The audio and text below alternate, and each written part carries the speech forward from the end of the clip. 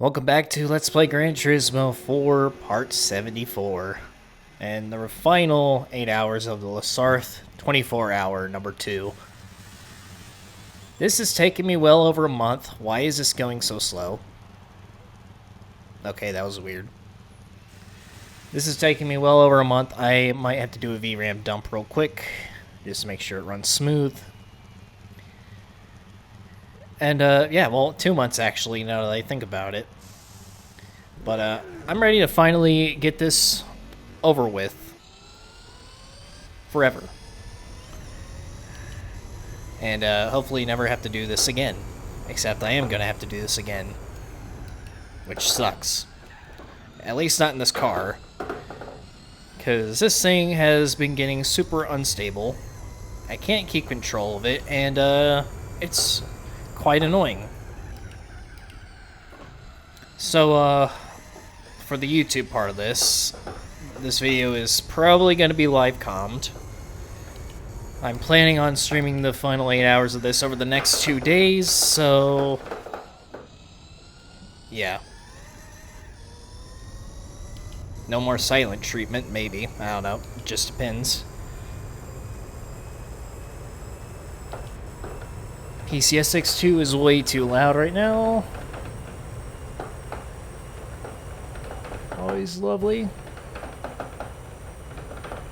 Okay, maybe it's too quiet now.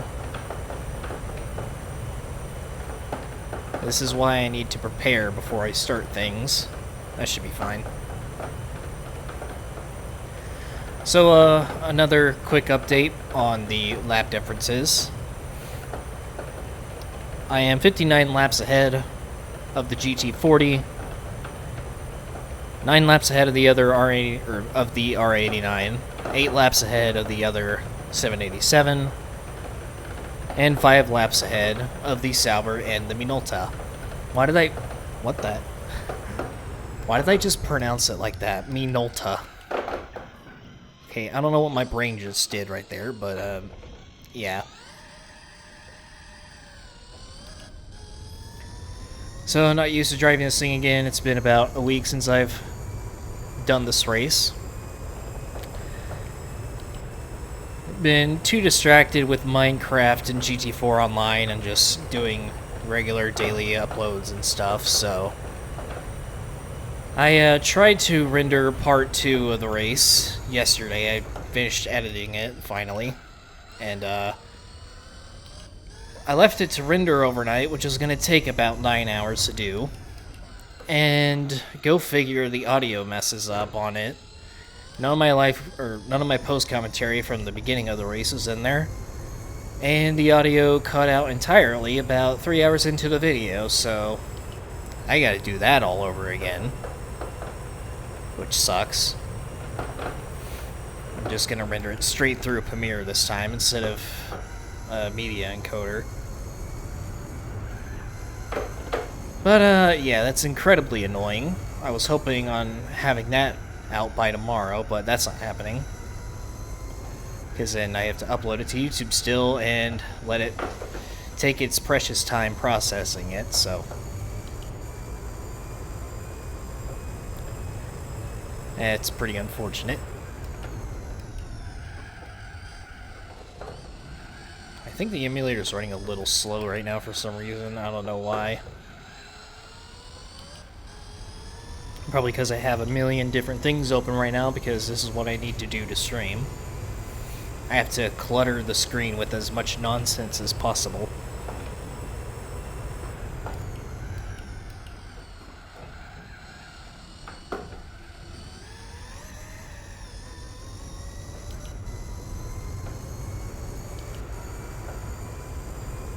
So yeah, I'm not really enjoying driving this thing anymore because it's getting super unstable. Can't keep it straight. The wheel's gonna be super loud, but people want commentary, so this is the commentary they're gonna get, unfortunately. I almost thought I forgot to unmute my mic right there. I was about to... Whoa. I was about to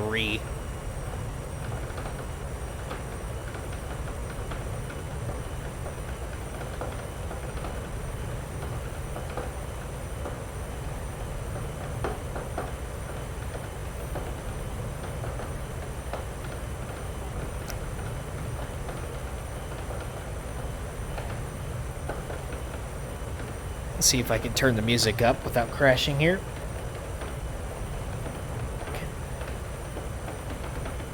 The wheel shakes so much it's shaking my other arm too, trying to use the mouse.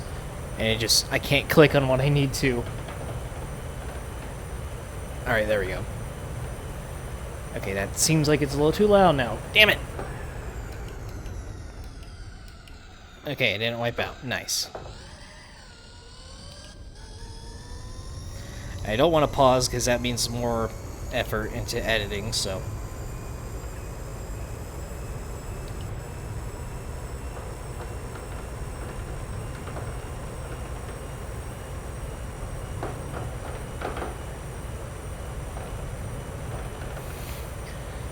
I can't wait till I upgrade my wheel and I don't have to listen to this thing banging around going down the straights anymore.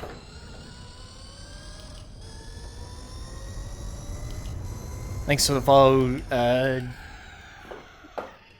Jenny Kulos. Did I say that right? Probably not. I can never pronounce names right, ever.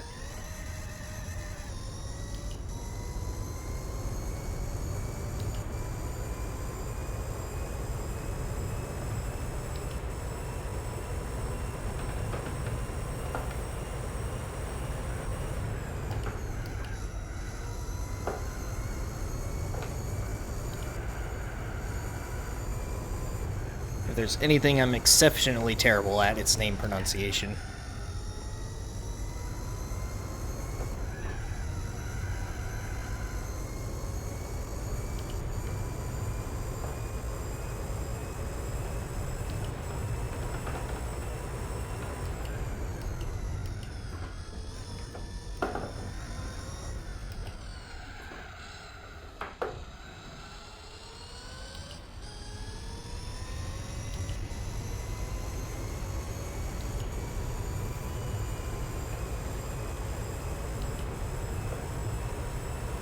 Came from the channel, nice, nice. Welcome to the stream. These are very rare, so... The only reason why I'm doing this right now is because I actually have the time to. And I don't have any distractions today either, so...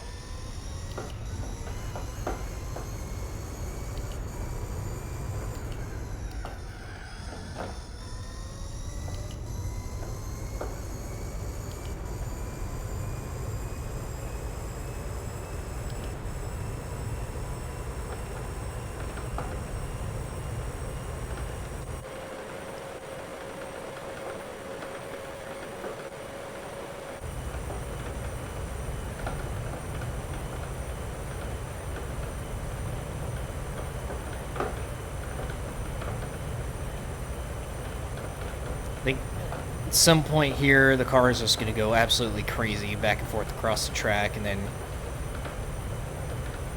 everything I've been saying about the instability of the car will soon make sense. Matter of fact, I think I want to go with the wheel display for a little bit. Because I haven't used it much.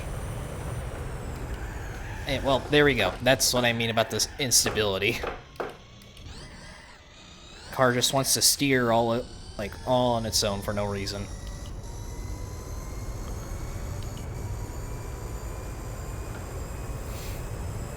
I could have sworn I didn't touch the suspension on this.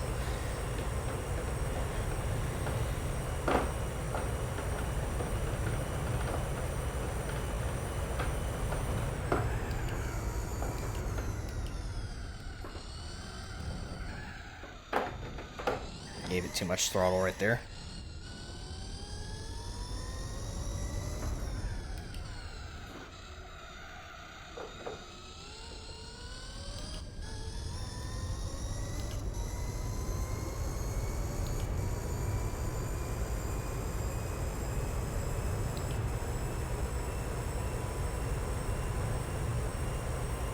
This song literally played like 10 minutes ago. What the hell, Spotify? I think this playlist has like 50 songs in it too.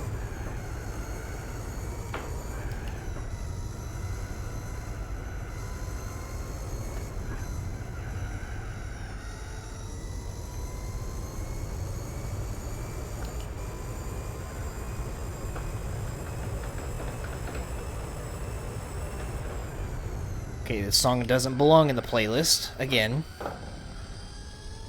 I need a really good non-copyright Spotify playlist that isn't lo-fi or stuff that's making me... or stuff that's gonna... Can I speak today? No, I can't. Stuff that's going to make me fall asleep while playing this. Stupid DMCA crap won't allow me to listen to the music I actually like. That anyone could literally listen to free if they go... or to free, yes, for free if they go on YouTube and look it up.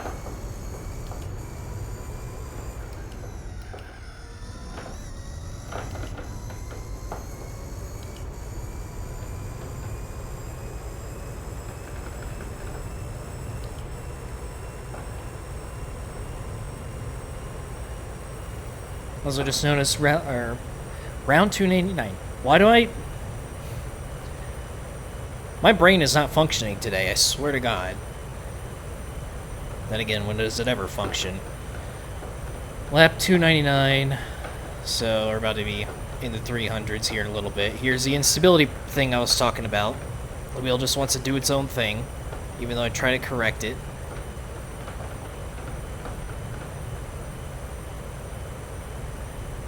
And then this whole section, like 90% of the time, it's perfectly straight throughout that part. But once I get over here, this again.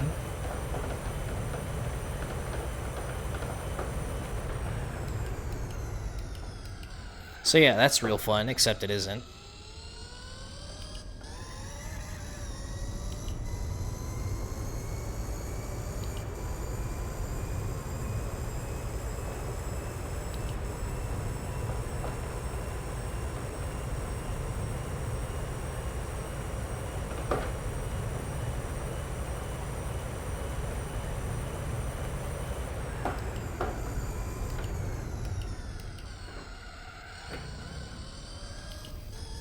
I think I'm getting a little oversteer. I felt the... Okay, well, that was my fault right there. I touched the grass, but... I felt the rear getting a little bit loose.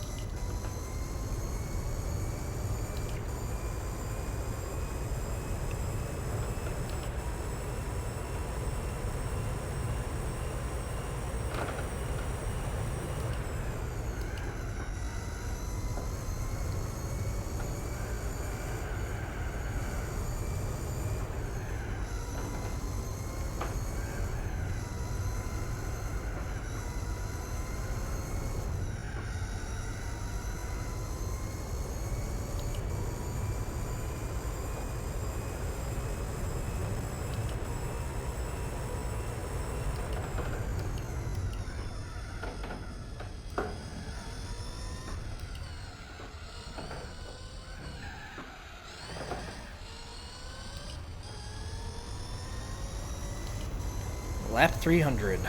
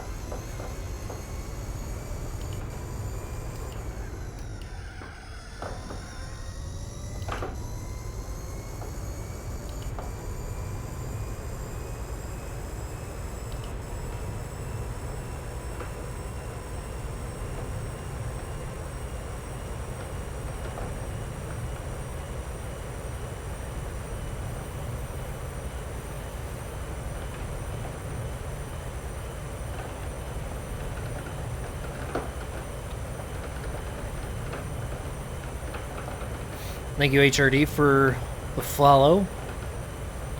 Welcome. Welcome to this incredibly boring and tedious race, if you'd even call it a race.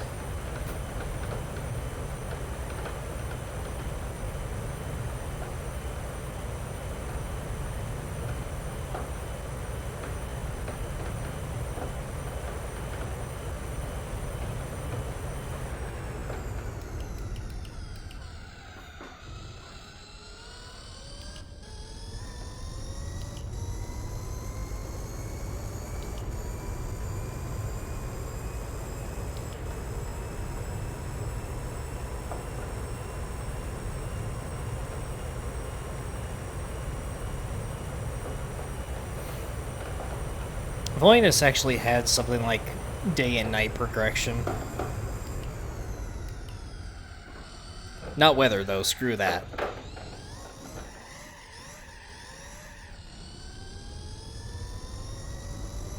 At least it would, like, change the look of the track over time.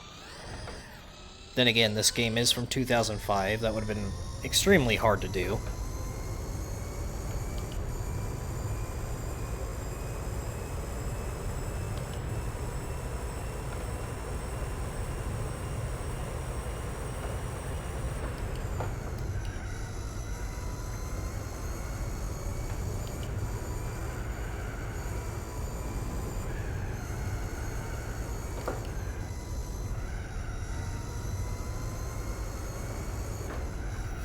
I really hope GT7 has, like, well, first of all, they need Enduros. But second, I hope the Enduros have at least 32 cars in them. So it doesn't feel like you're driving on a track absolutely by yourself the entire time. Okay, I did not mean to do that. There goes my phone.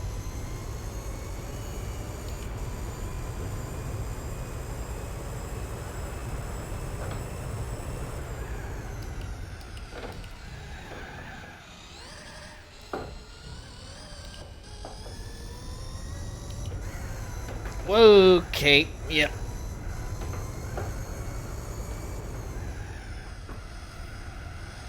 Yeah, you know what I mean by unstable now. This thing sucks.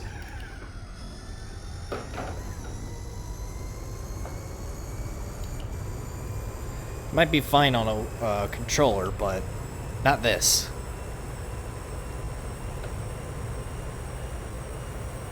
Yep, I am doing everything in A-Spec because I am a masochist.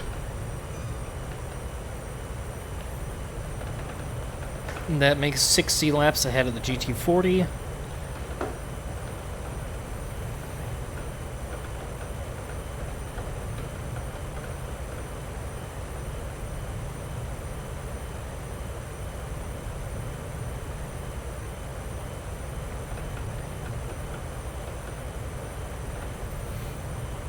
Like, Dreamcast had a Le Mans game? I did not know that.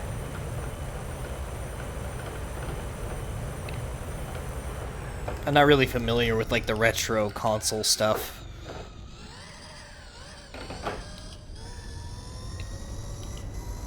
My knowledge of console gaming is, like, PS1, PS2, PS3, PS4, and that's about it.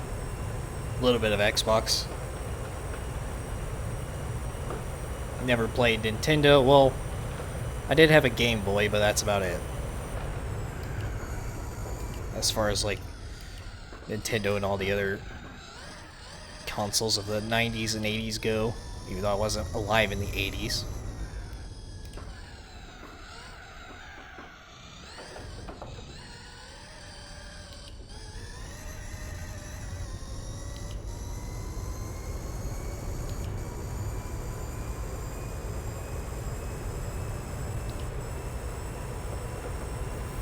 Oh, here's another song that does not fit at all. What the hell is this playlist? I don't want Beethoven, you frick. I want Infant Annihilator. But too bad I can't play it because DMCA.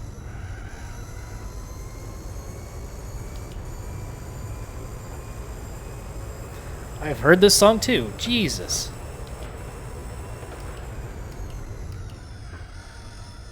Spotify, what the hell?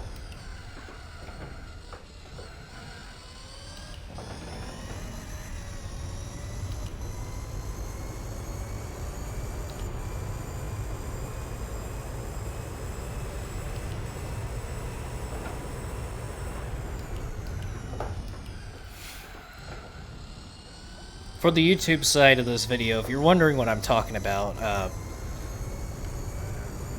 I'm playing music on the stream, but it's going to be muted for the YouTube video because, yeah, I don't want my videos to be... I want them to be raw, I guess you could say. Just gameplay and commentary, no extra crap in it. And this Spotify playlist I'm listening to isn't exactly the best, but too bad I'm forced to use it. I mean, yeah, I could just mute it for the stream in general and listen to whatever the hell I want, but I don't know.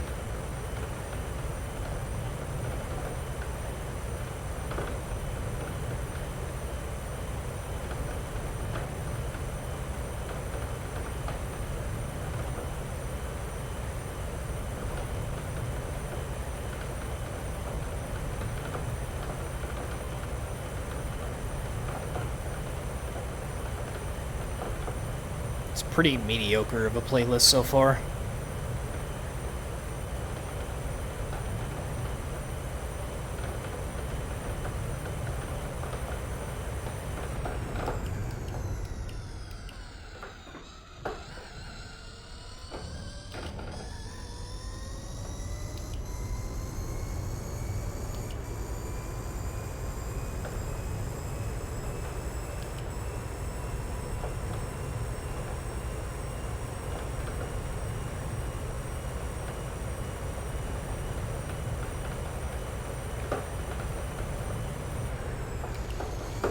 That's what I get for trying to read it. Thank you, I think it was Emperor for the follow. So yeah, that's another reason why I don't stream often. I can't take my eyes off the screen for 2 seconds without wiping out. I'm not a certified texture driver or whatever you call them.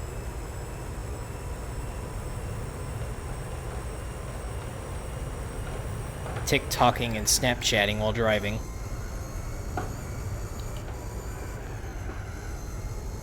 What's up, NS55?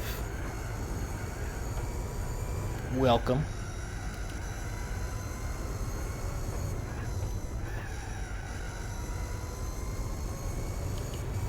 I think I might actually play a little bit of GT4 online later today.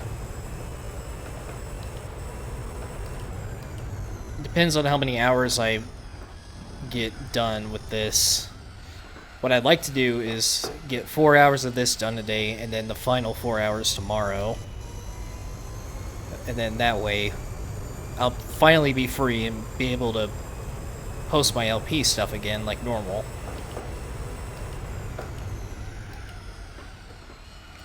And that would give me at least like 2 to 3 videos a week to post.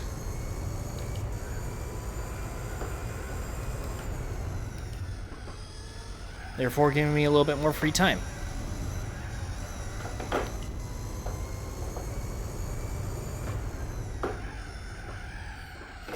Almost went into the sand or gravel again. Yeah, I could barely last like 2.5 hours at max doing this. At a time, of course. At first, it was only like an hour and a half. I was crazy to think that I was going to be able to get this whole thing done in a single weekend. I was like, hell yeah, I have the weekend to myself. I can grind this 24-hour event out. I'm going to stream the entire thing. Nope. 2.5 months later, here I am.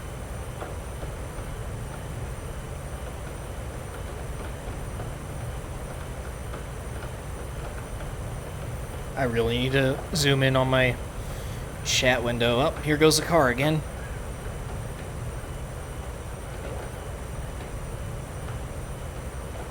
It just wants to steer wherever it feels like.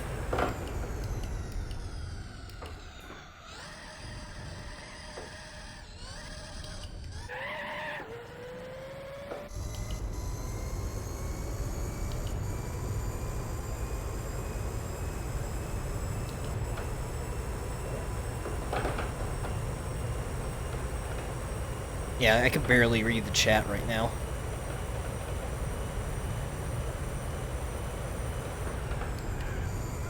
Alright, I might have to pause it anyway, even though I don't want to. Alright, much better. Mile per hour instead of kilometers. Metric system is for nerds. Take that. Haha. I saw this one meme, it was like a bunch of kids and their parents all dressed up the same, and the text over them says, use metric system, and then you have the one kid that's dressed like an 80s rock star with the mullet and stuff, and it says, been to the moon. So, Imperial for the win. As I go into the grass.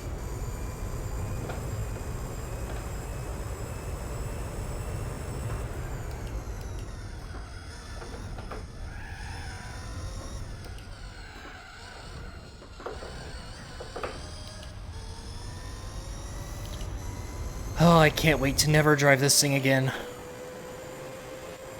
It's painful.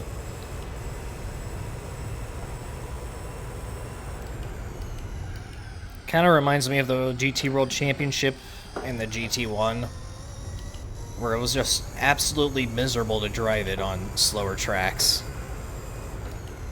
Because it did not want to turn, and all it did was wheel spin. Whereas this car, it's just this. Perfect timing. Downshift, damn it.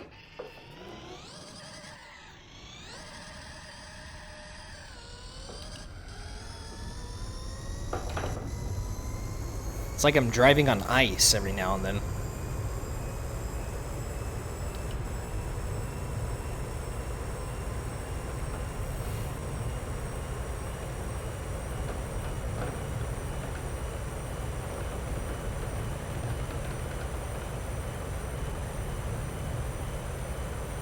It's like that little section right there, I can sometimes keep it perfectly straight, and then over this, I think there's like a little hill right here, then it's gonna get straight again. This section right here.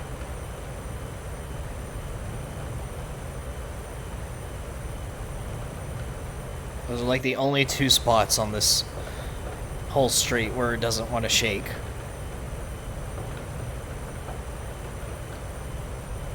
If I was in like a Minolta, my arms would be falling off by this point. Or any other Group C car, really. Besides like a 905 or XJR9, obviously.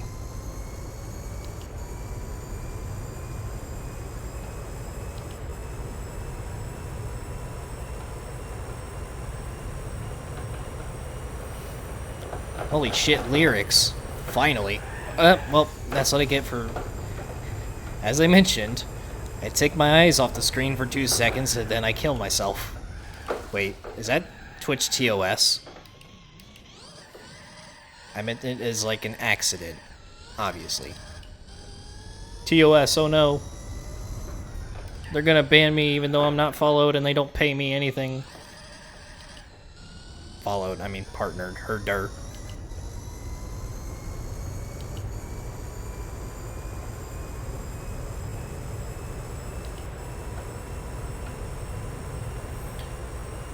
What's up, Unovi? Welcome to the stream.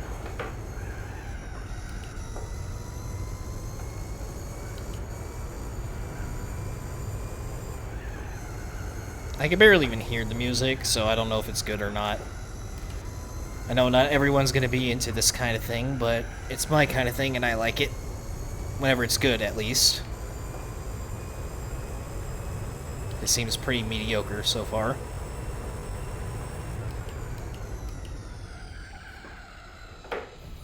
I wish I could put on some August Burns Red, Feeder to the Sharks, etc.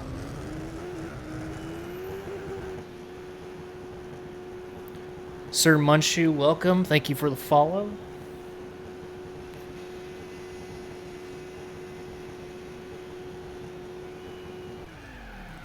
Order through class. Interesting.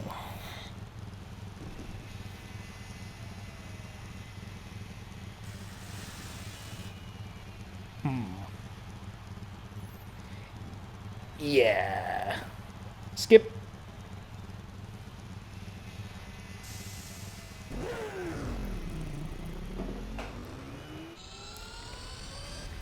Discovered me 1 hour ago. Nice. All I do is GT4 content, so if you're into that, you're at the light place. Yes, the right place.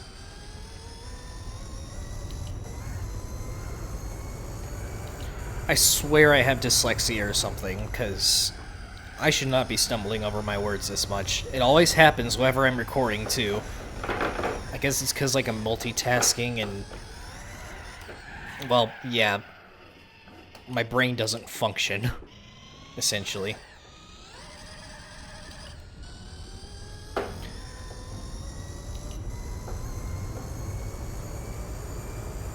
Do I know Sep Ultra? I think I said that right. I don't think so, no.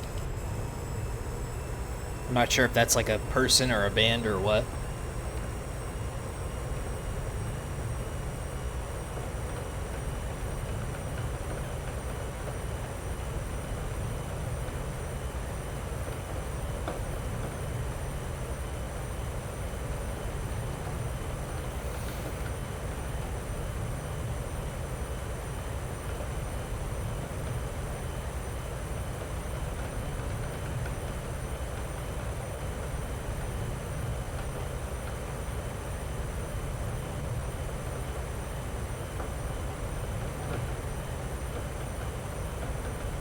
Death Thrash Metal? Ah.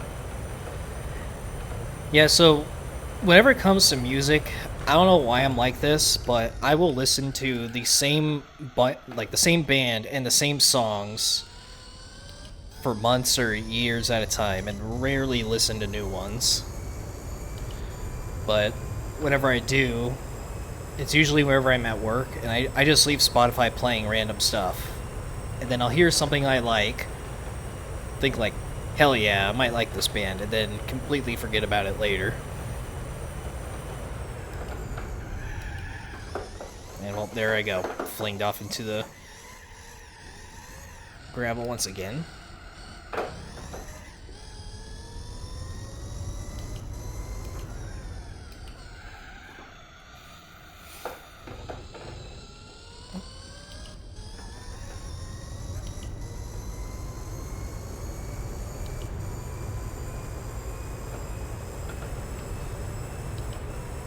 Yeah, like bands I listen to pretty much religiously are August Burns Red, Feeder to the Sharks, Motionless in White, Our Hollow, Our Home,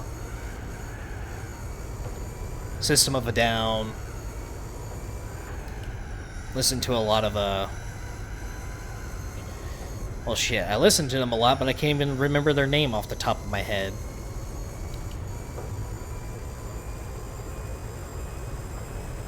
That's exactly what I mean.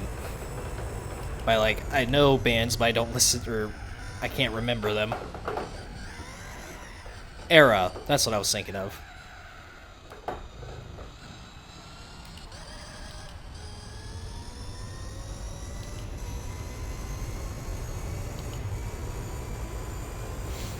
Yeah, I've been on SoundCloud, like, once or twice in my life.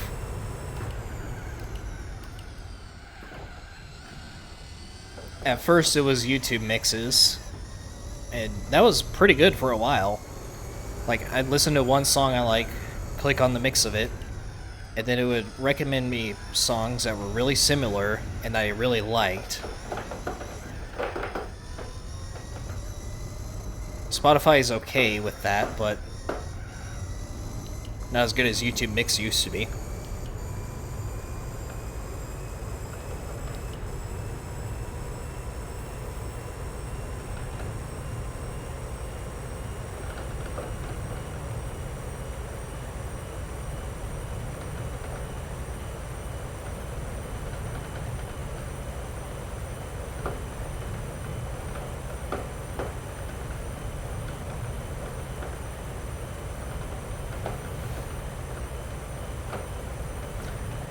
I think my main problem with SoundCloud, I think, like, other things kind of soiled my opinion of it, but whenever I think of SoundCloud, all I can think of is, like, wannabe rappers. that just have pretty bad music on it because of all the memes of like SoundCloud rappers and mixtapes and stuff that was floating around a few years ago. I think it still does, like, go around. I don't know.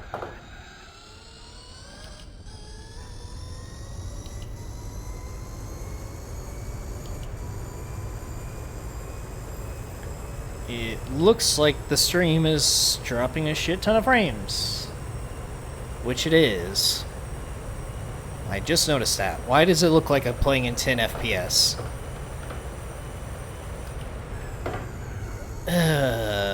Reason number something of why I don't like streaming. Technology. Technology sucks, and I hate it.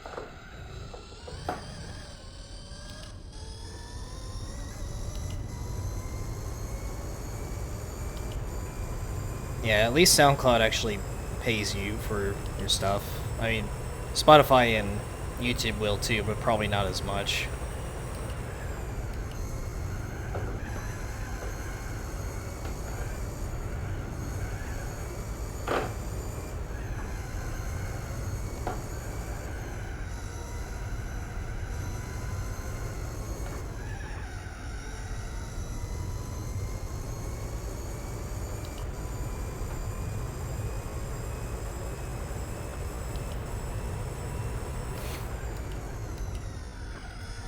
Honestly, I am tempted to just go ahead and throw on my regular playlist, even though Twitch's whole new DMCA crap is dumb.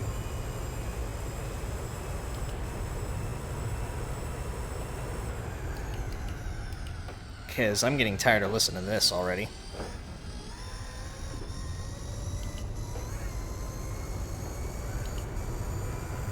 I also have a playlist of music from Gran Turismo games too, so stuff that most people should be familiar with.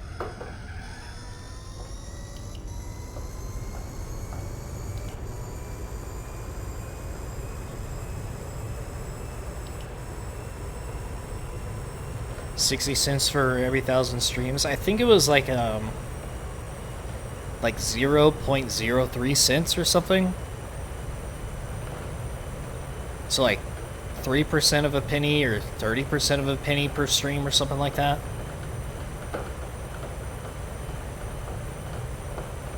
I could be totally wrong, but I swear I've heard that somewhere.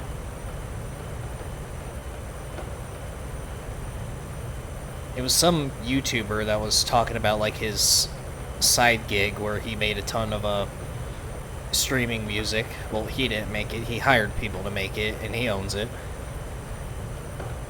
And he talked about like how much money he got off Spotify with it.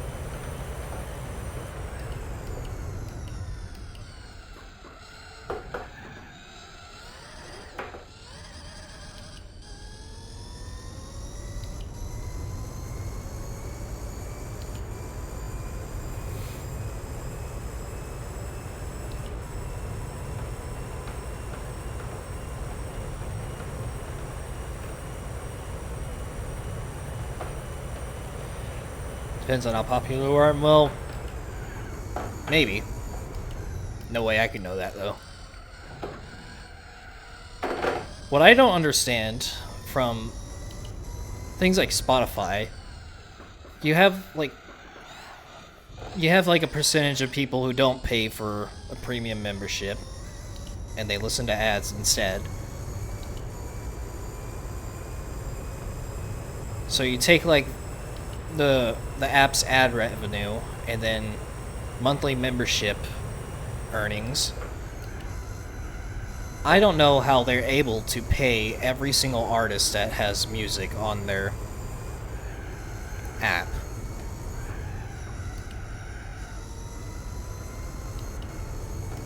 Like, I would think that they're paying out more money than they're making.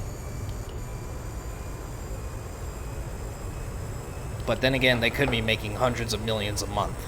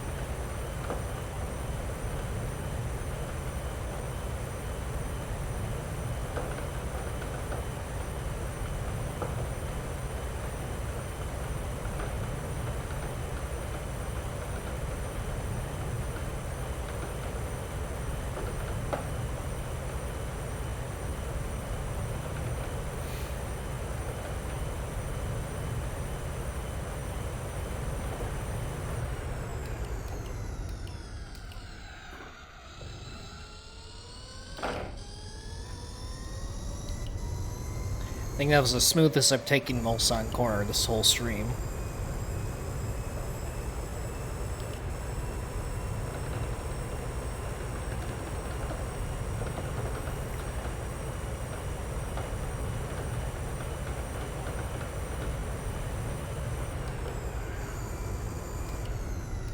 What version of BIOS? I have no idea.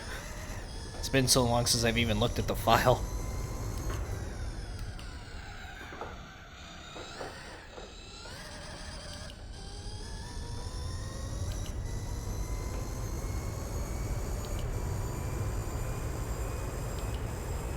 Whatever came off my PS2 Slim.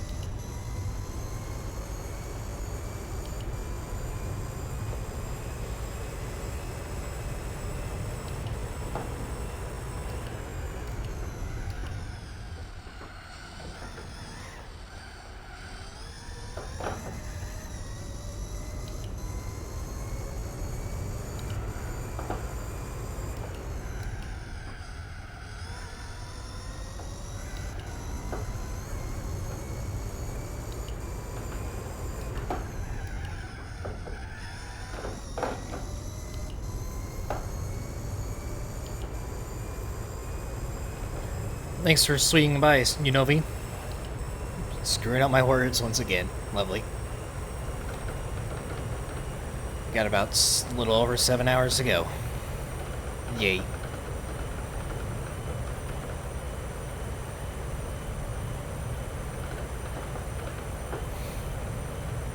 I think by my next pit stop, what I'm going to have to do is mute the music for the stream, unfortunately, and just play whatever music I want. Thanks to DMCA, I can't play it for the stream.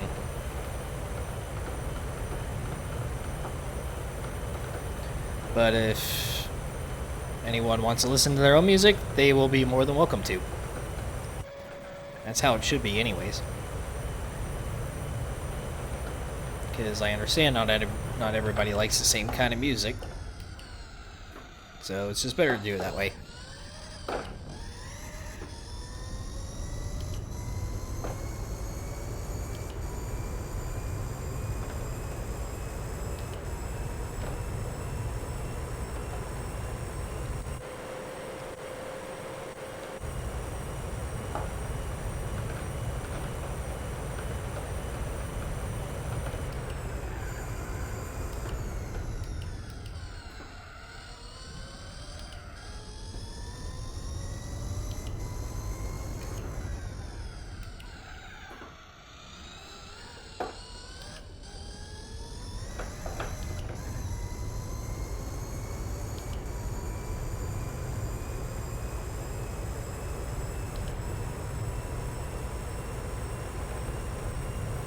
I think I'm approaching the Sauber and the Minolta right now, actually.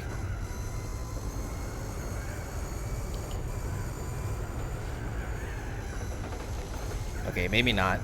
If I start screwing up like I always do.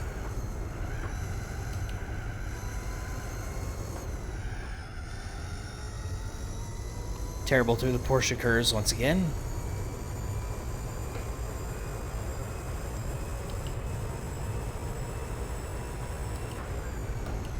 Yep, that's Minolta ahead of me. They are still pretty much neck and neck, as they have been throughout the entire race so far. And, yeah, well, just like that, I jinxed myself. I'm approaching them, and then look at what happens.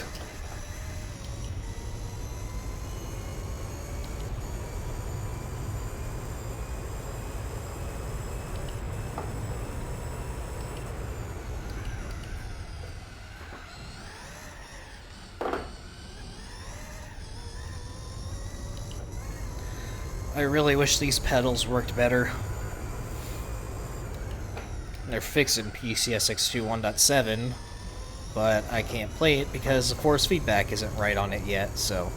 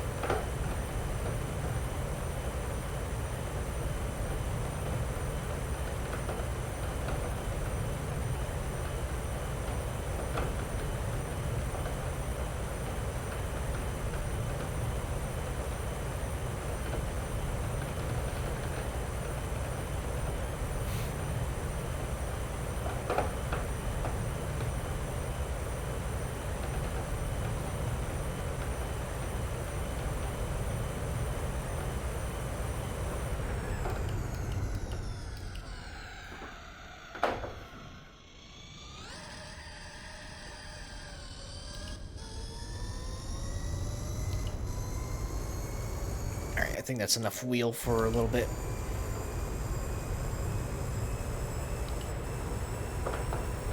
I like to have the throttle and brake bars, things, meters, whatever they are, right in front and not off to the side.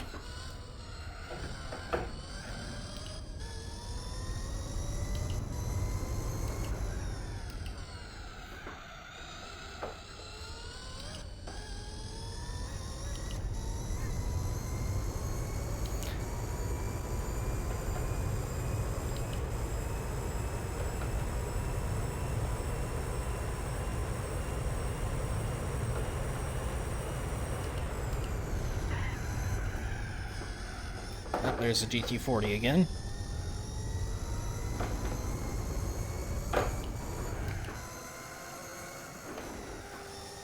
He's probably going to go off track here. And called it.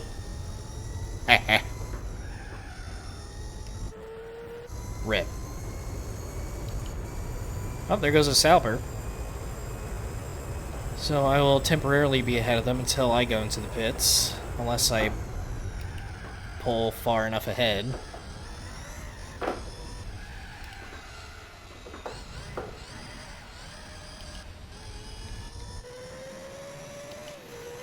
There's a Sauber at the very back, and there's a Minolta. I'm gonna go ahead and mark the GT40 as a lap, but not those two yet, because this.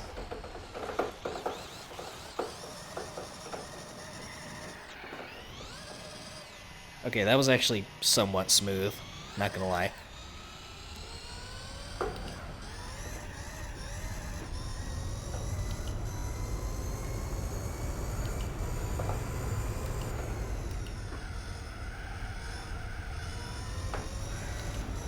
I'm debating on throwing medium compounds on and just leaving them on for the rest of the race. Because I hate having no grip.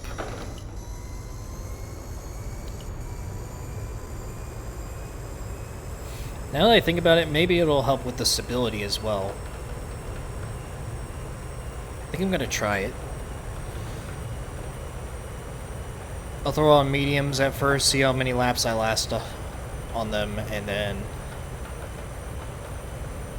I'll try out the hards. I think hards, it was either 5 or 6 laps, whereas these are 9. Thanks to the stupid back wheels just chirping along on every single bump I hit, because this game was poorly designed for that.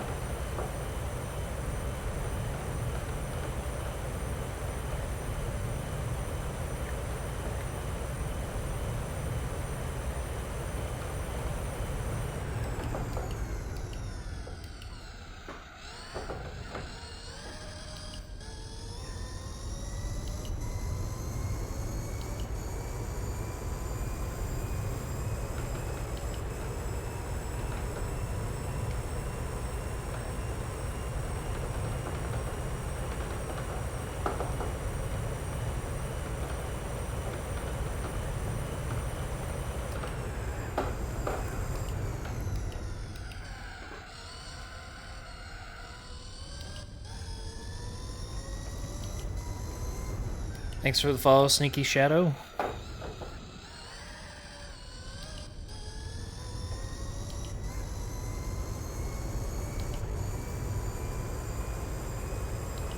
Welcome to whatever this is.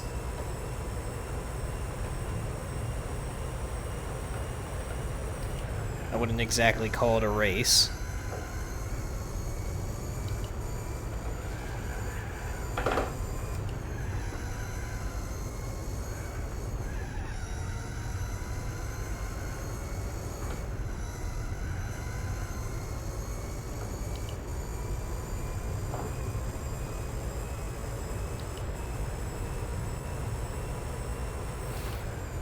Two more laps before I pit.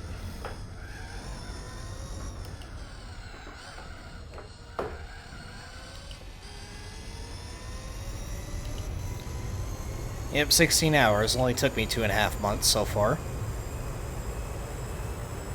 I don't know why I do the things I do.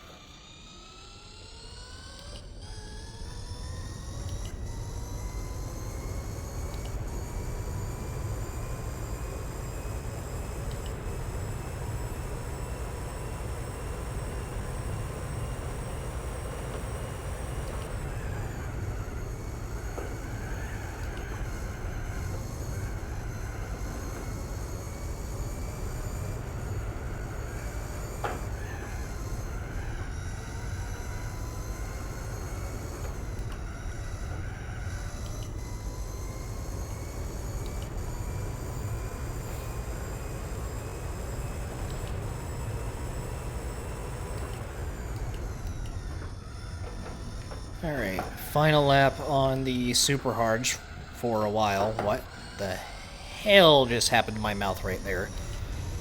Super hard. Anyway.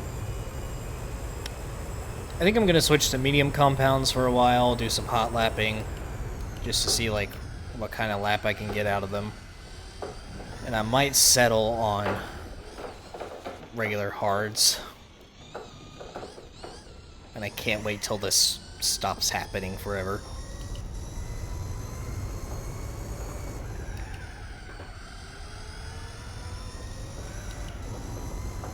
Even though I'll be pitting a lot more, these super hards are just super annoying.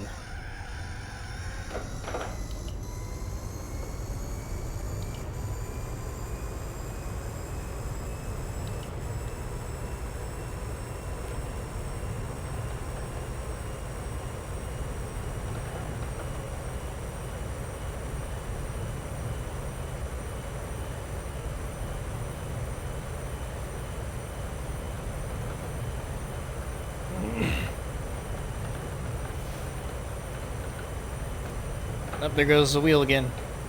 Eh.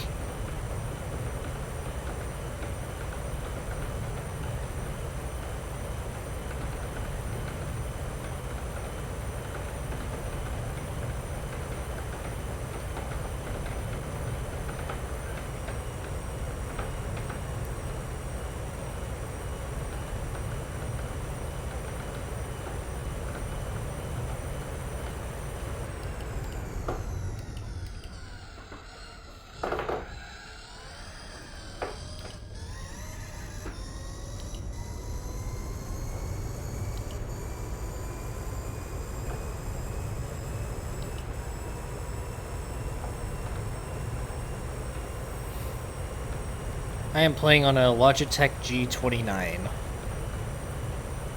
which is proving to be a downside, at least for this car and this track.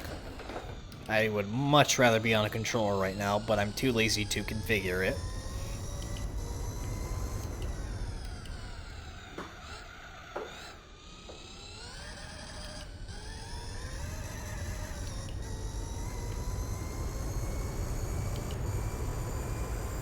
We'll see if I'm still ahead of the Minolta and the Sauber by the time I get out of the pits. And we'll also see if I can actually stay ahead of them with the increased amount of pitting I'm going to have to do on medium or hard compounds. I think I'll barely get 4 laps out of mediums. But if I only get 3, then I'm definitely just going to have to settle on hards.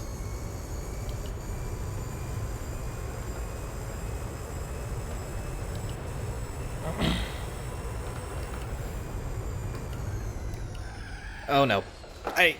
Okay. I thought I overshot it right there. It wasn't gonna bring up the thing for the pits.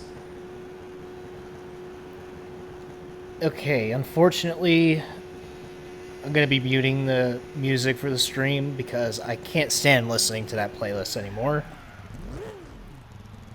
I'm gonna play songs that I enjoyed listening to. And thanks to DMCA, I'm not allowed to play it for the stream, unfortunately. So, yeah, thank the monkey suits for that one.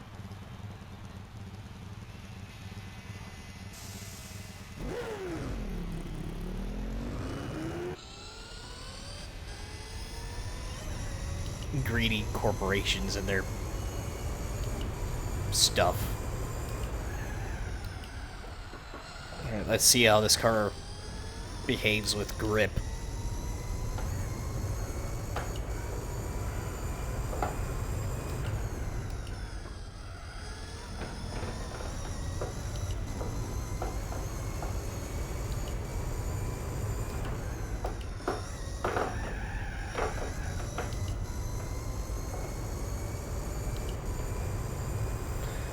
Alright, with that, I can mark another lap ahead of the Sauber and the Minolta.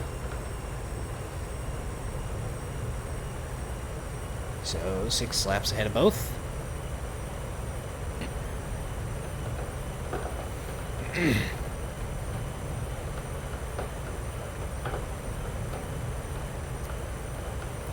Okay, it seems like it's not going to help with the stability.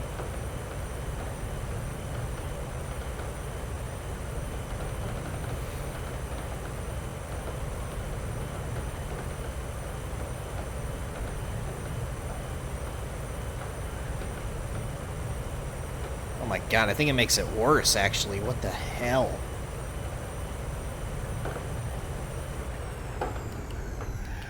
It's giving me more grip. Now it wants to throw my car even harder.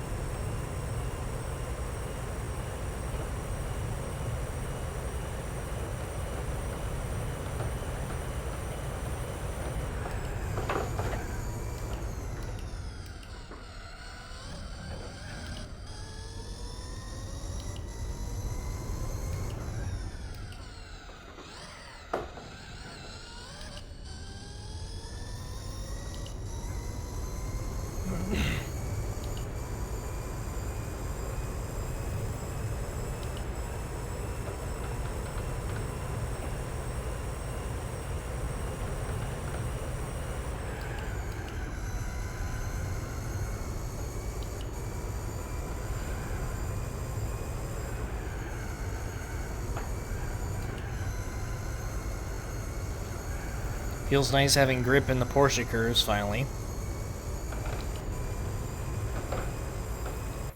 Alright, you can fuck right off. Right now. Goodbye.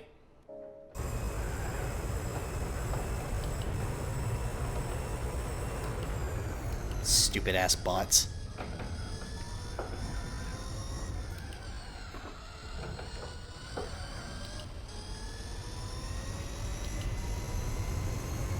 The people who make those things really think that works.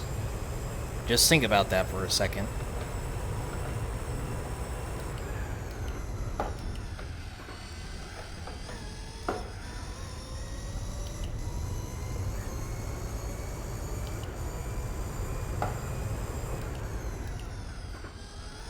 I still think I'm on super hards. I keep braking way too early.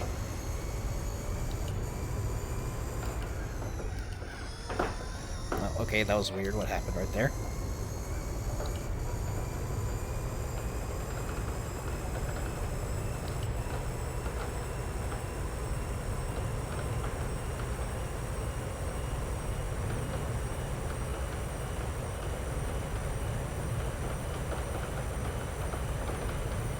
Want to be famous? Purchase some fake followers. My ass.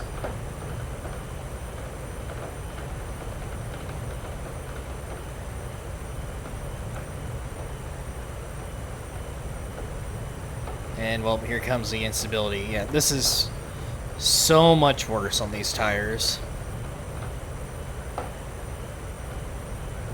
I can't keep this thing straight. Even whenever I try to hold the wheel straight, it just wants to turn anyways. Jesus. I'm gonna put the wheel back on just to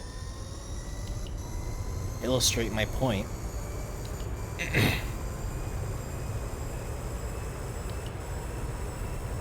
Maybe I'll start doing it again right here.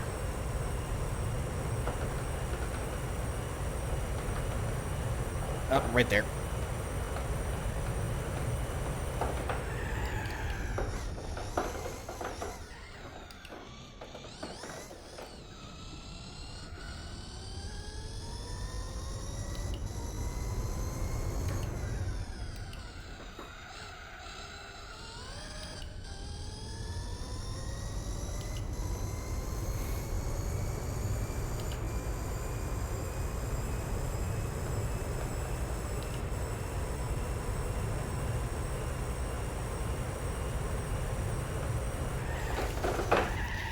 I think I made a mistake putting these tires on.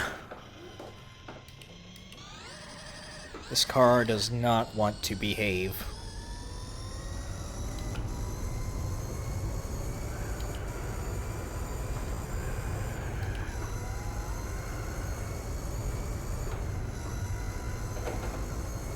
Hello, GT40. Goodbye, GT40. This might be the final lap I can drive on these tires. Also, so much for potentially beating my best lap. With how fucked my suspension is now.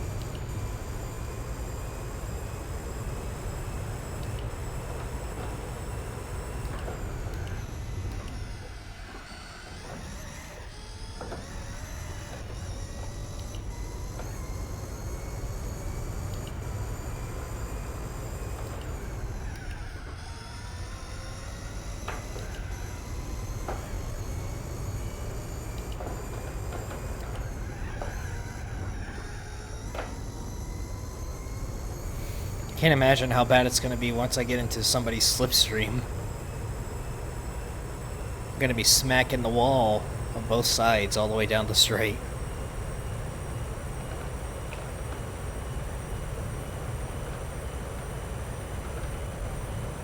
Yeah, well, there you go.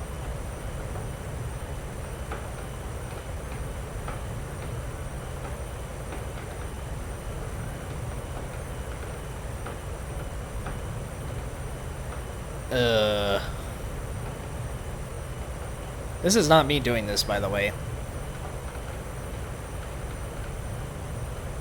I am literally turning right to go left.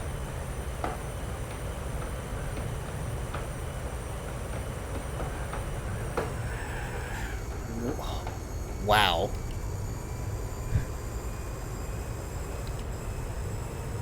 I have no words for that right there.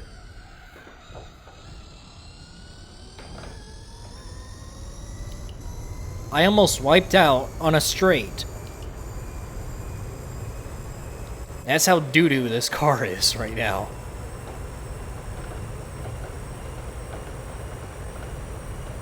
This is torture.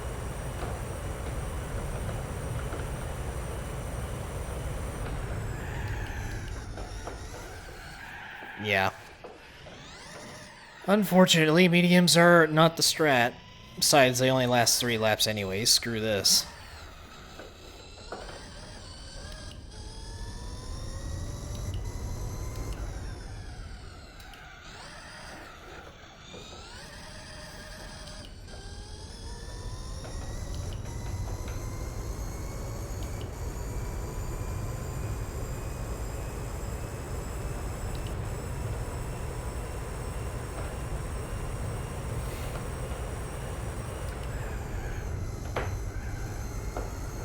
Just like that, I am going to be losing my 6-lap lead.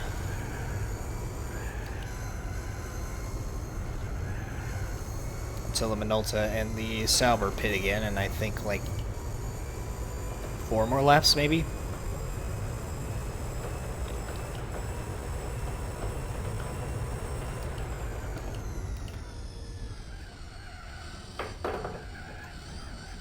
Alright, these hards better be perfect.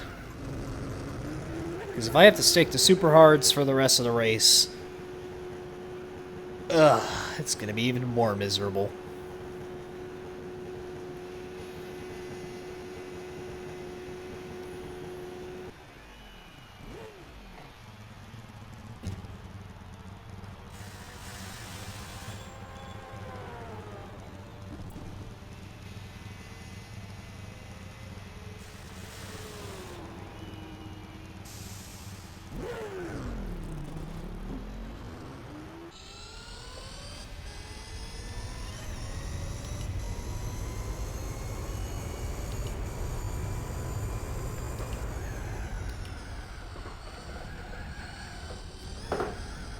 I was on super hard whenever I got my best lap time, so if I ever have a chance of getting into the 2 minutes, then it's gonna be on these tires.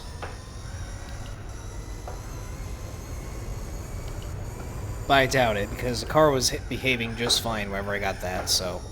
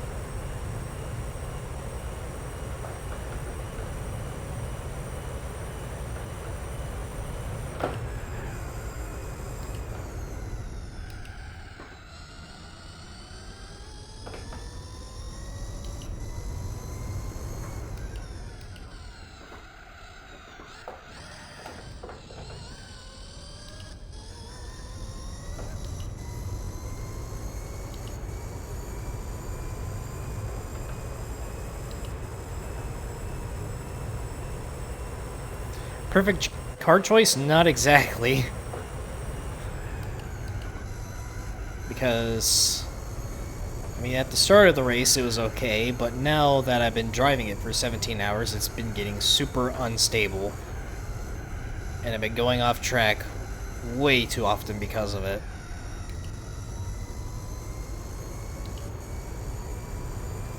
I have no idea what the deal is, if it's just a suspension wear, or if I tuned the suspension poorly and I'm just now realizing it, or I don't know.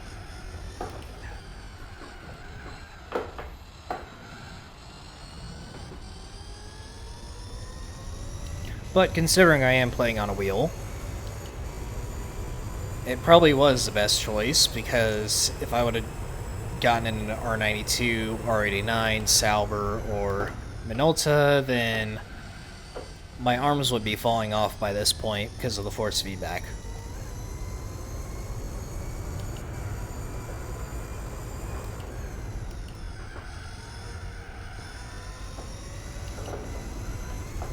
I kind of wish I did the regular livery too, but I just didn't have enough credits for it, so I didn't feel like money grinding just to get a different livery.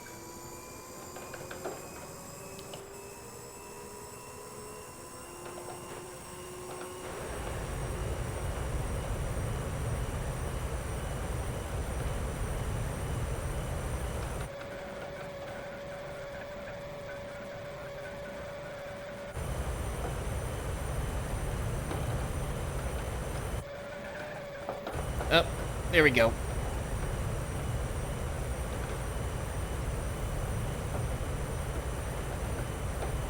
Here we go again.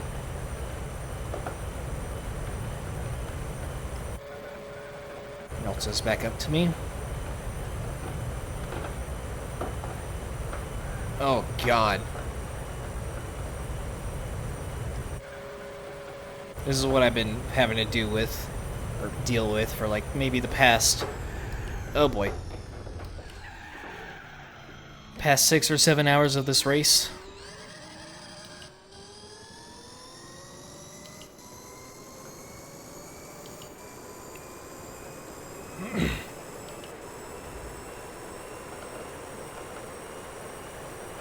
It's about to get really bad here any second, because I'm in the slipstream. Like that. Like that. Sorry, Minolta. Oops.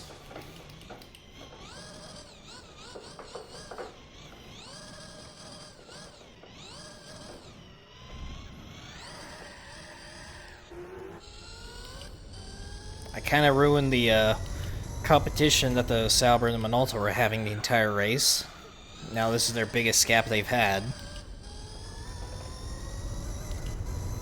It's okay, I'll ram the Sauber as well, just so you can catch back up. Why am I talking to robots like this? I don't know.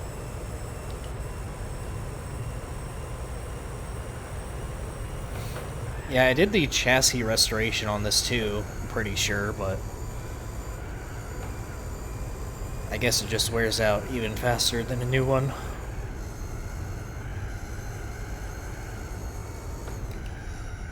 But I don't remember if I tuned the suspension or not. Oh, there goes the Sauber into the pits.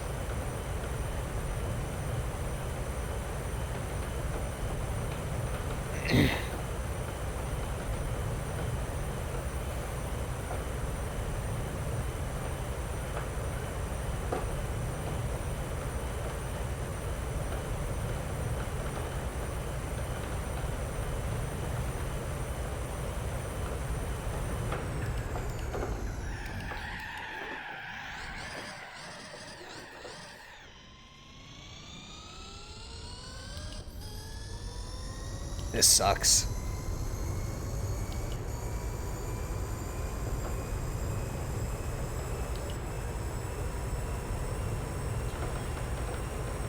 Six and 3/4 hours to go with this, unfortunately.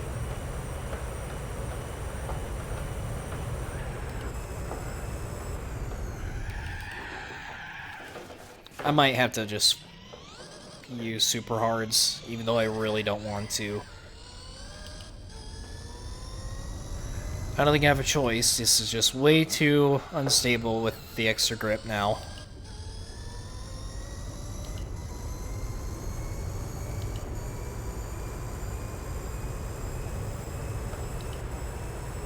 Yeah, as far as like everyone else I've watched do this race, I've never seen them have this issue before, but I guess that's because they're on a controller and they don't notice it as much.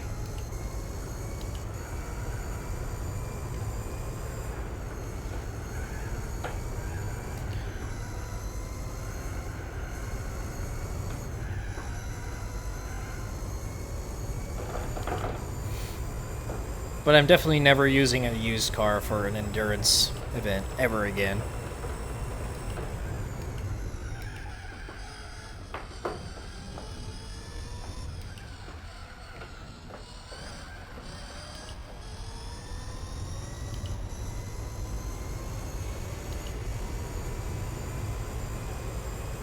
Well, there's a GT40.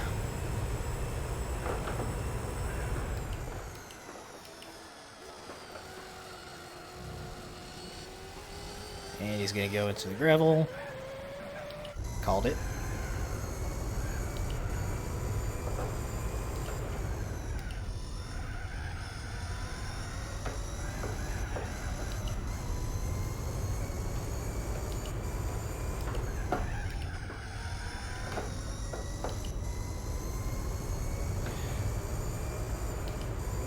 Alright, that makes 62 laps ahead of the GT40.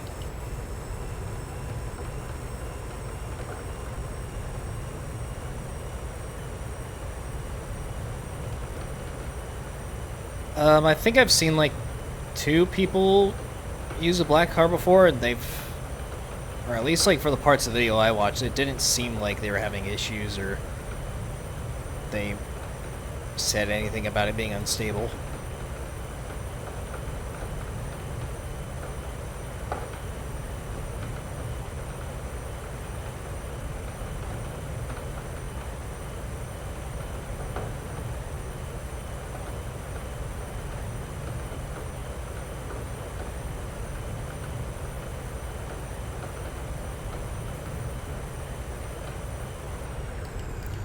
I'm just wondering if it's going to get even worse than this, or if this is like pretty much maxed out.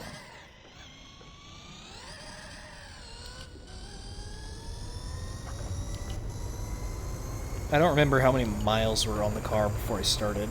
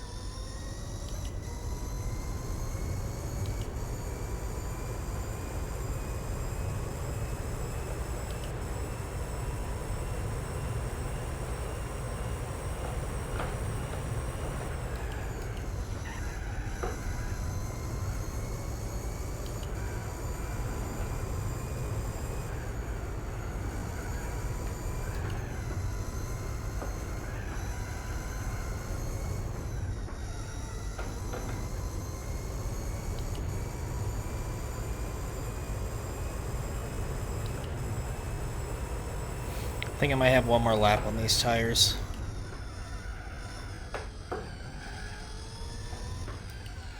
My in lap was 3:16, so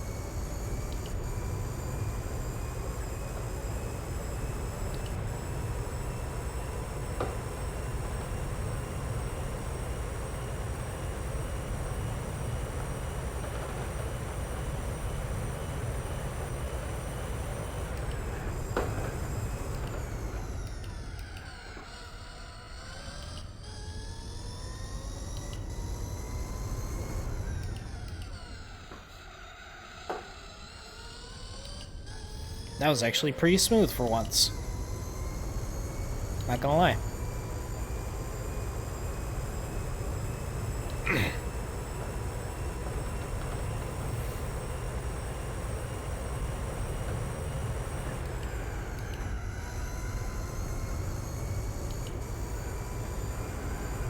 Maybe I have one more lap on these. I think I'm gonna go for it.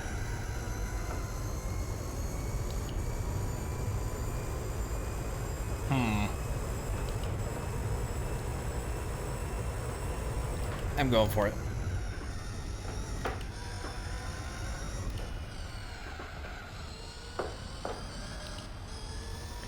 They're gonna start turning orange by the time I hit the straight. Guarantee it. Because that would happen to me.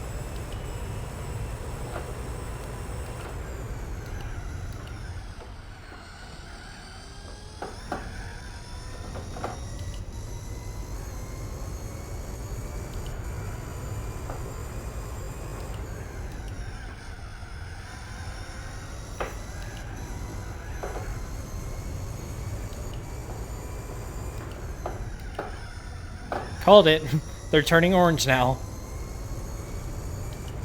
Ay, ay, ay.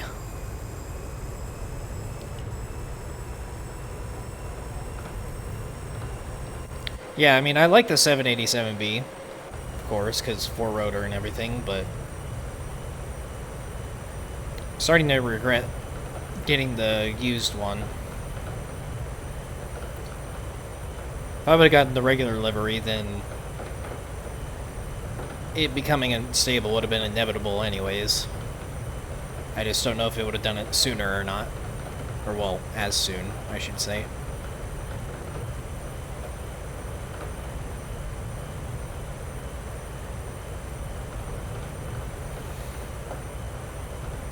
Oh yeah, these tires are gonna be spanked.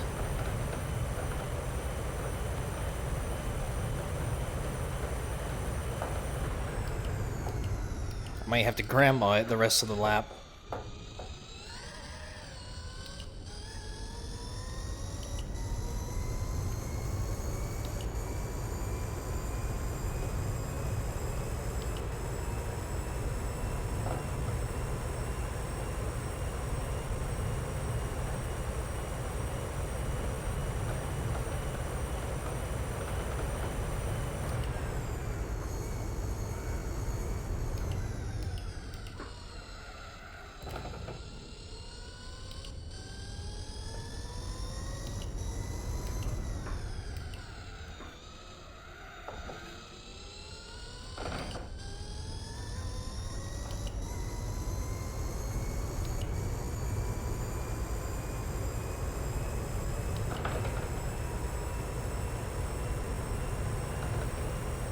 This part's gonna be sketchy.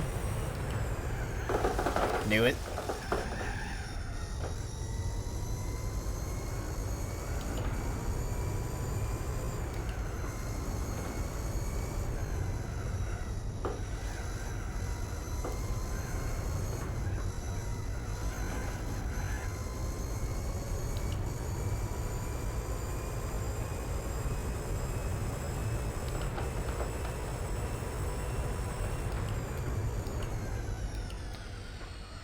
Okay, I could barely last 6 laps. I think on 6 laps it's worth it.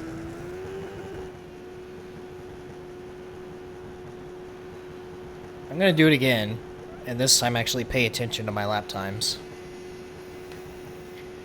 If I can get down to like 3 or 4 or less a lap, then I guess I'll stick with them.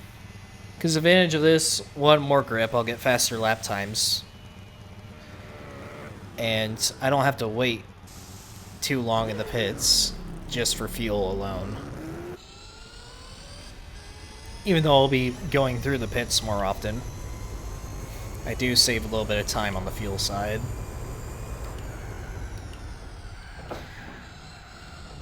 As for if it makes up for the faster laps, who knows? I guess that's what we'll find out. Oh, I guess I passed the R89 in the pits at some point. I didn't mark it down.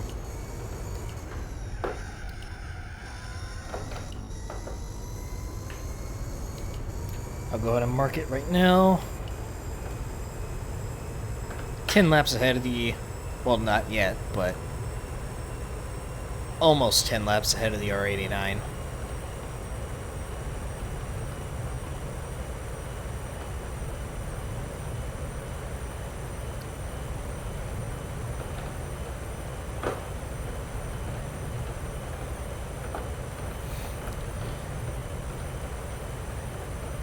Yeah, that's what I noticed on a car I made a hybrid of a while ago.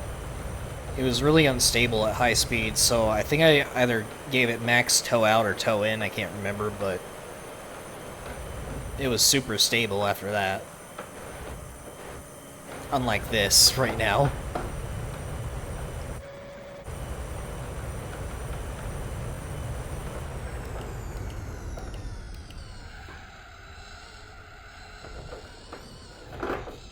Gave it throttle too early.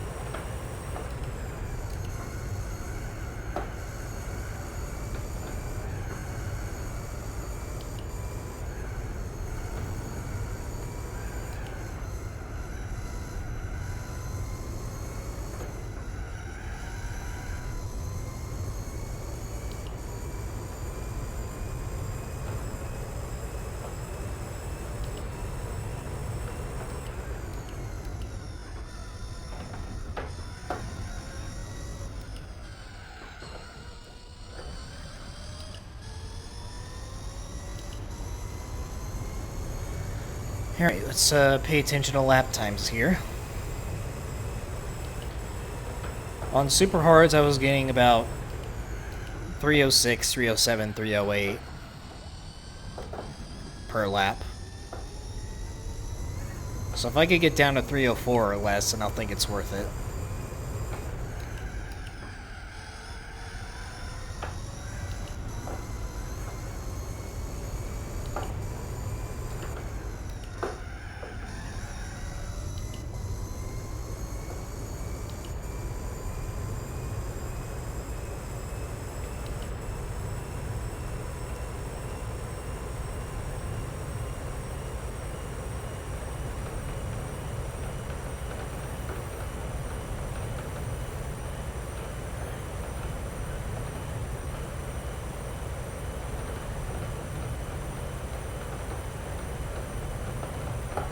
Jesus. These laps definitely aren't going to be faster if that keeps happening. Average lap time of the following car? No idea. If I were to guess, it would be like around 310, 311.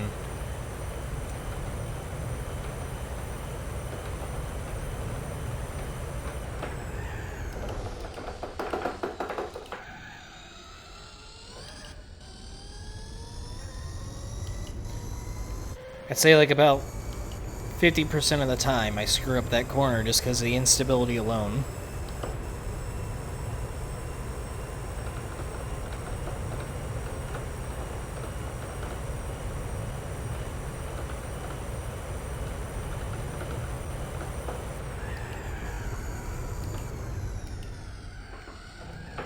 this a GT40? Yes, it is. I knew because I saw dust kick up.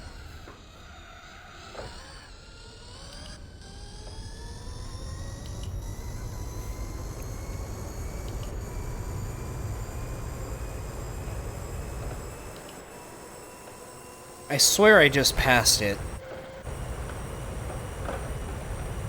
Did he pass me while I was in the pits? Or did I already lap him again? Uh-oh.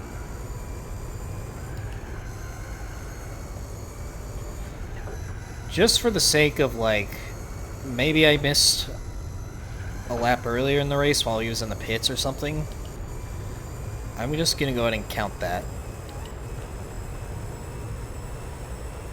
There we go.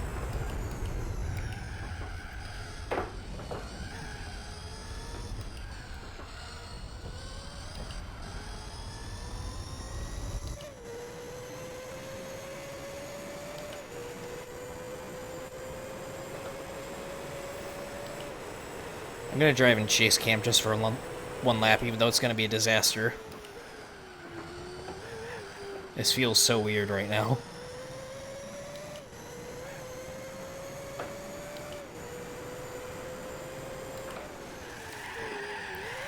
Yep, I knew this was a mistake.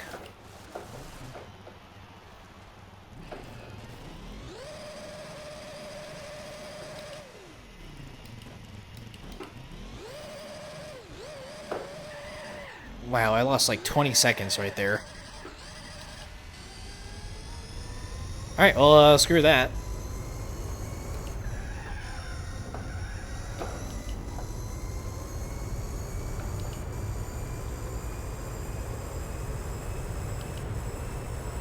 Oh yeah, right.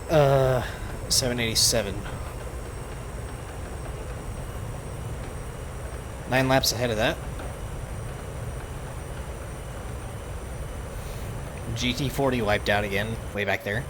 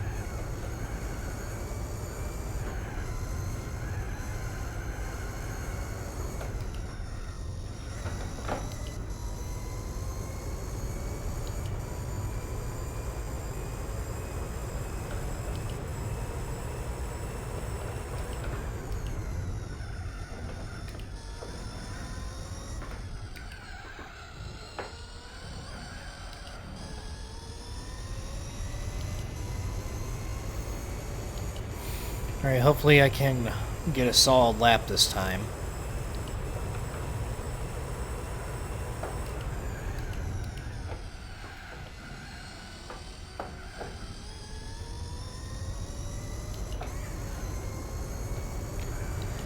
Yep, bless PCSX2 indeed.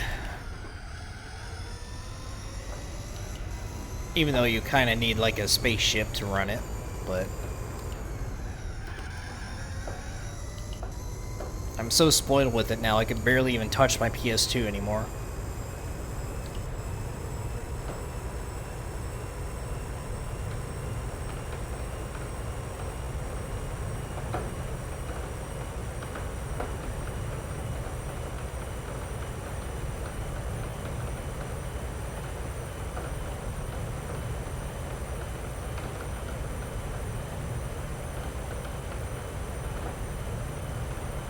There we go again.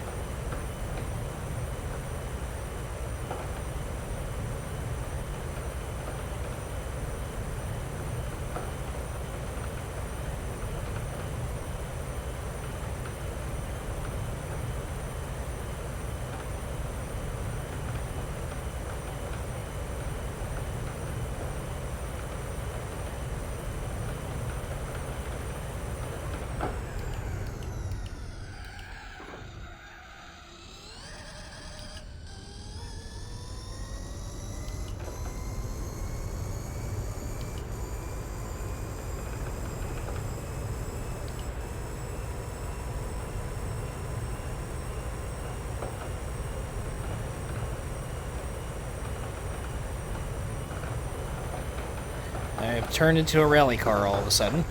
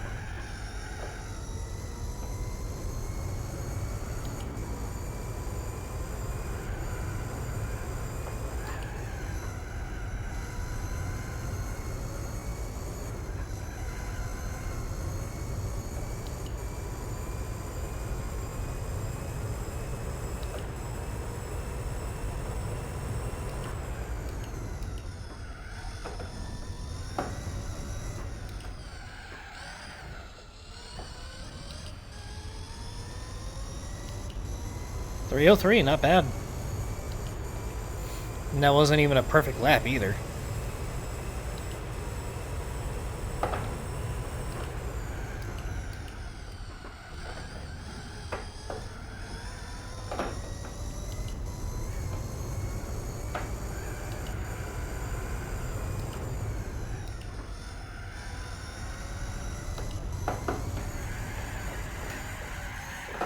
And well, there goes this one.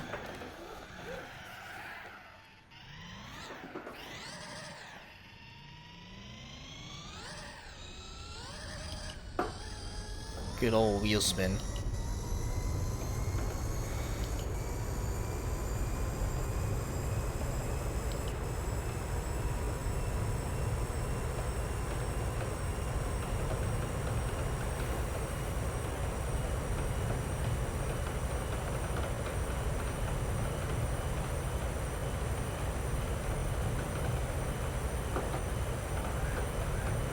And here we go again.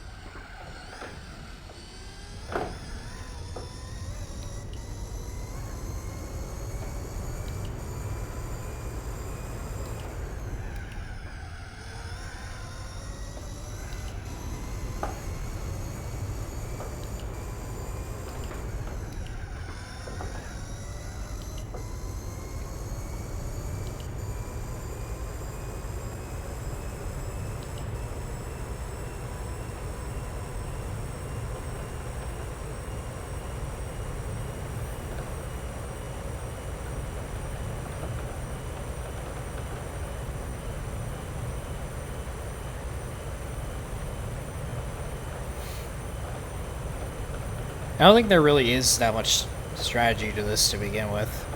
Oh god.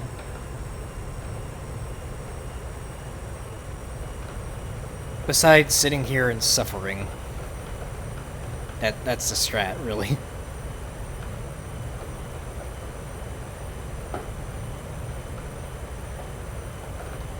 I am, like, keeping a really good distance ahead of the Sauber and the Minolta, which are in second and third, so on these tires at least.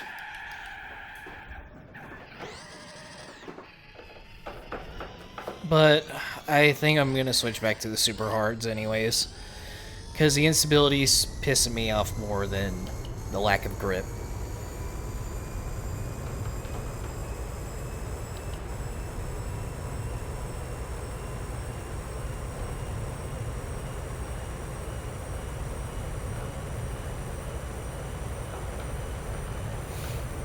Almost 6 hours ago, so... Oh, I forgot my back tires are worn.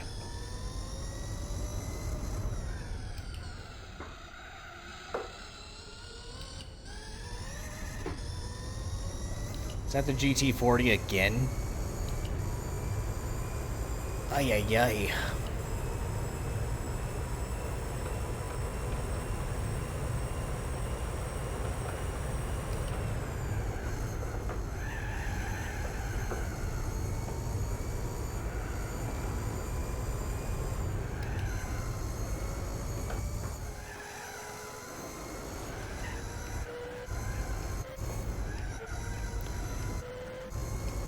Didn't go off track back there, but it'll do there instead.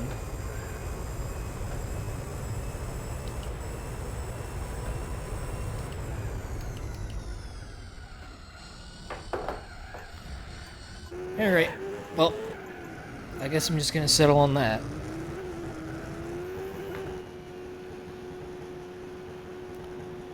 This might be my final stint of the stream. I don't know.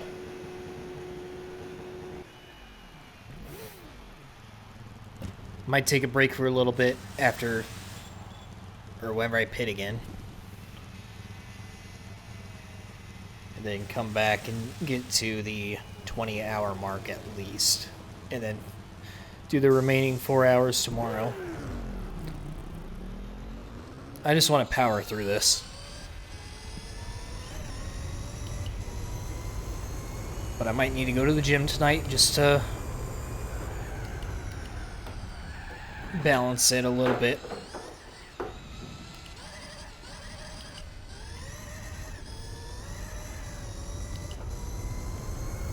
Get the blood flowing a little.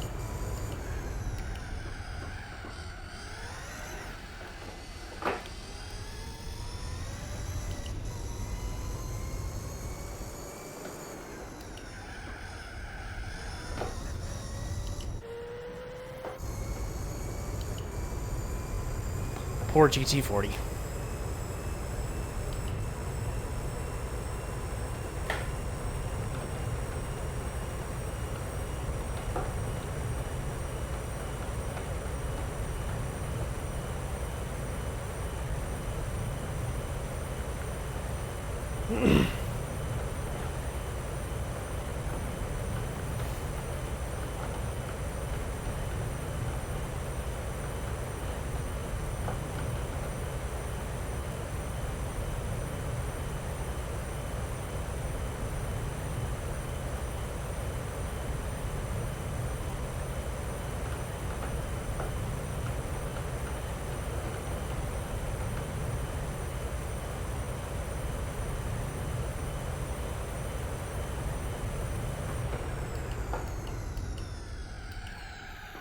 Turned in way too late right there.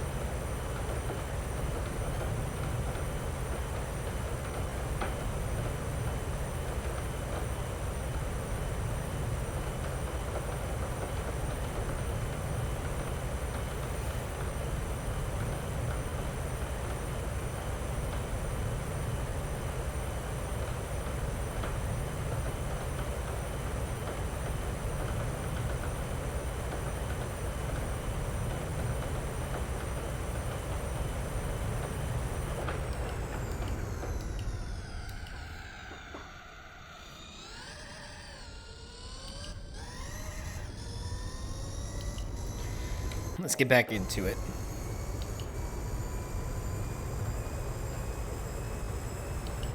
Just cracked my second monster, so trying to power through this.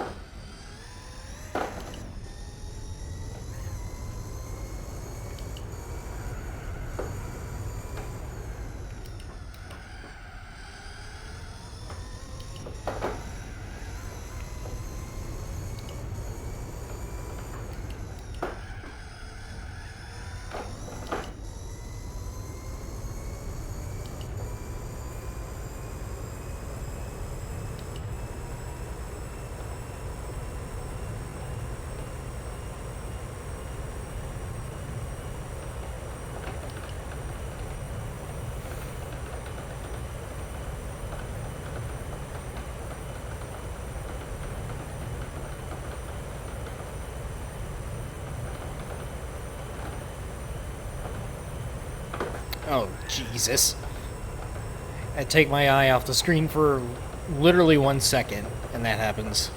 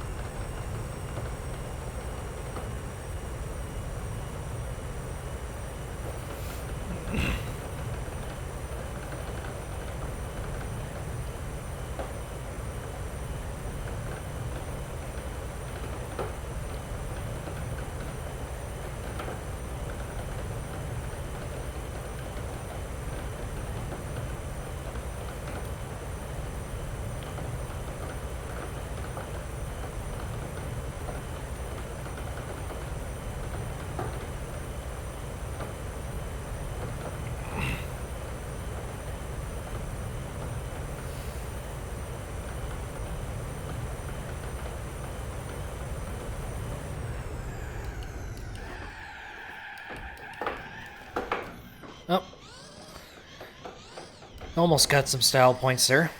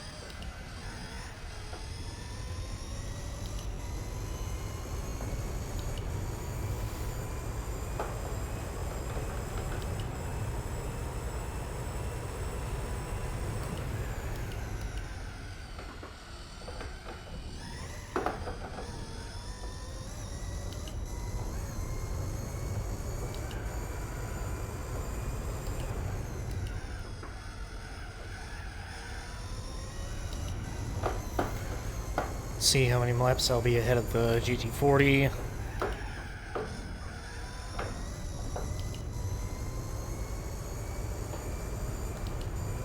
"65 laps. Nuts.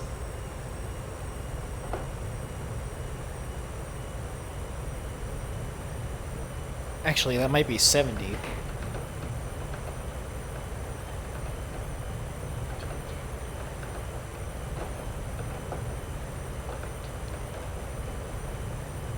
Yeah, that's 70. Holy hell. Okay, well, my count was off. I am 70 laps ahead of the third.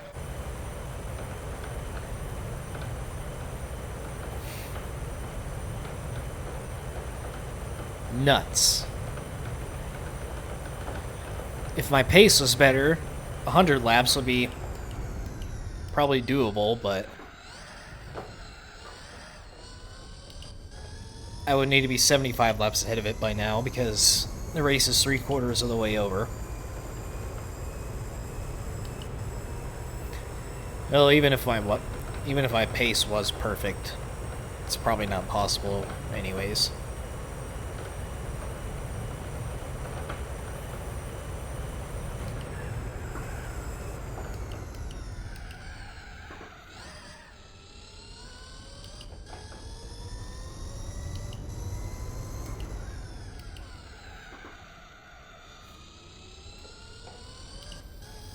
Maybe if I was cutting the Ford chicane.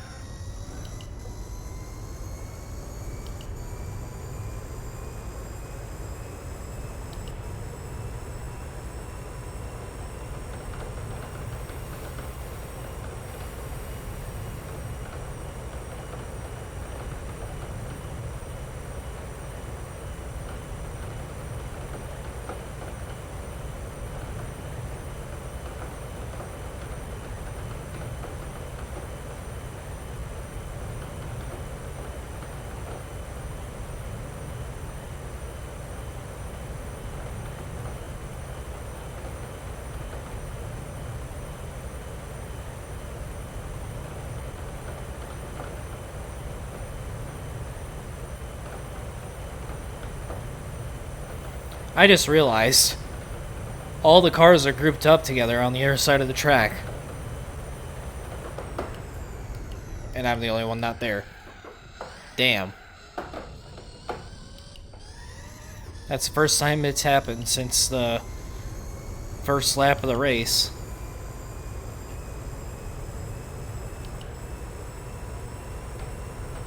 That's a big rip.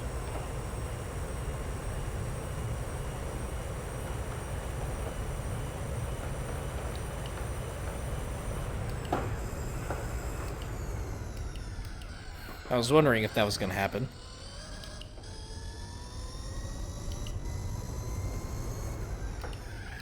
And I look at chat for a split second and bonk the wall.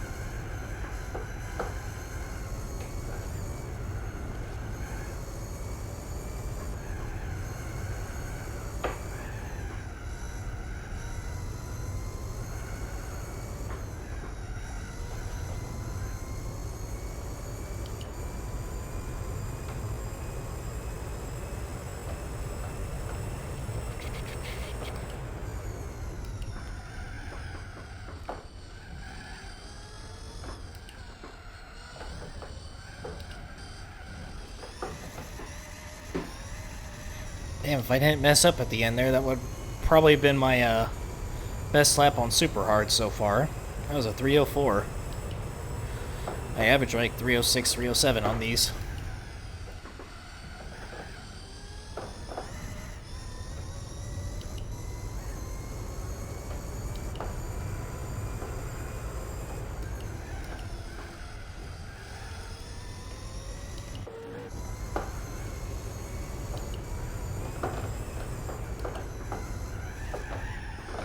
Too fast.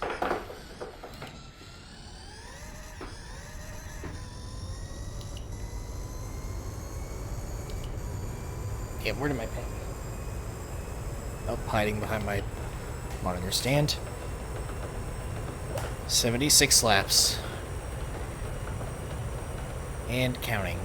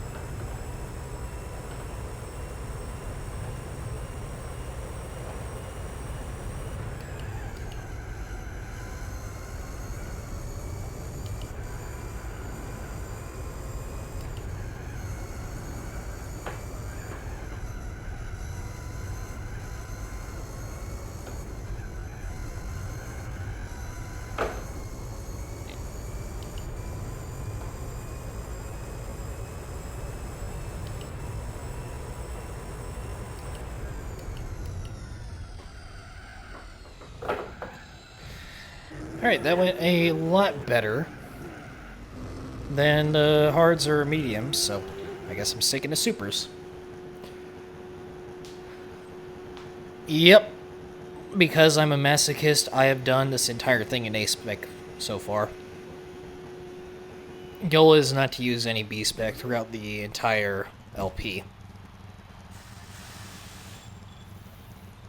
Because I'm crazy.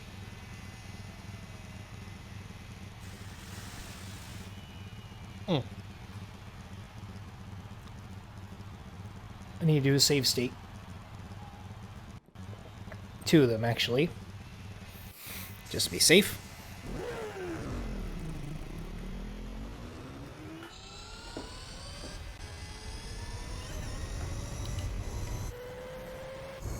Yeah, silly GT40, think he can get past me. He's gonna wipe out in 3, 2, now. Called it.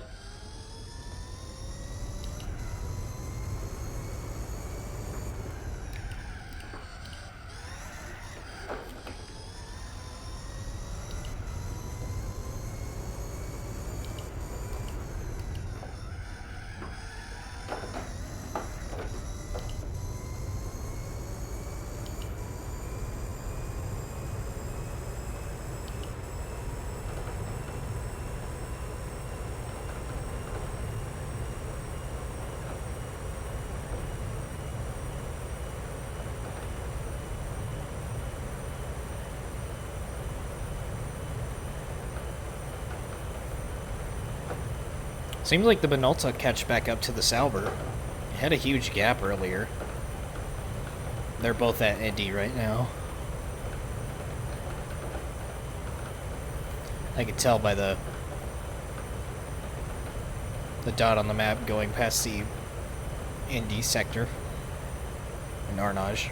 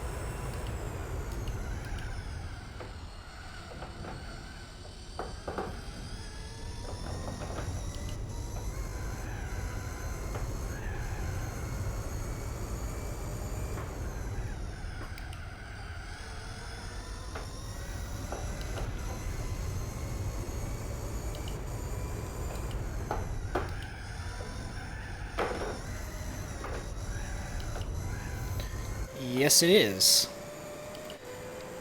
Unfortunately, I think I made a mistake using it because of the chassis deformation or the chassis wear. And it being a used car, it's super unstable and it's kind of a pain to drive. I kind of wanted to use the original livery instead, but I didn't want to do money grinding and I couldn't afford it, so settled on this.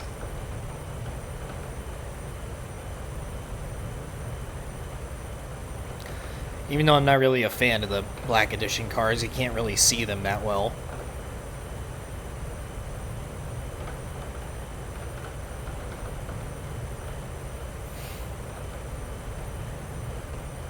Well, the problem was it was tuned just fine at the start of the race, but over time the chassis wears down and it becomes unstable, and I can't tune it now 18 hours into the race. So I'm kind of screwed. I don't know if it would have been the same thing with a new car, because I haven't done a race this long on this game before, so...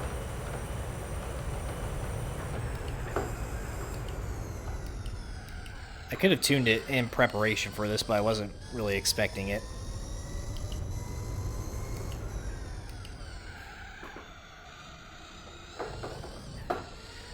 Yeah, so in the if you go to like a tuning shop in the others section, there's a chassis rigidity restoration thing that you can do for 50 grand.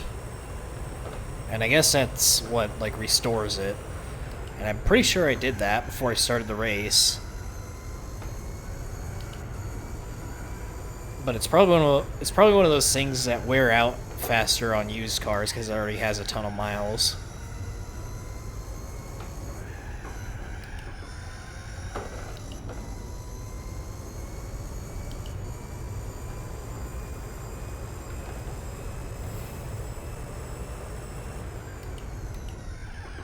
I guess nobody ever notices it because it takes like it. The car was fine until like the 10-hour mark, I think. That's whenever it started to get sketchy. So you kind of gotta drive whatever car for a really long time before it starts acting funny.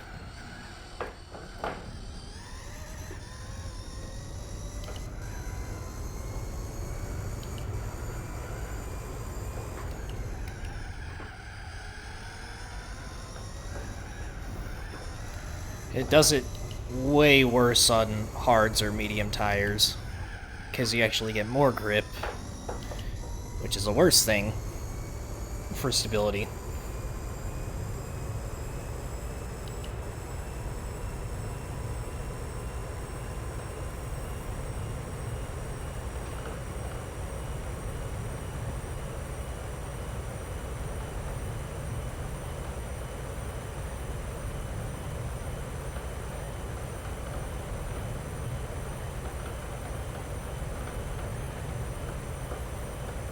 Oh, did it right there a little bit.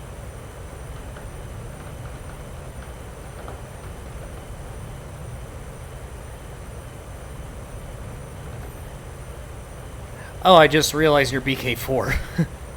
I could barely see your name because it's blue and I'm on dark mode.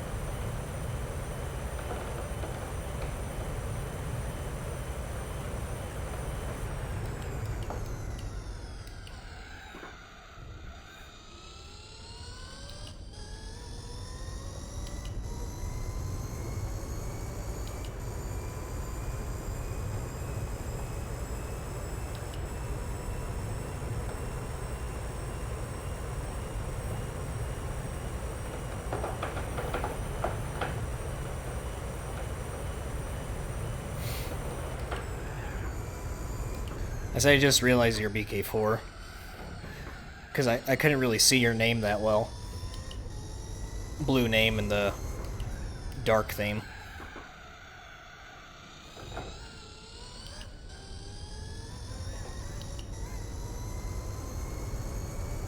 Oh, all the cars are grouped up again. Except for me. And whoever's lingering ahead of everyone else.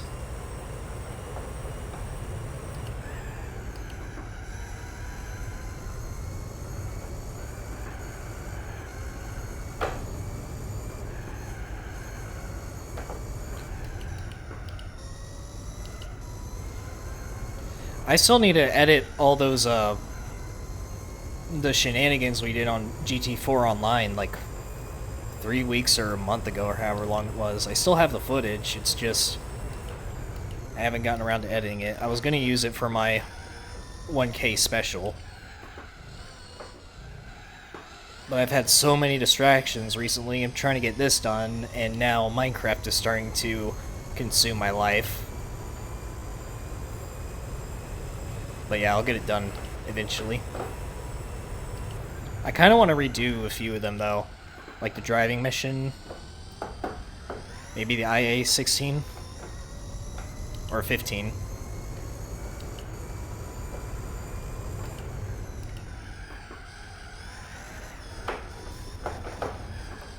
Jesus.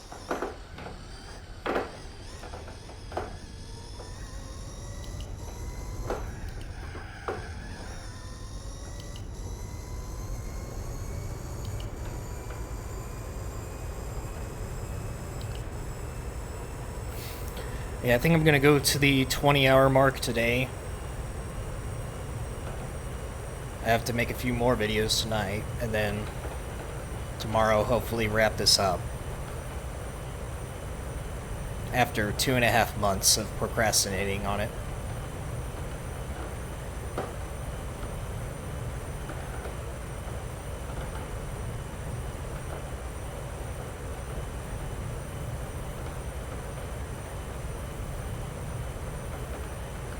Yet before I got addicted to Minecraft again, I was spending like 8 hours a day on this game, just doing whatever on it. But now it's like a couple hours every few days.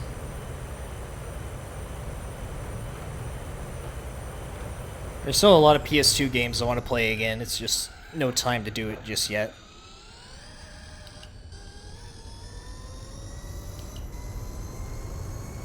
I would, but I don't have the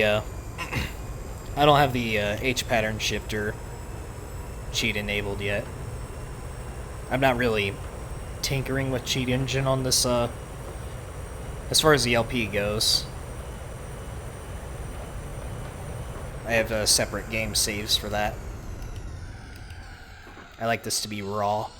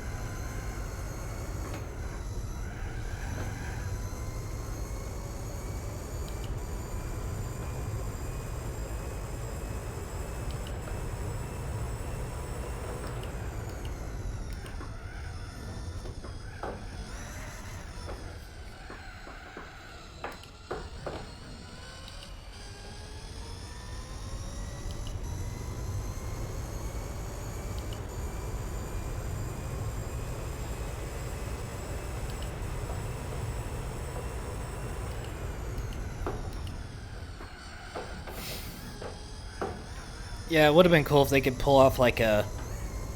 I thought I just saw something on the left right there for a second. But it would have been cool if they had a day and night cycles. I mean, they did it for GT5. But that was also the last GT game to have endurance racing. Because GT6 was like, too many plebs play our game. We have to lower it to 24-minute enduros.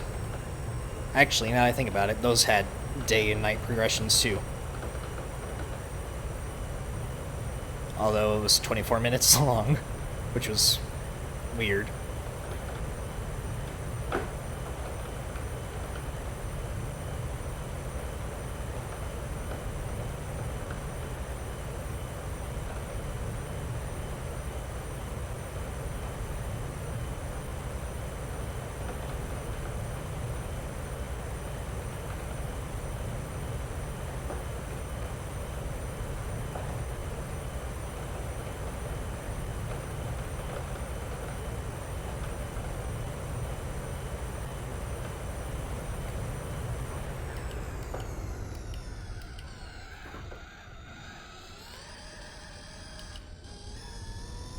I think GT2 and 3 did endurances pretty good. GT4 just went nuts with 3 24-hour races and 2 8 hours. Isn't there a 9-hour too or something? I can't remember. Yeah, it's Tsukuba 9-hour.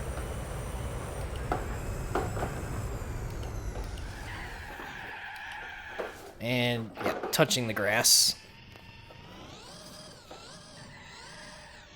Roadster 4-hour was miserable too.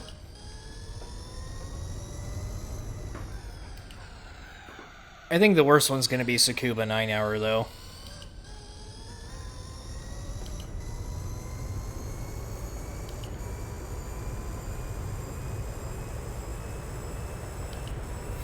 Yeah, Formula GT, that's pretty much 15 enduros. Shorter enduros, at least. Around the GT40 once again. I think I am 76 laps ahead of the GT40 now. I've been keeping count on a piece of paper. I just tally them every time I pass them. 77 laps, actually.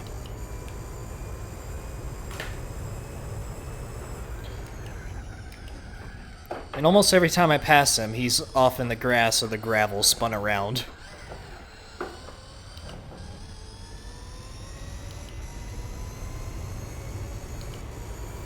Formula GT's gonna suck on a wheel. I can barely drive them.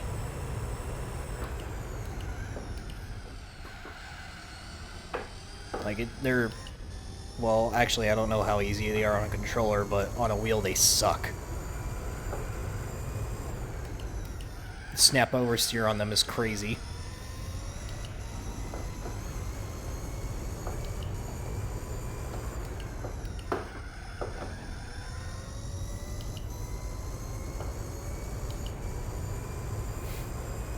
Yeah, screw the GT40 for that.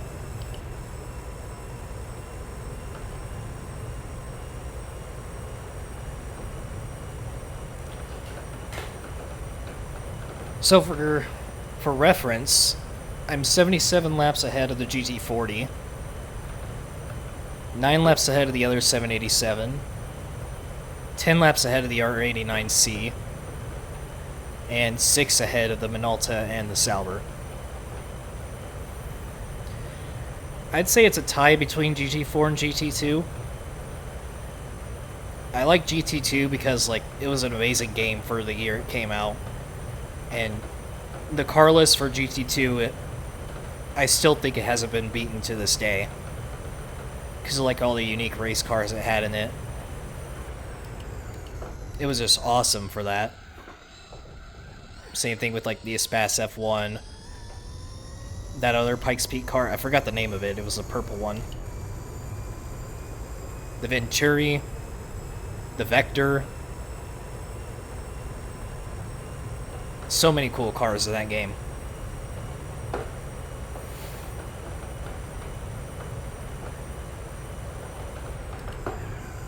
But as far as, like, driving physics go and career and stuff like that, it's probably GT4. And looks, of course.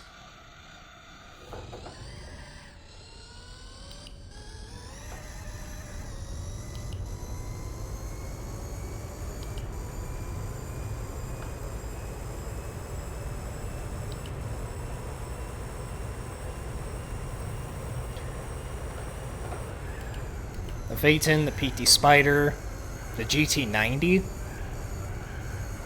GT90 was like my go-to for everything. HKS drag cars.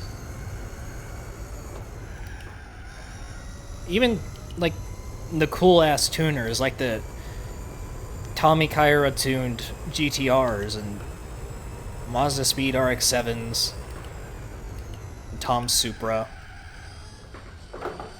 Just stuff like that was so cool.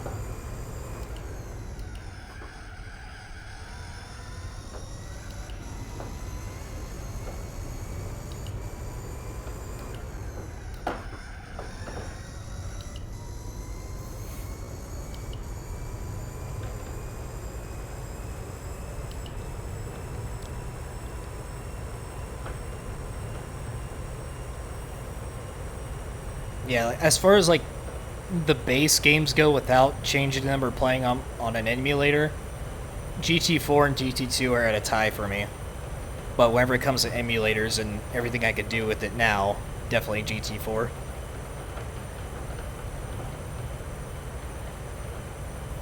It has more potential.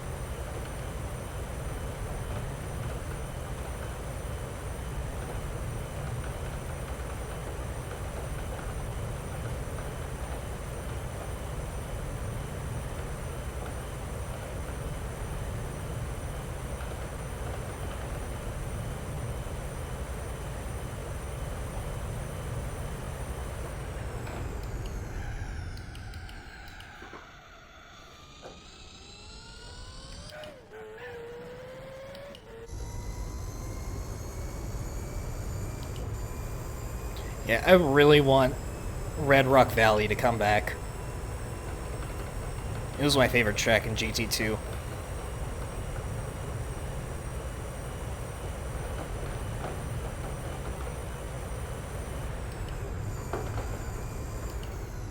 I also want, like, Cita Diaria and Costa di Amalfi back.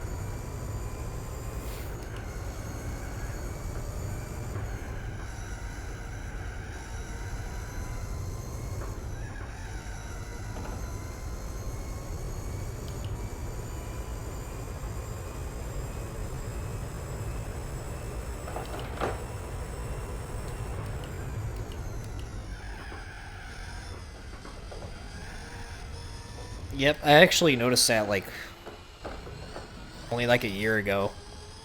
And the only reason why I did notice it was because I saw it in a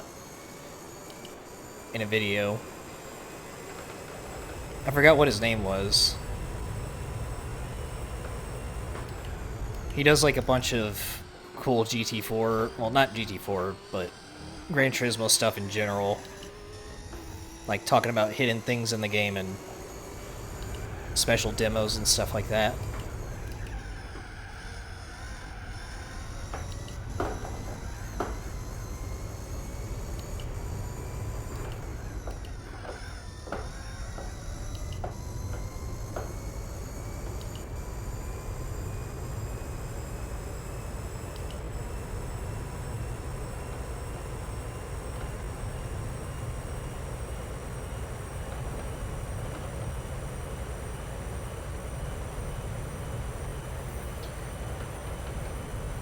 Yep, I played a ton of NFS back in the day. First one was High Stakes. I played the living shit out of that when I was like 5, 6, 7, around that age. Then it was Hot Pursuit on the PC for a little bit. Then I think my next one was Underground 2. But my most played were Carbon and Pro Street.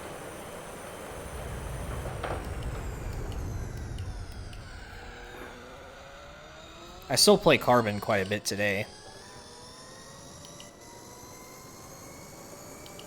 I played Pro Street all the way through like a year or two ago. And my first online game I played was Hot Pursuit 2010. That was a blast. I love that game. First PS3 game and everything, so I was like, oh my gosh, these graphics are sick. Graduating from a PS2 finally.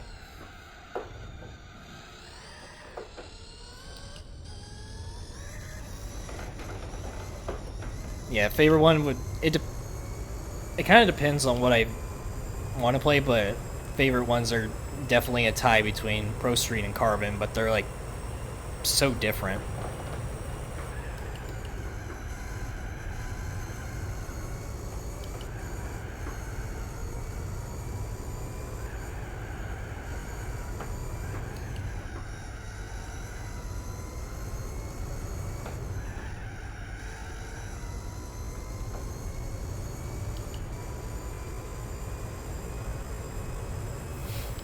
Don't crucify me for saying this, but I've never played Most Wanted.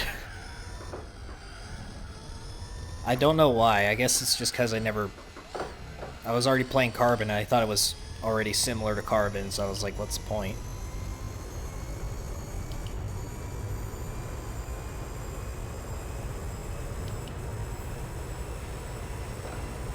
Like, the popular ones I haven't played were Carbon and Underground 1.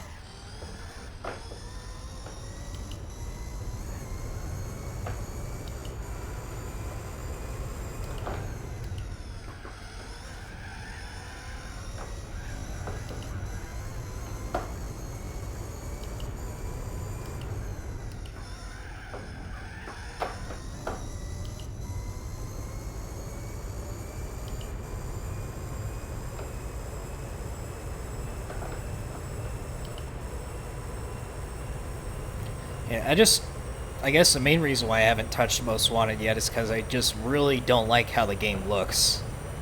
It's too yellow. And it kind of looks ugly for that.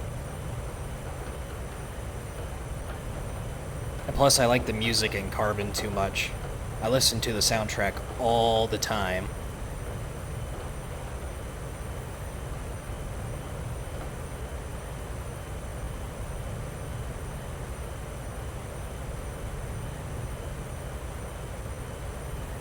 Yeah, I'll definitely try Most Wanted eventually.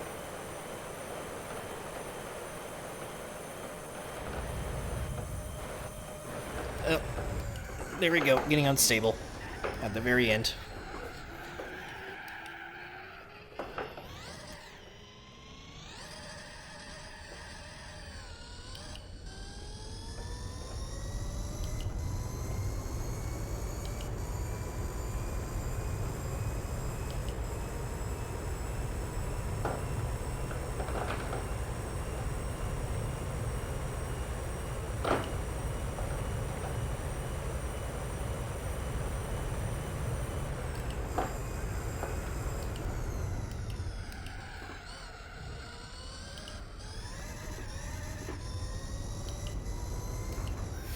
Nice drift. Yeah, I almost stuffed it right there.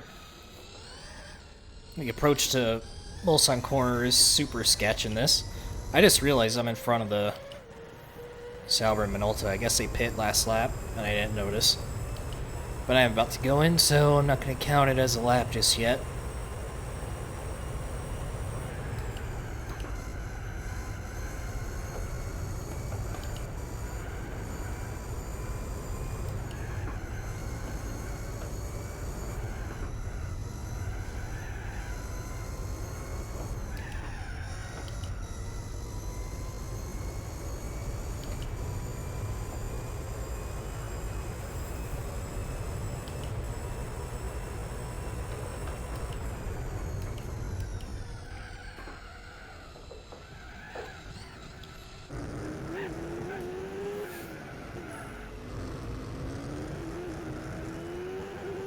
Yeah, Pro Street took me a while to start liking it. But I started loving it, especially once I started playing it on the PS3 instead. It's just the speed races. The sense of speed in it was so good. And I never got bored of it. I would just fully max out any car, make it super unstable on purpose, and see if I can survive a race down the Nevada highway.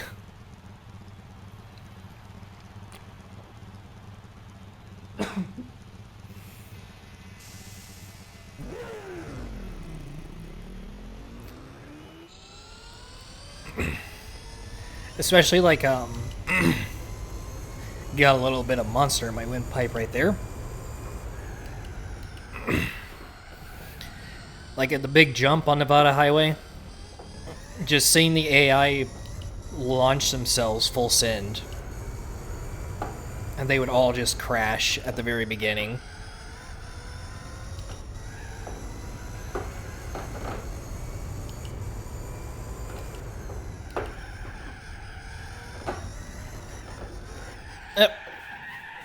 Rip.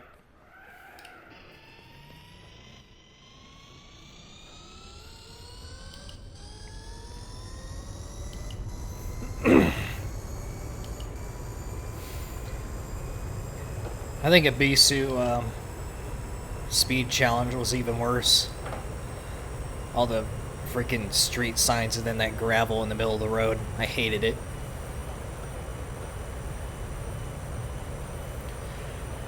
I think I still have the clip on my hard drive, but I was recording like me racing all the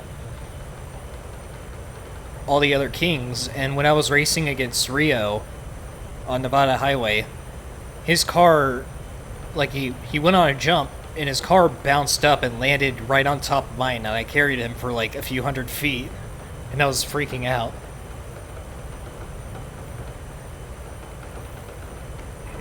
I just realized I've never uploaded that. I might have to now as like a little bonus clip thing. even though it's Pro Street, and I'm kind of trying to keep my stuff GT4 only.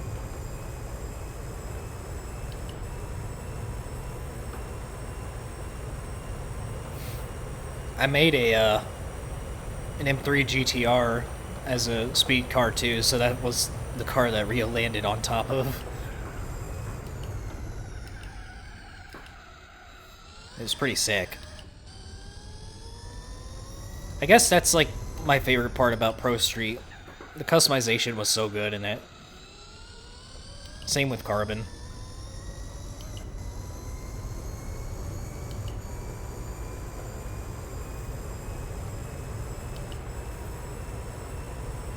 Yeah, I don't know. I'm just weird with, like, keeping things the same.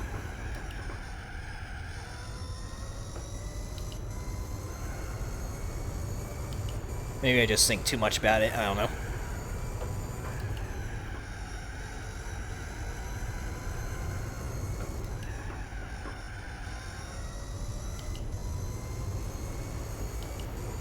Yeah, I like that about Pro Street 2. The damage was a cool addition, even though it was annoying if you suck at driving, like I did.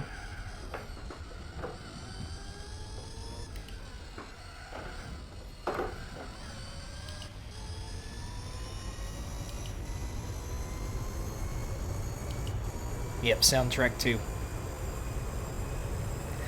I still think Carbon has the best soundtrack though, and I'm not talking about like licensed music. The EA music, the mixed stuff, that was fire.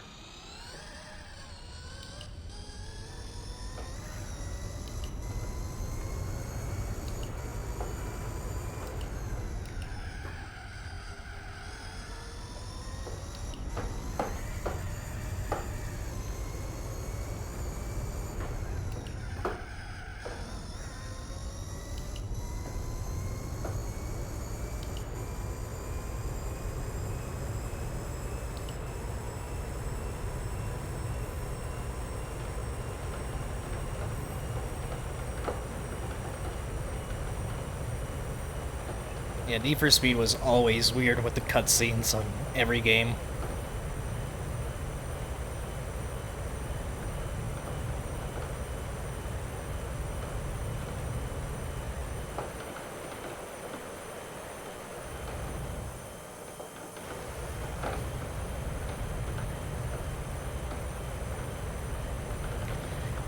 Who was the guy that was like, his intro was just him standing still, doing nothing? Was that Simon? It was so weird. Or Colin, yeah. Simon was the muscle car guy, that's right.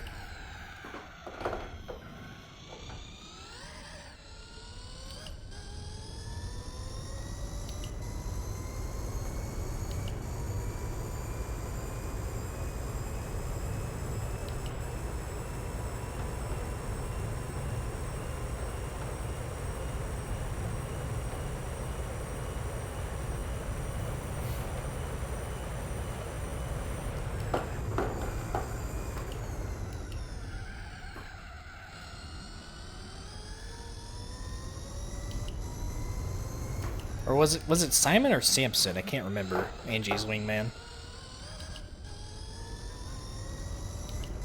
Pretty sure it was Simon.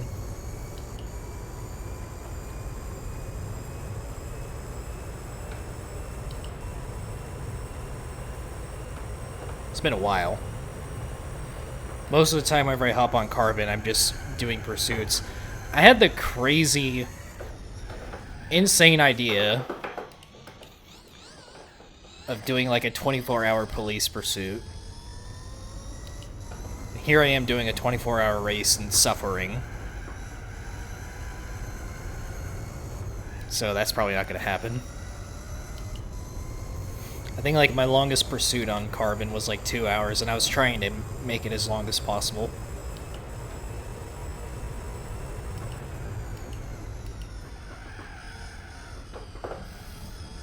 But the pursuits in Carbon were so good.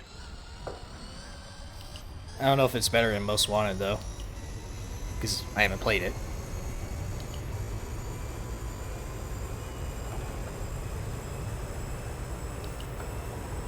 I want to try that most wanted mod, whatever it's called. There's probably like 20 different mods for it by now, or big ones. I'll probably like do a vanilla playthrough of it and then screw around with mods.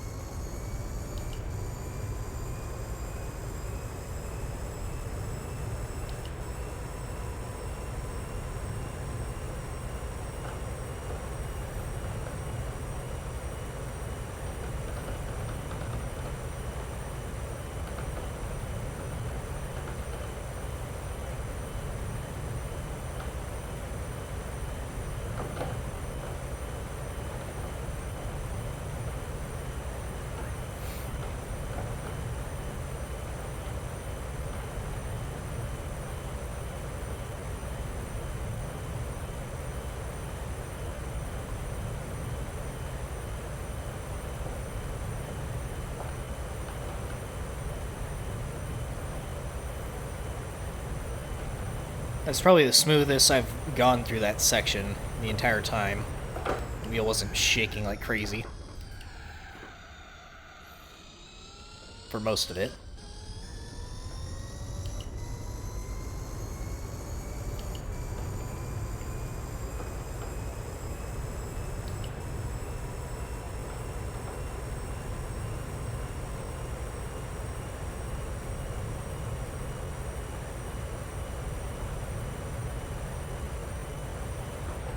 Oh, well, I spoke too soon. Go figure.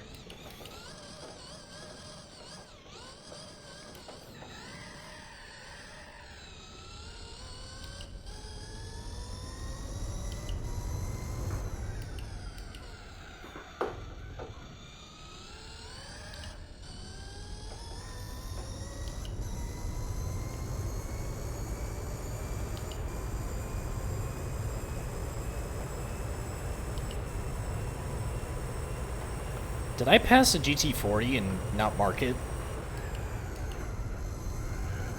I think I did, because that's a GT40 at the southern side of the map.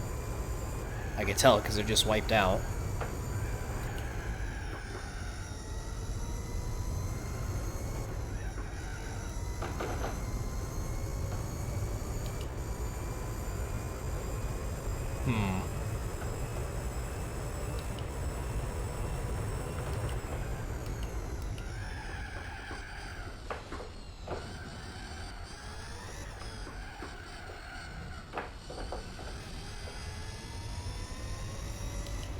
That's the R89 in front of me.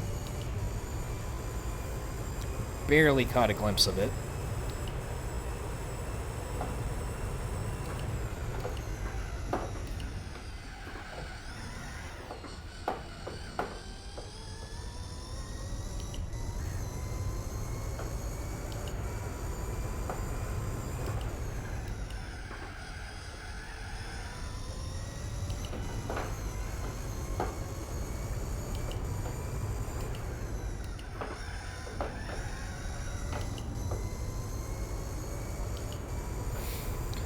Did I 100% it? Not yet.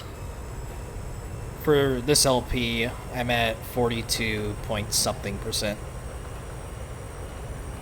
So I'm kind of doing these 24 hours like 50, 75, and 100%, but 2.5 months ago I had time to do this, and I procrastinated. So I was like, I'm going to start the race a little bit early before 50% because I have a chance, and I completely did not take full advantage of it. But the plan is to 100% it, so I gotta power through the rest of it.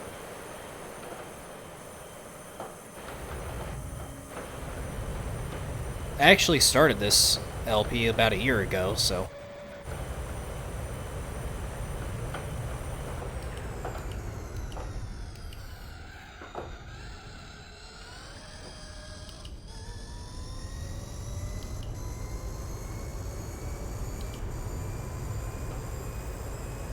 But once this race is over, I'll definitely be working on it a lot faster.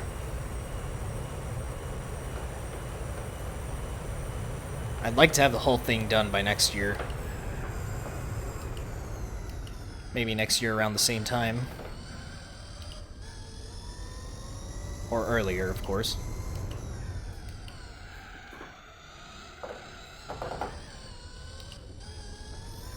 Because I still have most of the endurances to do.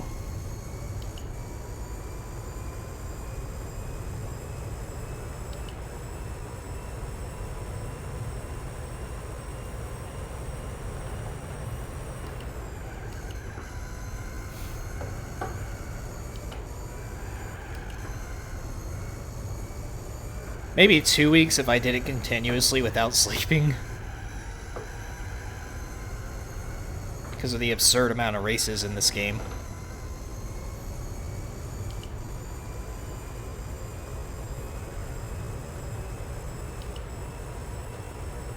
Like, full 24-hour days continuously.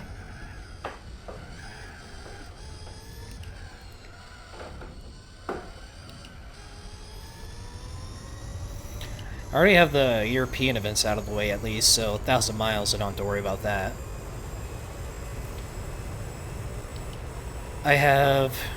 I'm like halfway done with Japanese one makes. I got USA one makes done, European events done, beginner and professional events done, and easy special condition. As far as the enduros, I'm just like peppering them throughout the LP here and there, so I don't have to do it all at once at the end.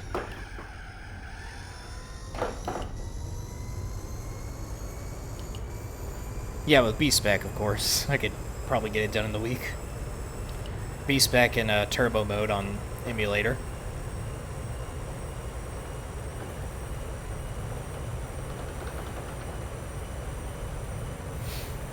I've wanted to just say screw it and go into B-Spec and turbo mode the rest of this, but... Oh, I just realized 19-hour mark. 5 hours to go.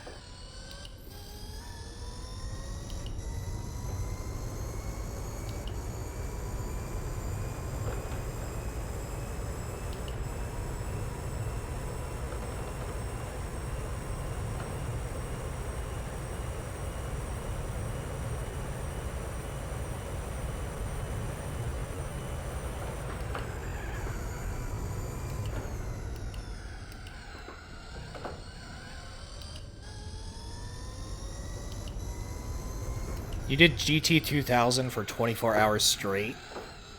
Christ.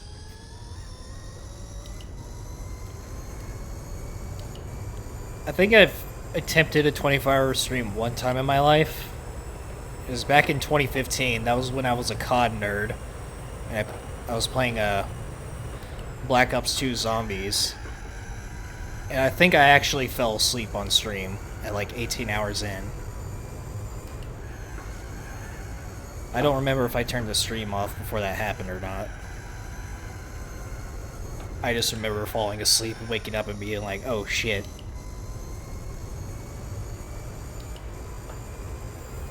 Oh, Sauber and Minolta are like right on each other now. Even though there's a big gap earlier.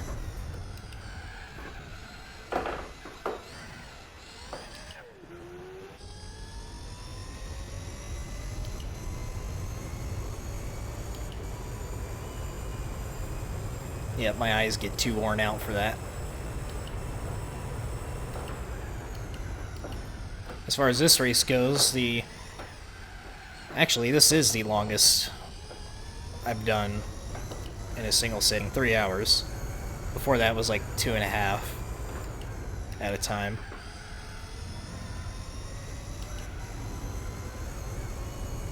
But it'll be about 4 hours by the time I'm done. That's saying, or that's if I don't go even longer today.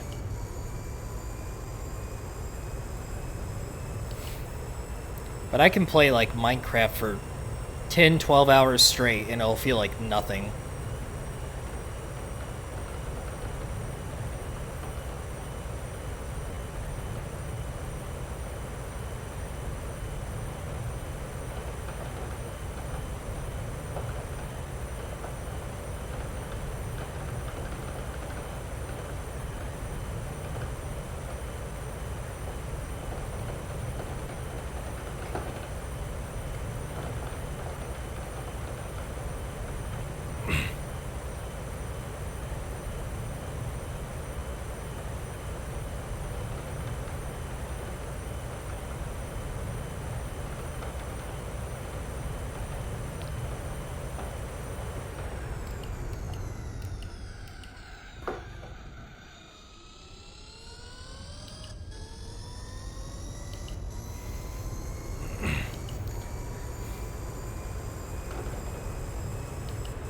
Yeah, I used to be like that for Minecraft, but now, like, I'm building big farms and stuff just to get tons of items for no reason.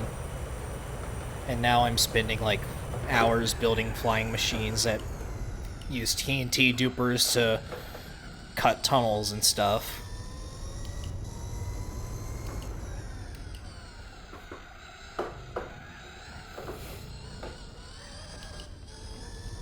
I'll spend a ton of time building farms to gather materials, never actually build anything, and then start a new world. It's a bad habit.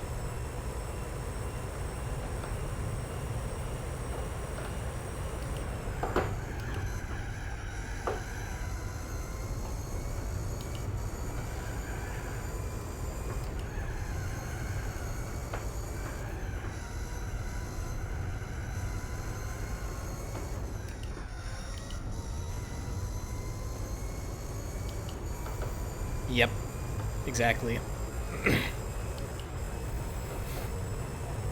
I built like several TNT tunnel bores over the past few days. I have a double wide one in the nether for ancient debris.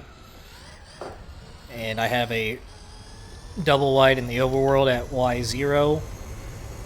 And I'm building a quad wide one at -54 or something. Because I'm using the new world generation instead of the vanilla 1.17 one. Because I don't want to play on the same boring old caves again for another 6 months, because Mojang was like, hey, yoink, we're delaying the real update for 6 months because screw you.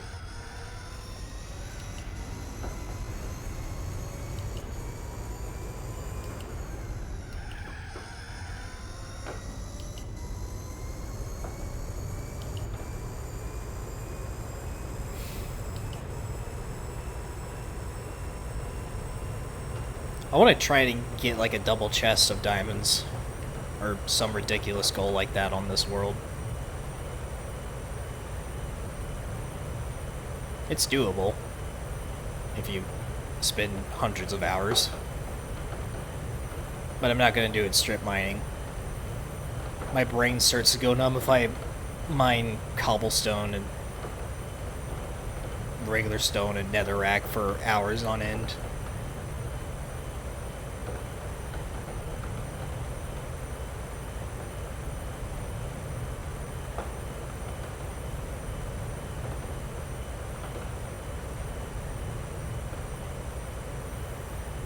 I actually did start a hardcore world recently, whenever I couldn't play on our server. I play on a server with a few IRLs. But on the hardcore one, I already have like 2 or 3 elytras, and I think I was about to build the TNT tunnel bore until we got the server running. So now I've been on that server.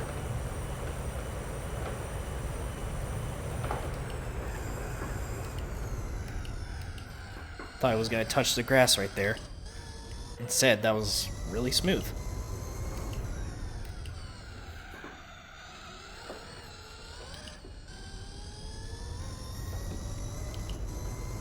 Yeah, so the other day, I was building one of the tunnel bores in the nether, and I screwed up on the build.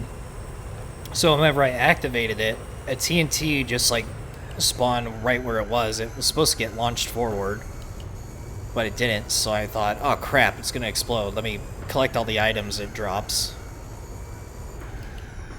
And I didn't realize that it duped itself, which meant that another TNT was gonna explode seconds later, but it didn't cross my mind.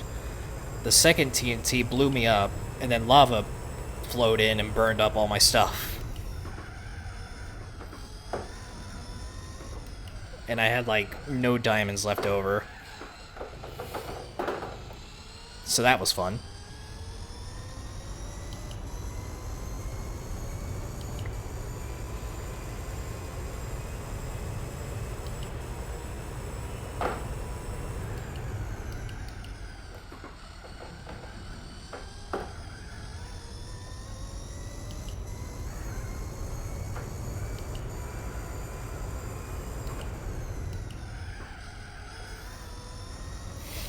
Yep, you can survive 1,000 days in hardcore Minecraft and then get taken out by a baby zombie.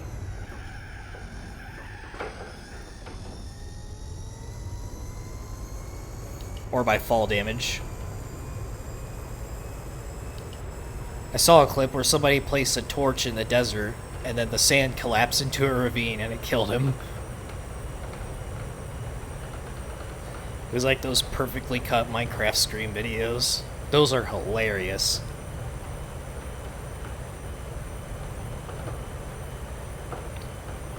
I don't care what anyone says, Minecraft is a horror game.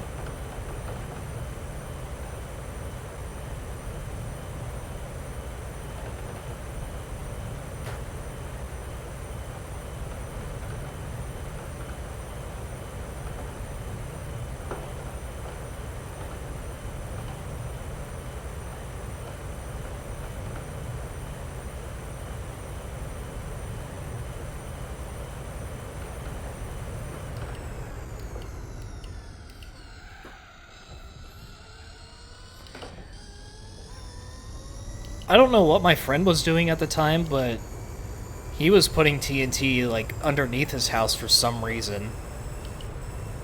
And he accidentally blew it up, and it left, like, a massive crater in the middle of our, like, district. He wasn't exactly clear on what he was doing.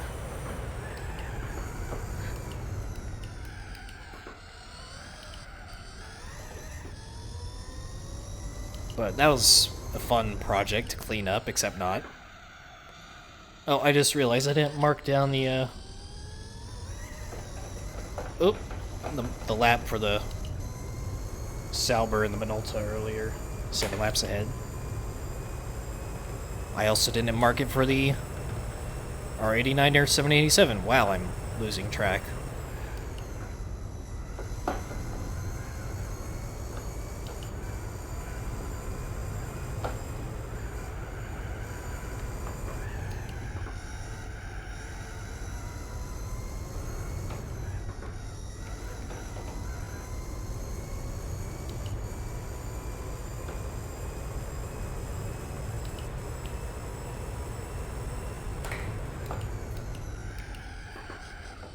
I can't look away from my screen for 2 seconds or else that will happen.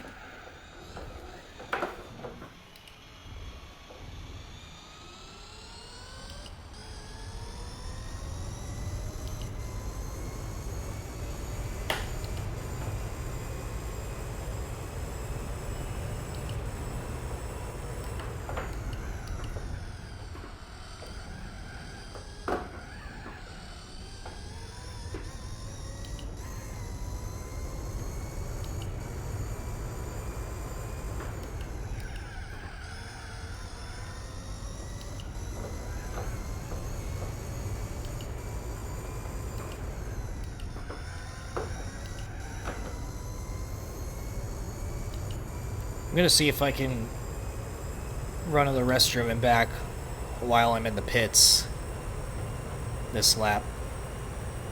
Sure, I'll have time. It takes like a whole minute.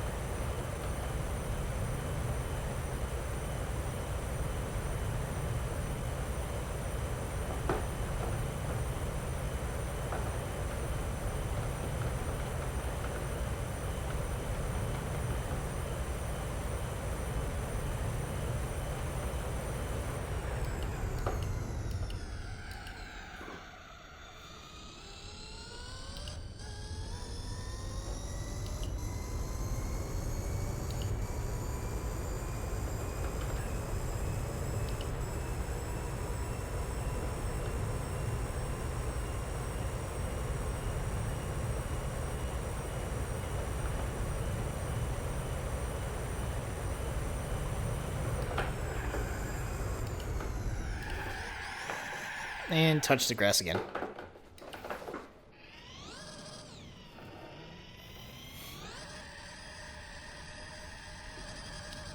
Grass is deadly in this game.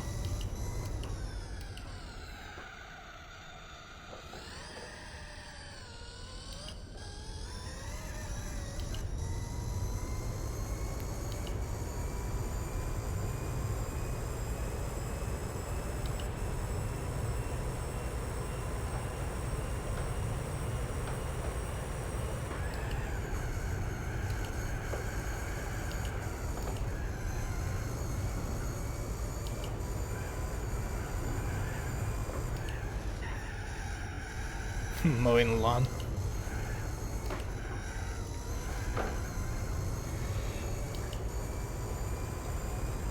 Alright, let's see if I can speed run a bathroom break real quick.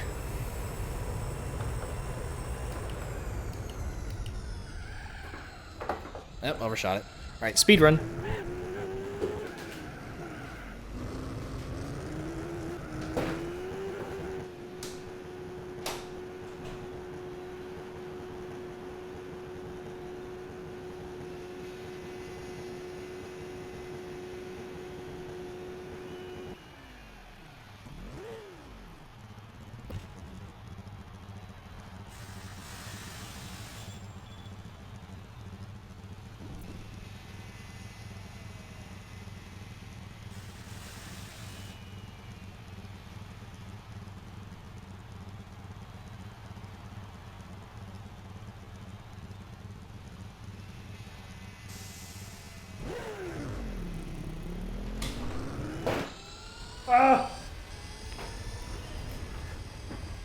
Seconds too late. Damn it. Well, myth busted. I cannot speed run a bathroom break during this.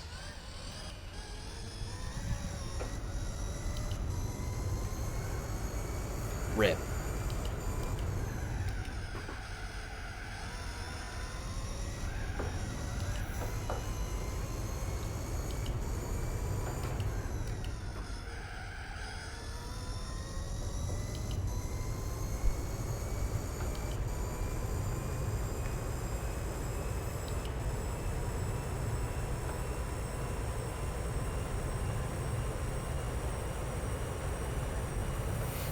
Bathroom break speedrun any percent glitchless.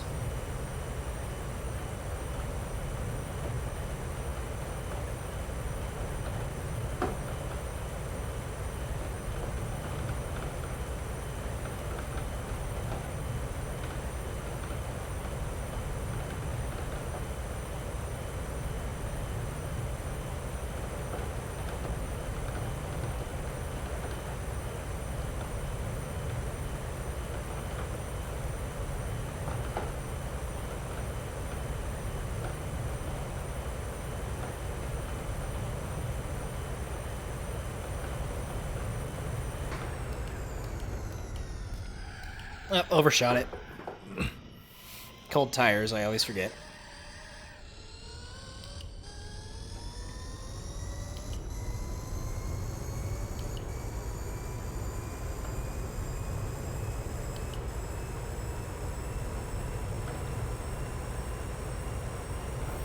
Honestly, I'm feeling pretty alright so far.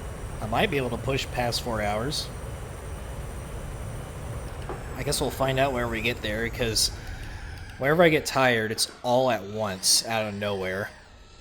I'll be feeling good 1 second, and then I'm like, alright, I need to go hibernate now. I need a 14-hour nap.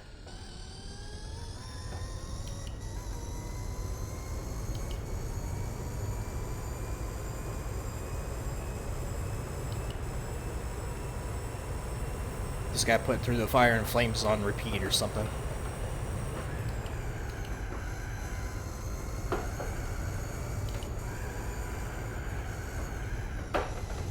Cold tires.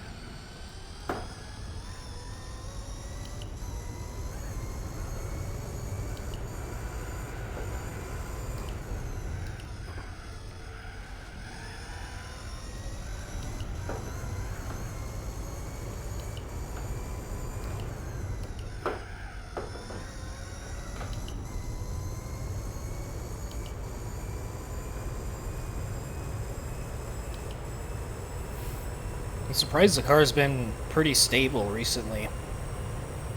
I don't know what happened, but I'll take it.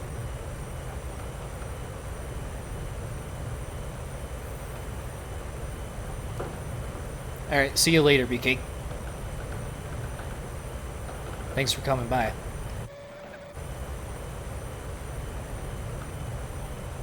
I'm probably gonna need some sleep here in a little bit. Either that or I'm going to the gym, I don't know.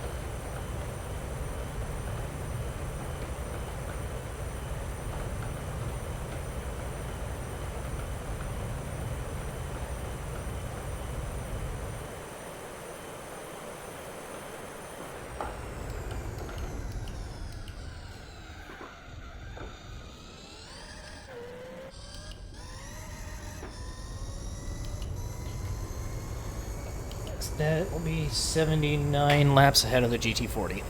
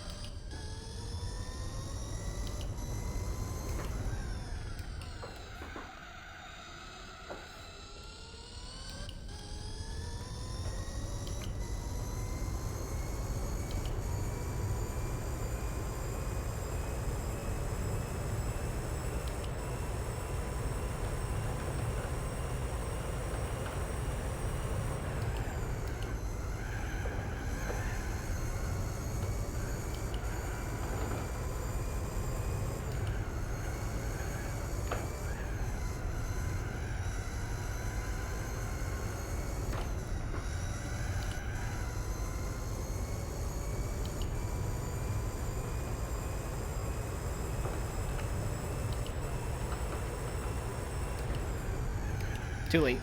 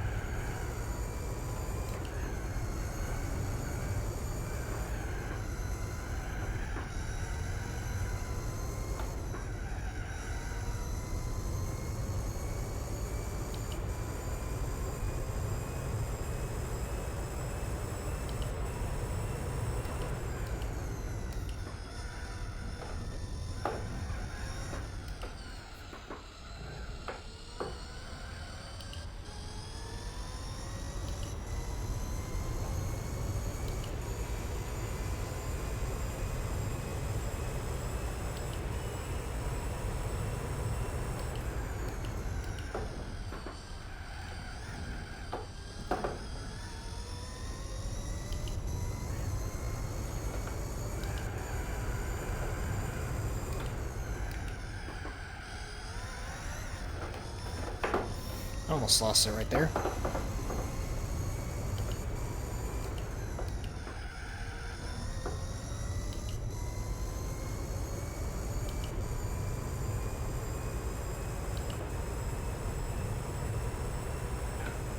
Oh.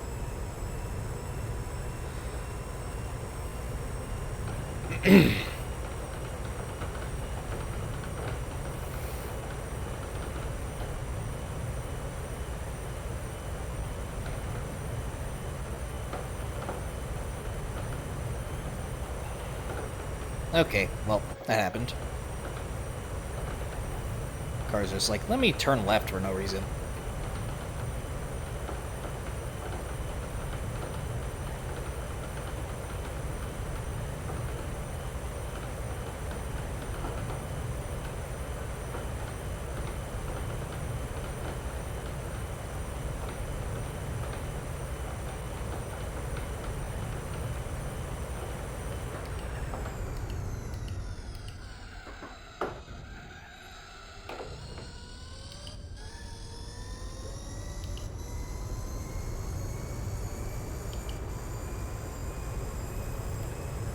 I haven't tried Enthusiast yet.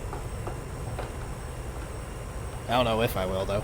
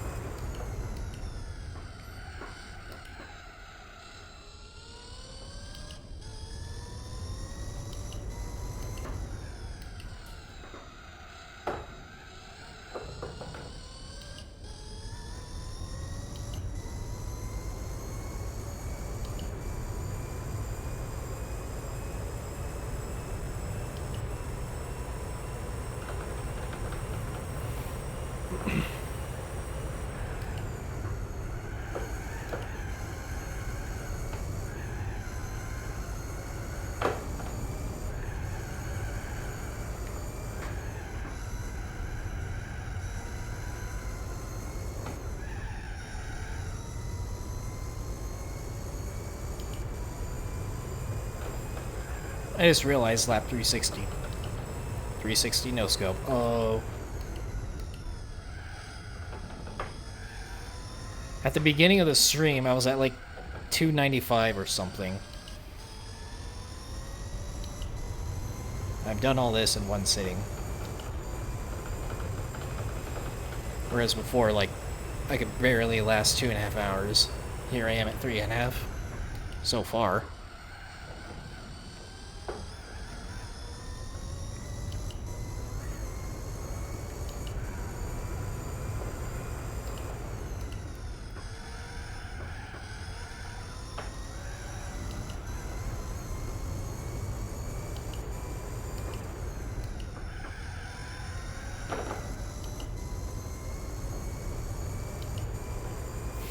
Music's definitely helping, though.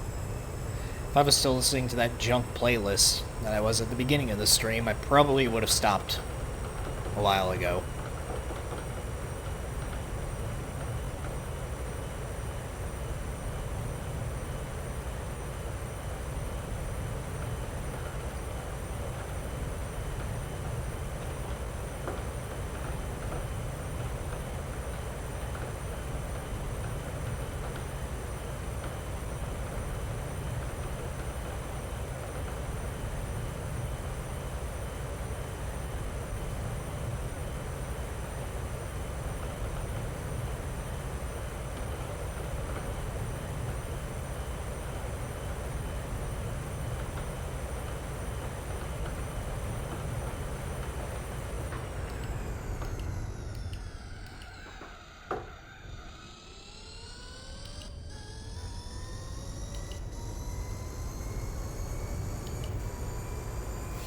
Approaching the GT40 again for the...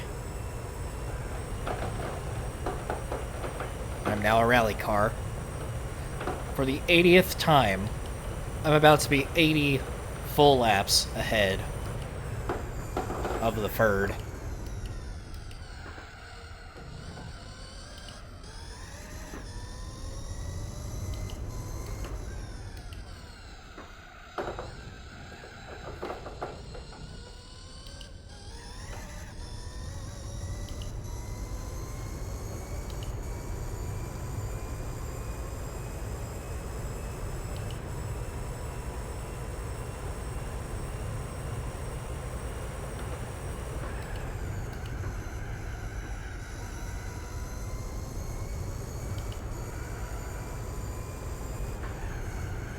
It's gonna wipe out right here. Okay, not right here, but right here. Wow, he actually survived for once. Surprising.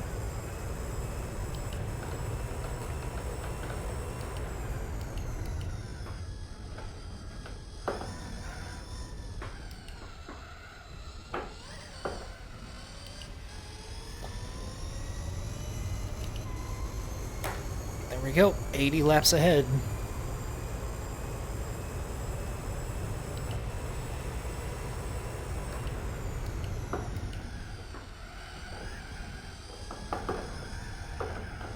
Uh-oh, almost overshot it there.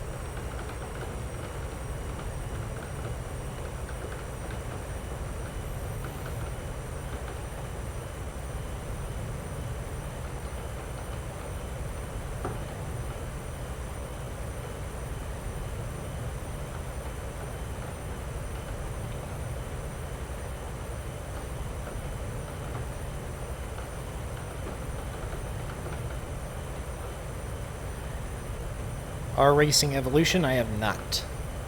There's a lot of things I haven't played, really.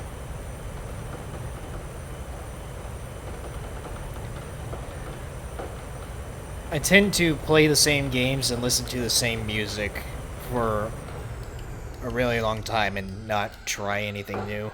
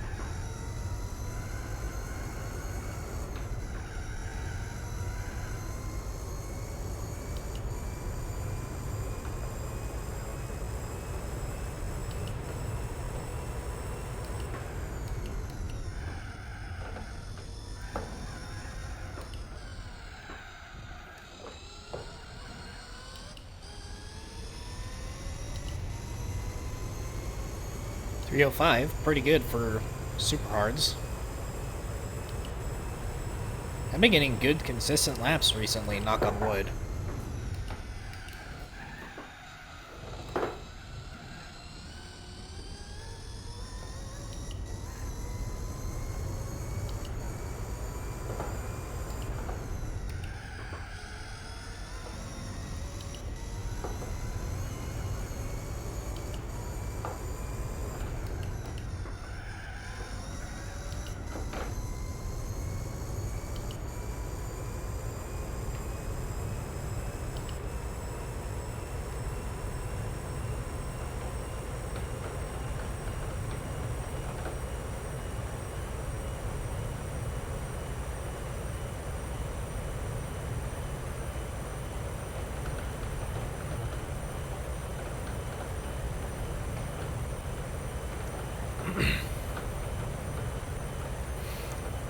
If I didn't have to record a video for tomorrow, then I'd probably stick around and do another hour or two of this, but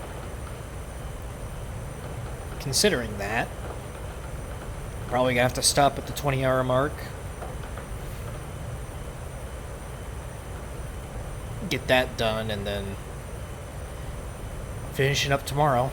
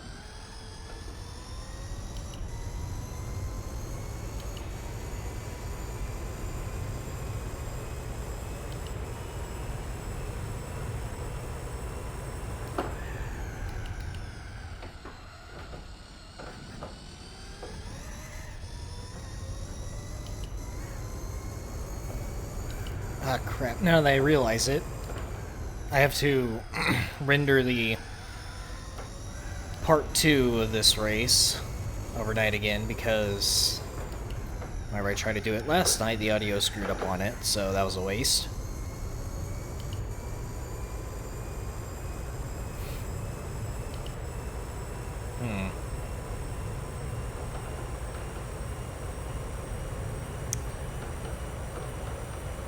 Guess I'm not playing Minecraft today or tomorrow. RIP.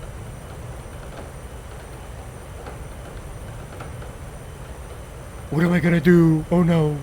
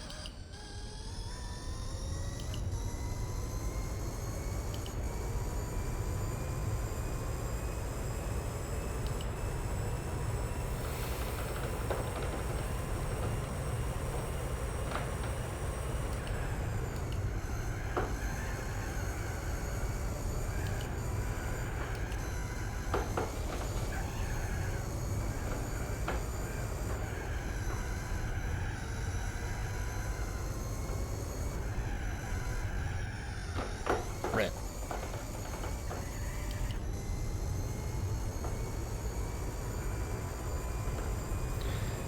Alright, I'm gonna do another save state.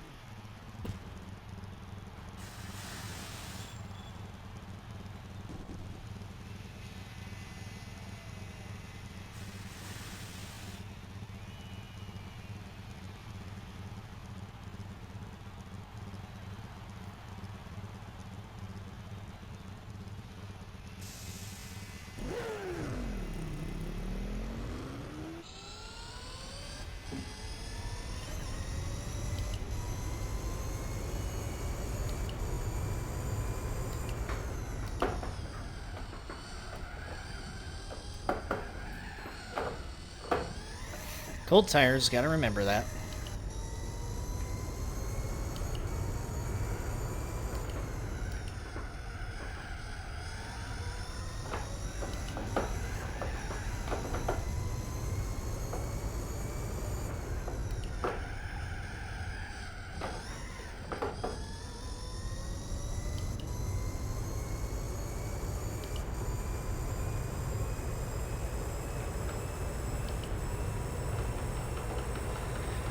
Now comes the question, do I stop at the 20-hour mark exactly no matter where I am on the track, or do I finish up the stint?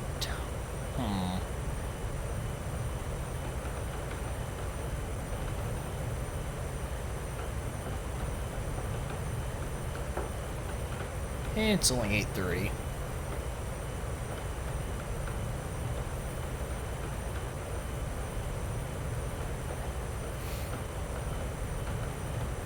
Yeah, I got time.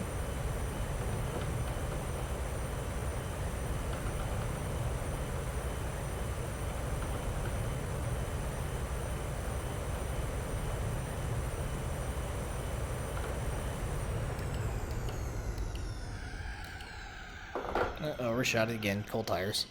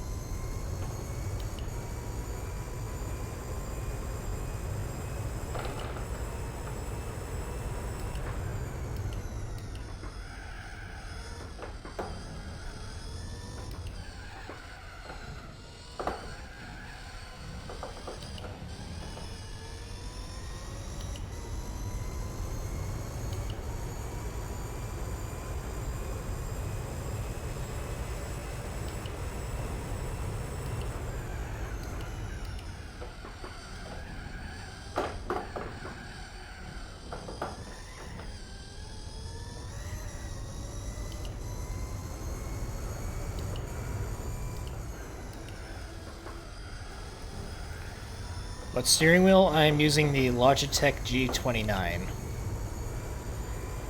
As for if I recommend it or not, I mean, for the price, it's okay, I guess. But I can't really compare it to any other wheel, because this is the only one I've ever used. On this game, it's pretty janky. As you could probably hear, all the noise through my mic, that's the wheels shaking down the Mulsanne straight. It's really bad with high downforce cars at high speeds. Whenever you go over rumble strips, it violently shakes. But the force feedback on it's okay. As far as, like, I haven't played other games enough to really get a good opinion on it. I played a little bit of Assetto Corsa and a little bit of EVGA on it, but I probably just don't have the right settings on those games. But for the price, it gets the job done, at least. Eventually, I'm gonna upgrade, though.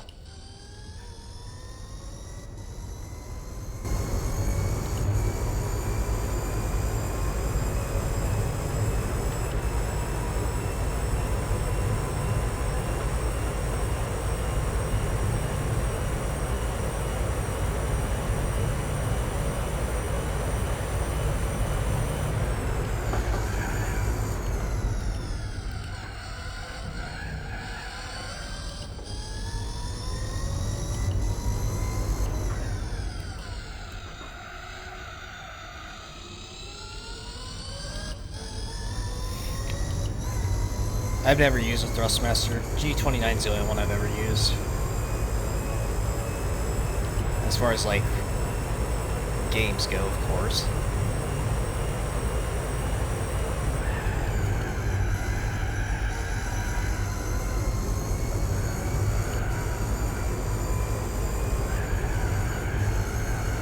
I just want one that's not going to be loud. And I hate these clicky paddles so much. Because all you hear is in my live comm videos, and it's super annoying. I've been trying to look for like a tutorial on how to remove the clickiness from them, but haven't gotten any luck. And I don't really want to tear apart the wheel and experiment on it, because if I break it, then I'm screwed. That's like my main gripe with this. I hate the clickiness. And it seems like a bunch of other wheels have clicky paddles as well. I don't know who thinks it's a good idea. It's kind of like the same thing with a clicky keyboard. It sounds nice at first, but once you use it for a day, you realize why it's a terrible idea. Granted, I am wearing a headset. I can barely hear it myself, but mic just picks it up way too much.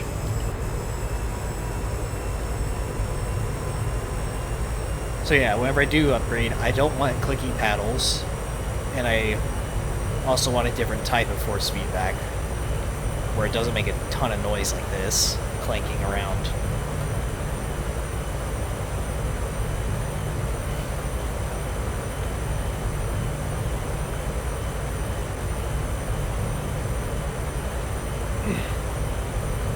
I think a direct drive wheel is what I need, but they're hella expensive.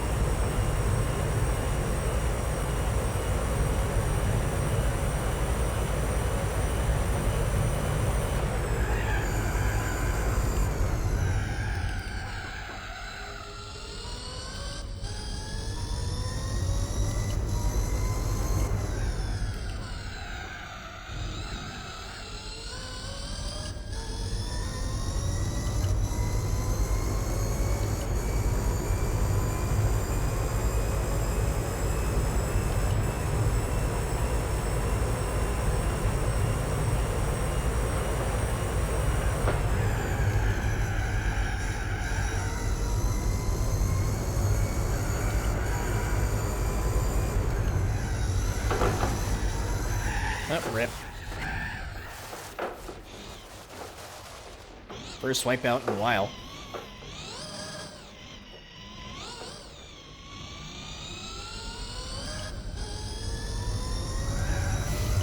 My attention is starting to slip a little bit, so might be a sign to just go ahead and call it at the 20-hour mark. Save enough energy to make videos. And at least cover the next few days, so I don't have to be in this situation or predicament or whatever the hell you call it.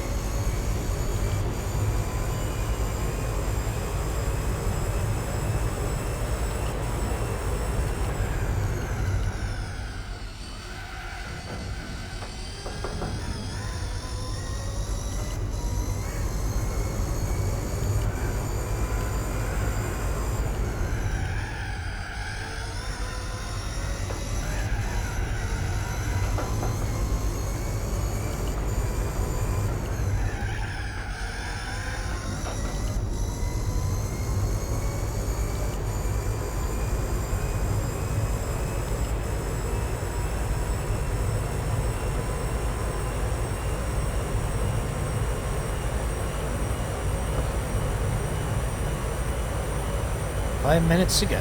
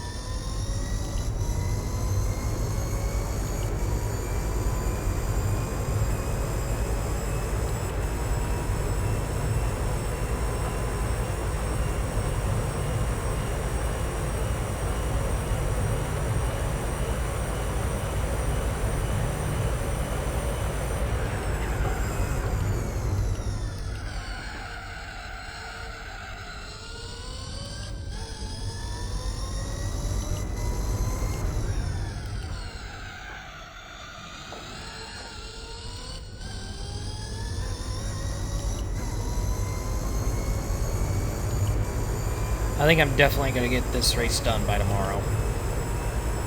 Because honestly, this 4-hour stint was easy. I just had to take enough caffeine beforehand.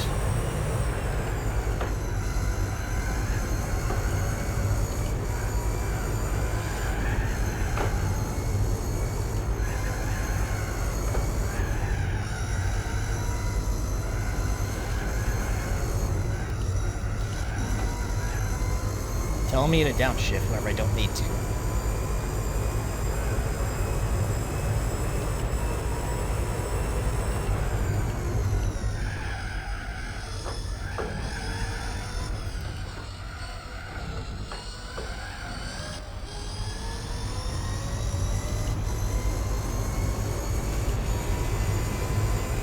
Alright, final lap of the stream.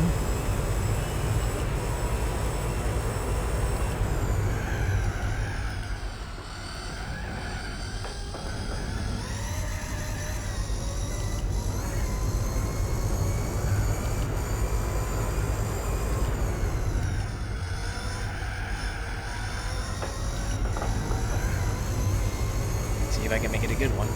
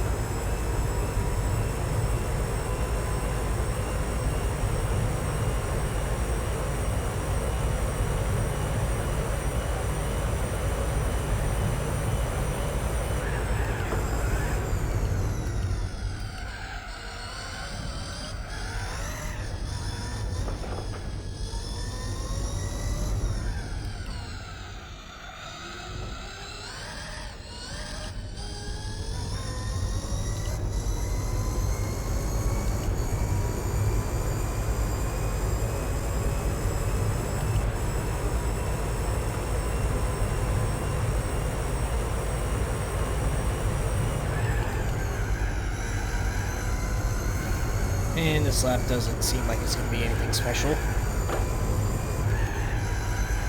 Because this has been done pretty poorly.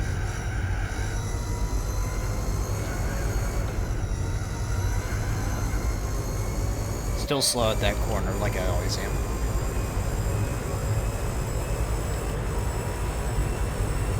Alright, and with that, 4 hours to go in the Circuit de Sarthe 24-hour number 2. And we shall be wrapping up this race tomorrow. Let me cross the line all the way before I end it. Lol. Save state, boom. Save state, boom. Save state, boom. Triple safe. Alright.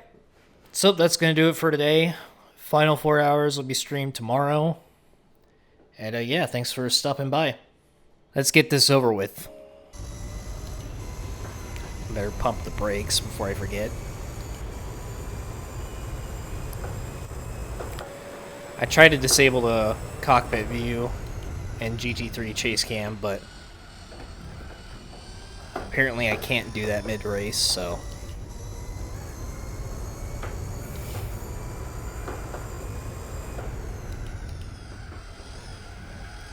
Four more hours of misery remain. Not even a full minute into the race, and I can't even speak English correctly already.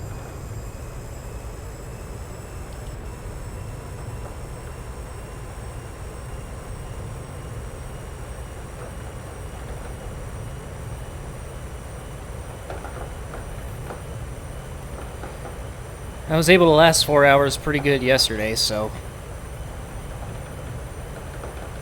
I think my eyes are going to dry up today, though, because I'm wearing contacts this time.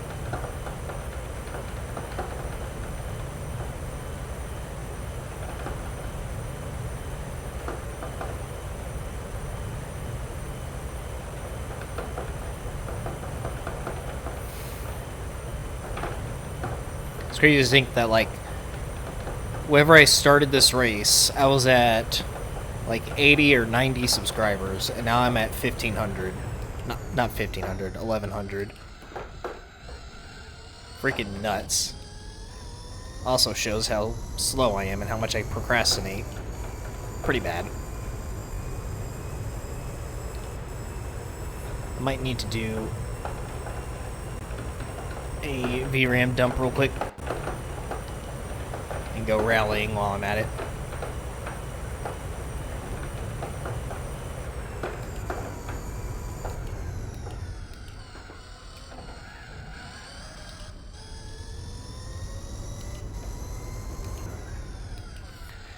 So I tried to render part 2 of the race the past 2 days, and both times the render is screwed up.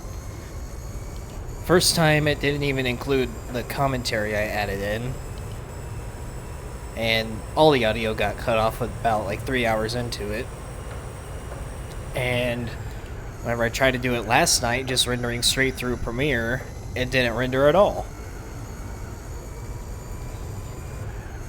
Even though I know for sure I started it, but the video file just wasn't there in the morning. So that was lovely. Didn't even take up space on my hard drive either. I didn't render it to a weird folder on my drive or anything. It just didn't do it.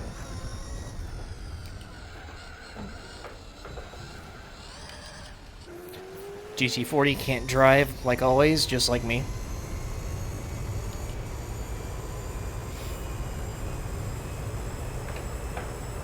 I don't know where my pin is. Shit. Well, yeah, I look off the screen for 2 seconds and then that happens.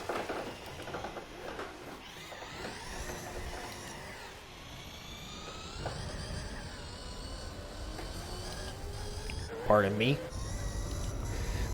71 laps ahead.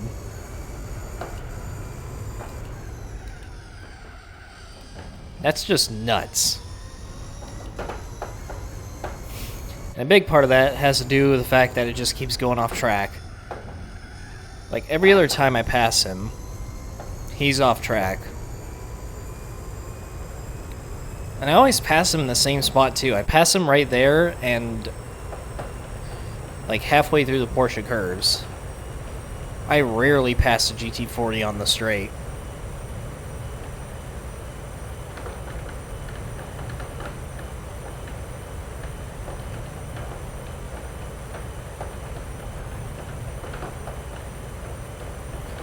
And now I got something in my eye. That's lovely.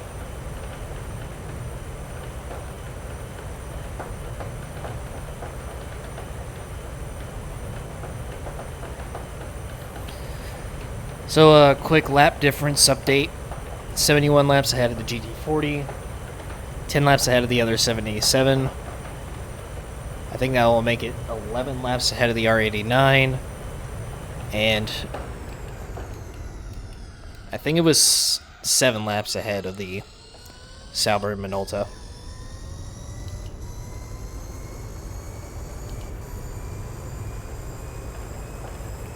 I don't remember if I'm on...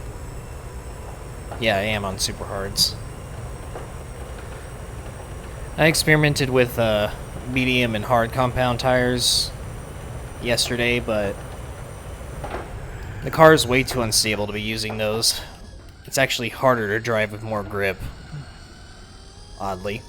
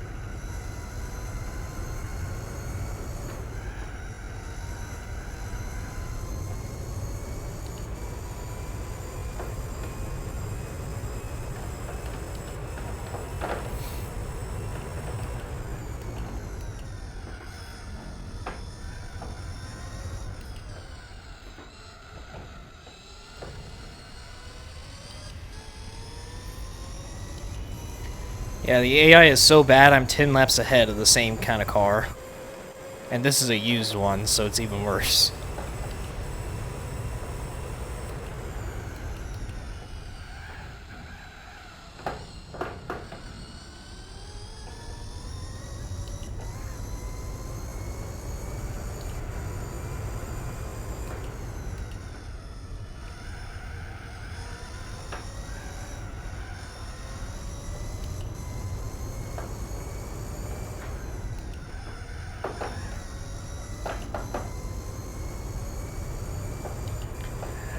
I'm actually not that big of a fan of the stealth cars.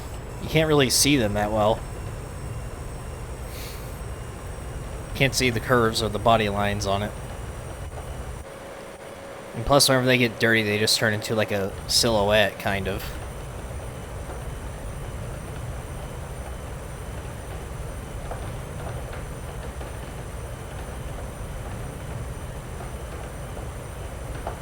I would have used a regular livery, but the only reason why I didn't was because I couldn't afford another 787, and I didn't feel like money grinding before this.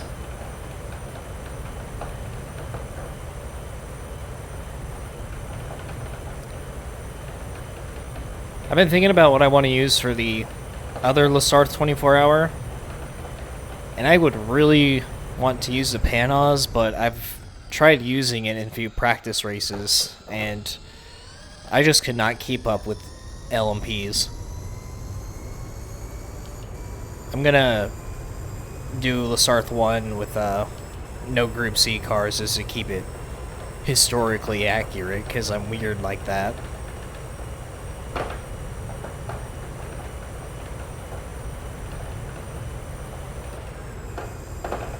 But I might have to cheese that one instead.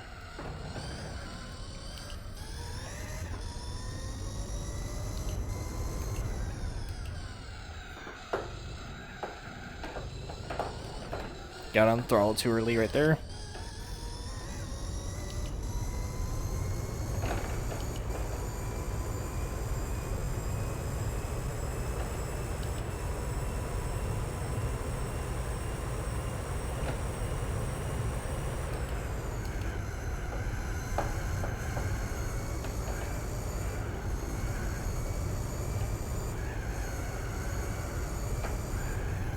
I think I tuned this transmission perfectly.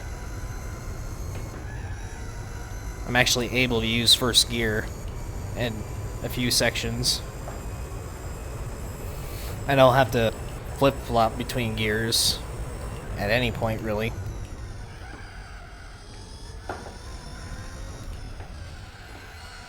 Emulator is kind of slowing down in that section for some reason. Oh, who was that I just passed in the pits? I think that was the R89. Because Sauber and Minolta are always together. But I'm going to be going into the pits this lap anyway, so I'm not going to count it just yet.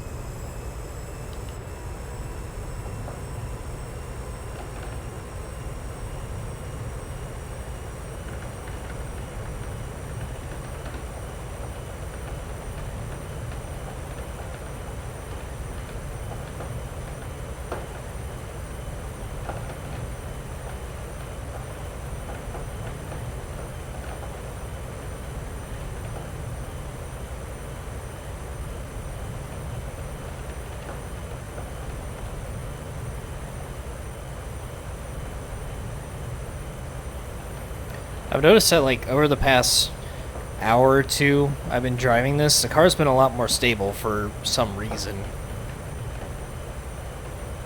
Whereas before, like, I could barely control it. Especially right here.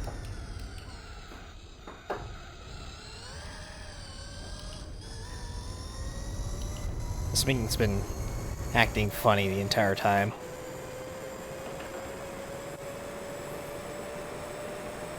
Also, I noticed there's a lot of color banding on the car for some reason. I ain't changed any settings.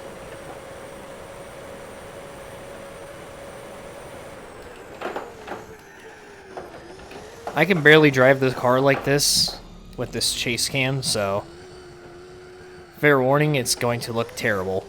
But I figured I'll drive like this for a little bit just to change it up.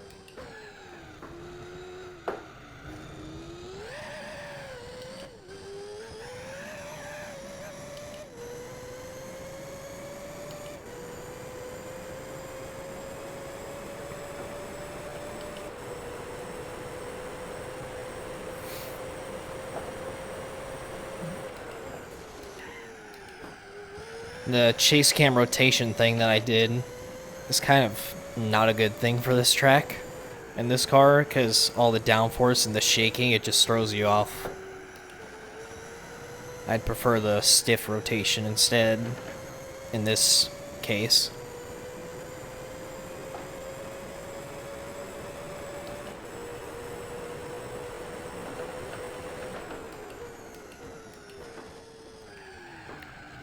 And overshooting it. Don't know why the emulator is so slow right there. I'm gonna open Task Manager and keep an eye on it.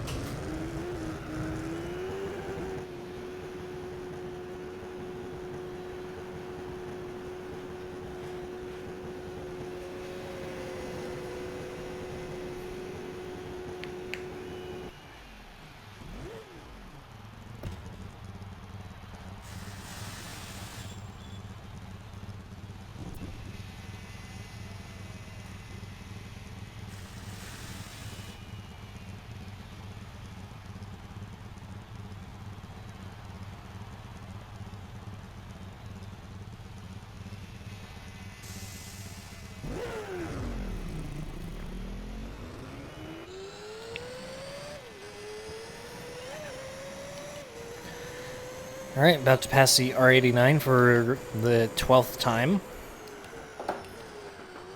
And because I just said that, I'm going to start screwing up and going off track, and then end up taking another 5 laps to actually pass him.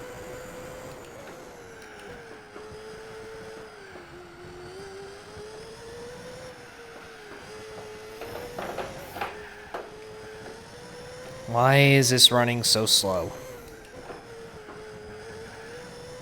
I've changed literally nothing.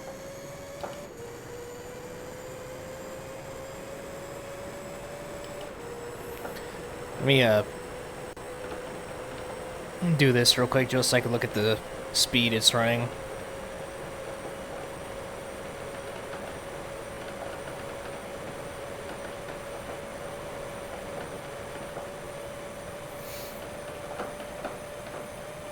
I'm like fluctuating around 90-95%. I don't know why. Oh, hello.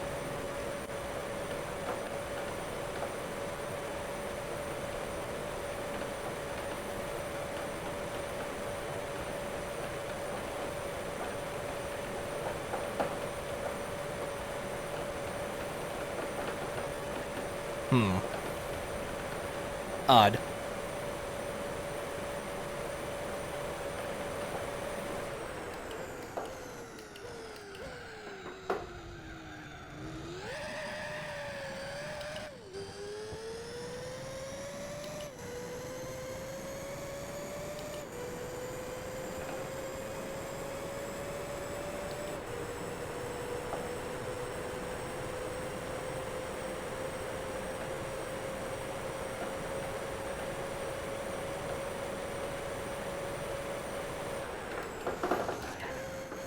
That part's also pretty sketchy. Just getting on the brakes, the car just wants to turn in whatever direction it feels like. And just drags the wheel there.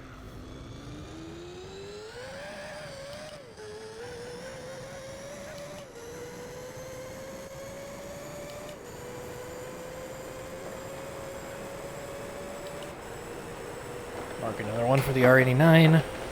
12 laps. Yep, the instant I do that. The instant I do that. Every time.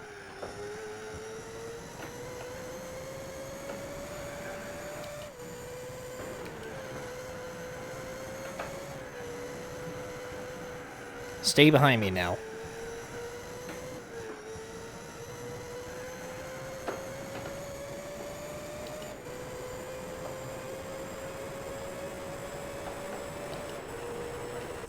Oh, why are you so slow?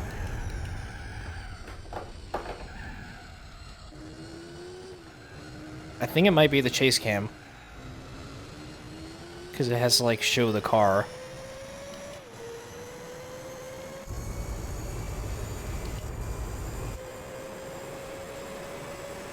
Yeah, it stopped as soon as I got off the chase cam, so... And now I'm distracted.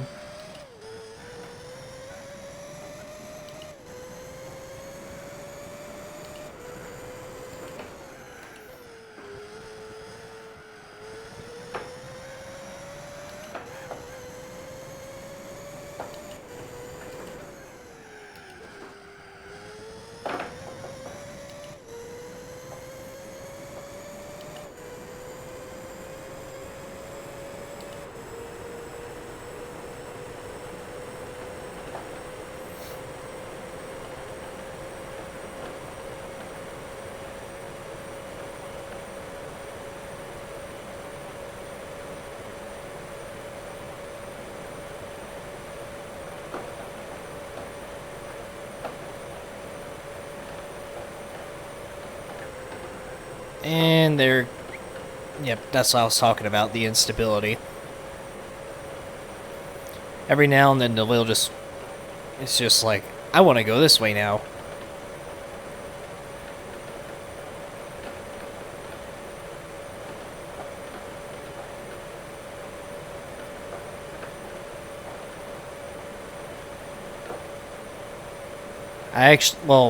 I made a video about the H-pattern shifter yesterday. I think that's what you're referring to.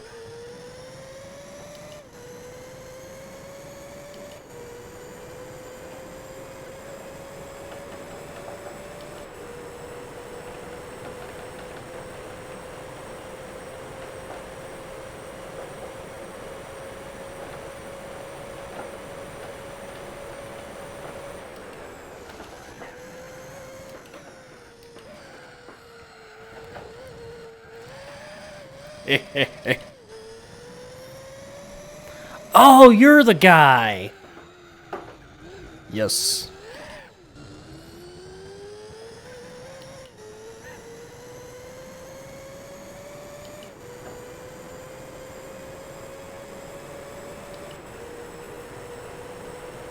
Yeah, the guy that made the H-powered shifter video, I love that guy.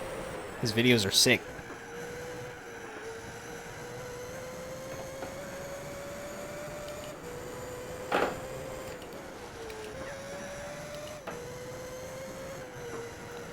Okay, I don't think I could drive like this. Unfortunately.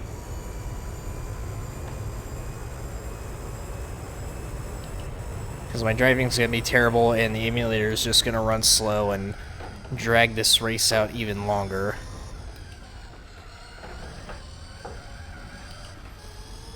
I swear, every single time I try to stream, some shenanigans start happening.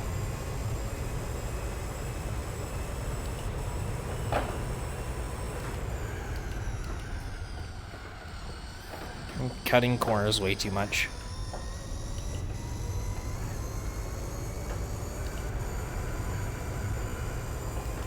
Hello, GT40, we meet again.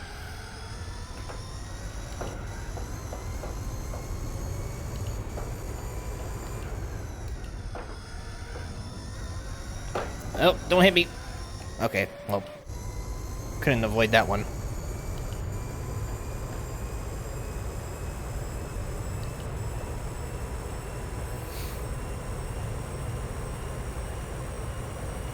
Cam is freezed? What do you mean by that?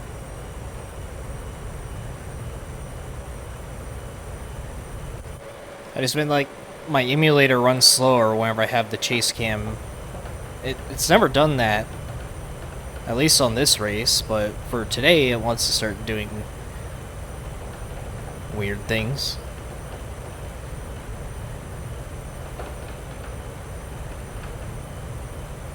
I tried to play GT4 online earlier and my Dev9 plugin was screwing up too, so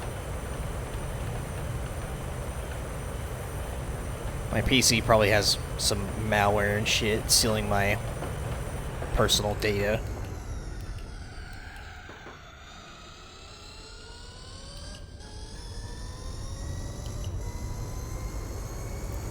Yeah, the AI cannot drive old cars on this game. If it's like 1975 or older, then it's like they're driving on ice.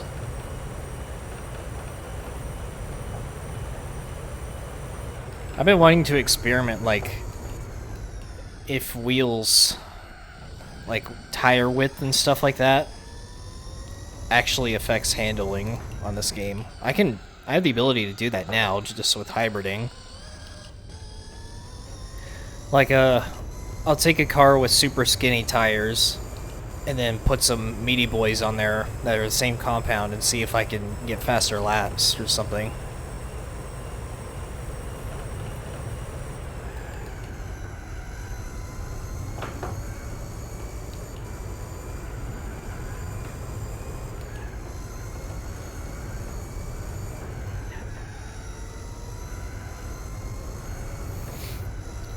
I'm also curious if the older cars are using cross-ply tires, because I feel like they are.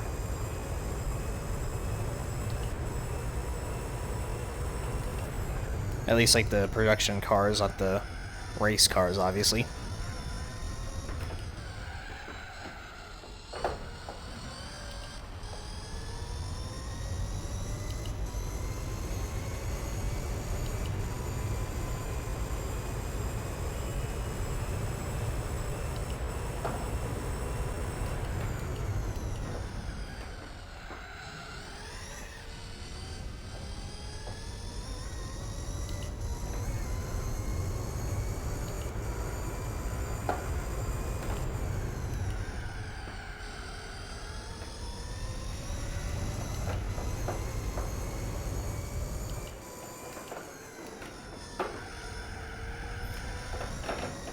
Alright, this time I can actually mark the 787. That makes 11 laps.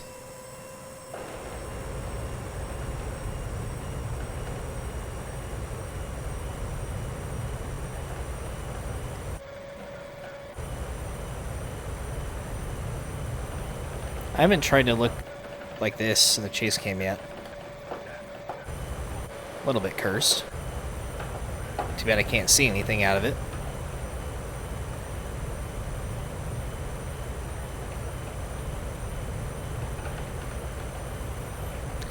I think by the time this race is over, I'm probably going to tinker around with that cockpit view a little bit more, see if I can move it around.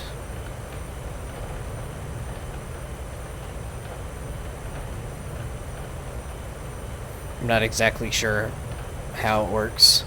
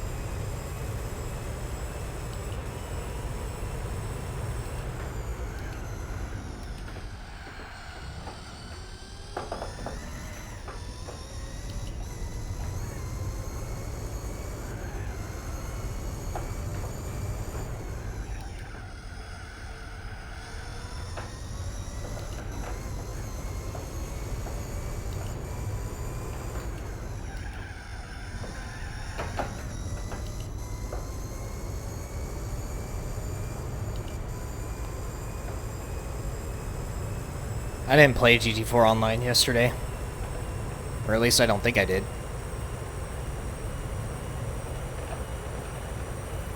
I tried to play it today, but my plugin was screwed up. It kept freezing in the options menu, so I'm gonna tinker around with that whenever I get time. But for now, I gotta finish this, and then make more videos for tomorrow, and then probably waste more of my life on Minecraft.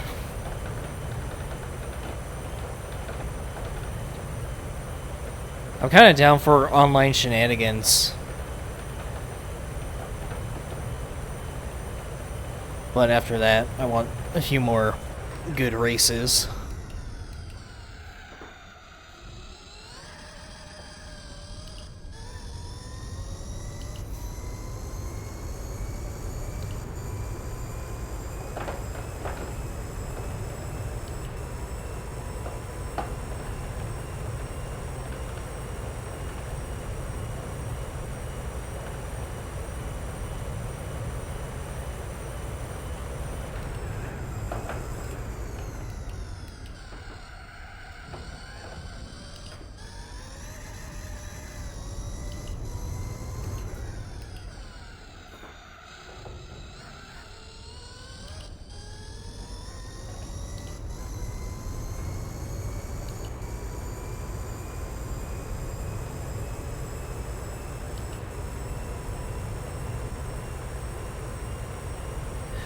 I still have that recorded, it's just, I was gonna use it for my 1K special, like, that one, the IA 15 and the driving mission stuff, but I spent quite a few hours trying to edit it, but I just keep getting bored. It's just like, it's not my type of thing as far as like videos go. I still think I'll post it eventually, it's just not really motivated to work on it, you know? Oh, really slowing down right here. But Minolta and Sauber are neck and neck once again. They're both on the same lap.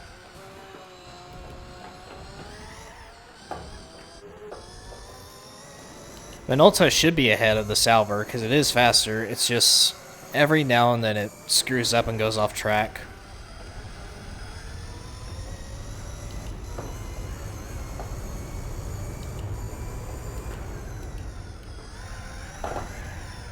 Yep. Didn't mean to do that. No slipstream today.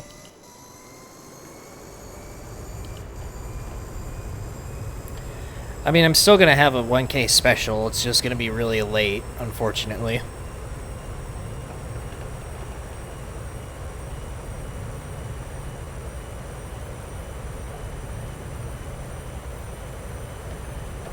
I don't even know if I have enough footage for it. All it is really is just online shenanigans. The 1K special.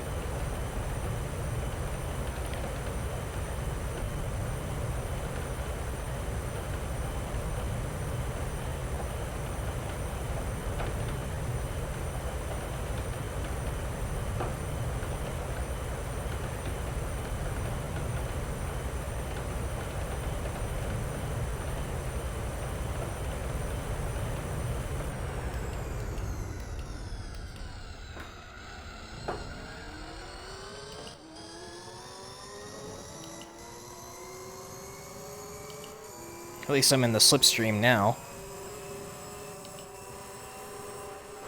I just realized this is the biggest group I've been in the entire race that's been this close since the first couple laps. I think I'm just gonna chill with these two and enjoy it for a little bit, some company. Because I've just been racing against myself this whole time. We might witness the Minolta screw up here because it will be in the Sauber slipstream.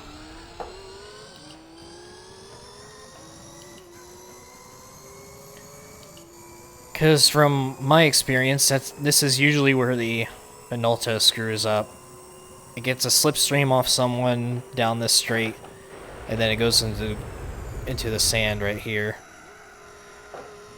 And that's not the case today.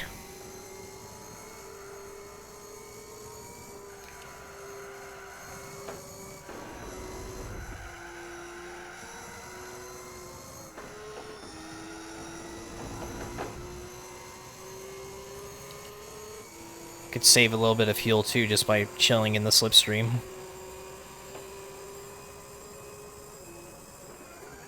Although it's completely pointless. Oh, hard slowdown right there. What are you doing?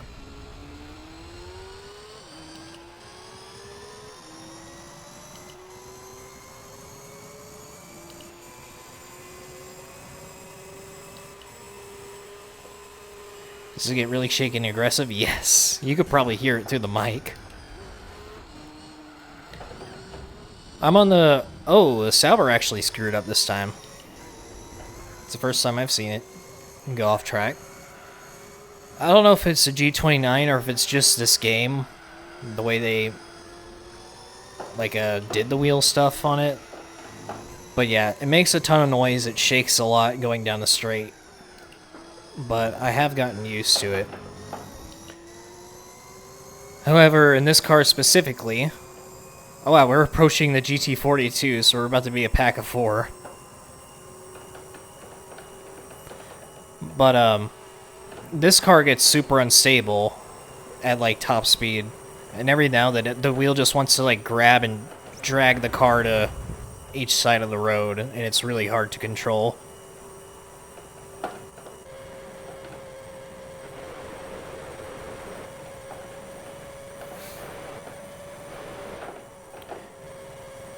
like that. It just did it right there. It's been a long time since I've had 4 cars on screen like this in this race.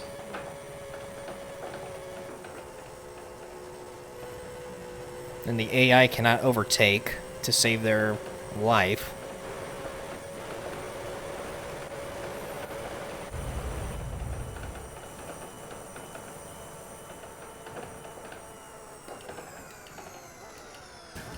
Oh, okay. I got rammed.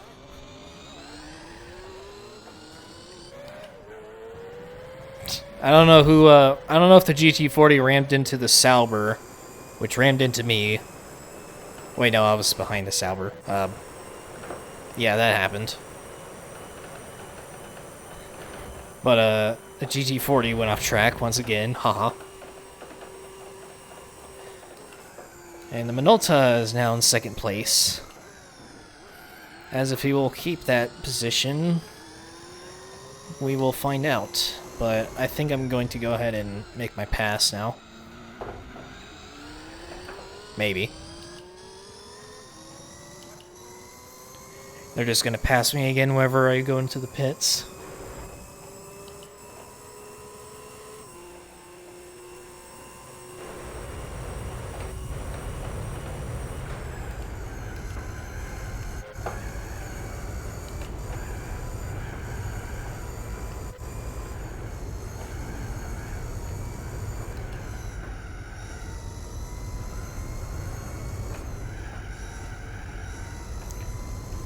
And just like that, I have that wide of a gap already, even though that's the most overpowered Group C car in the game.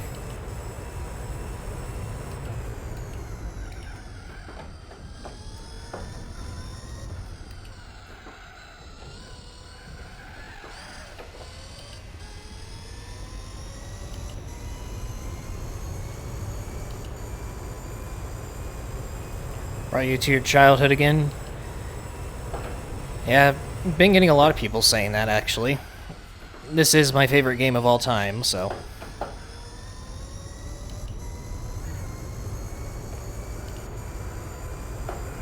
This is probably also the only game that I can make videos of long-term.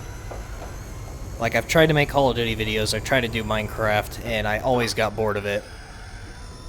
But not this.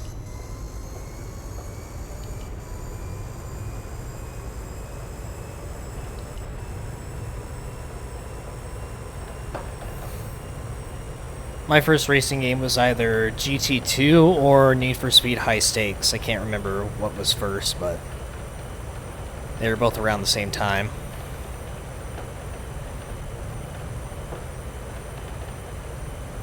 I think it was High Stakes that was first, and then it was GT2.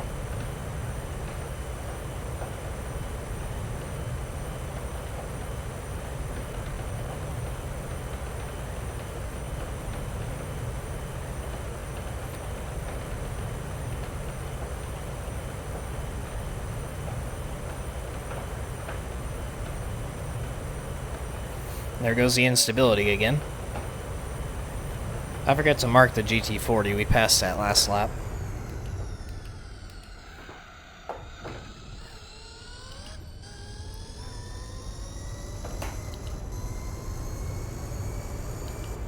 So 72 laps ahead of that now.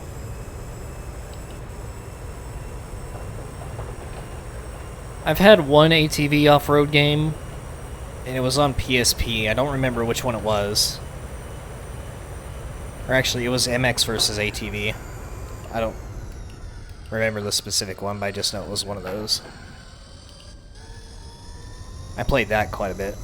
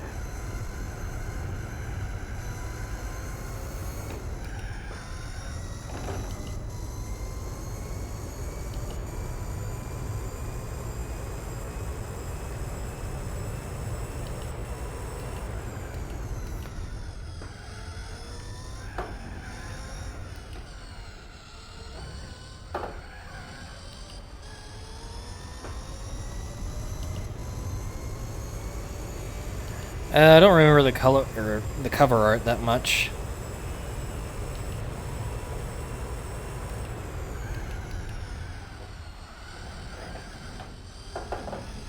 I think it was blue and red.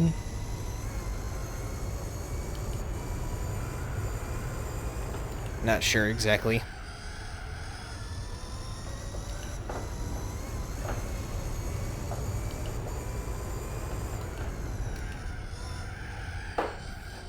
Shouldn't have touched the gas right there.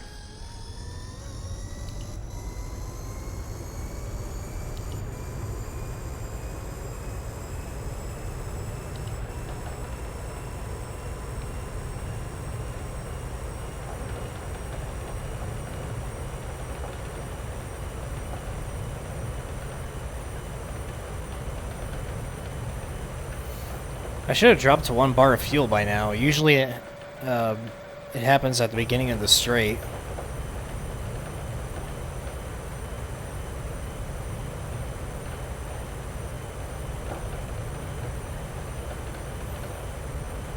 I guess I did save a lot more fuel on that slipstream than I thought.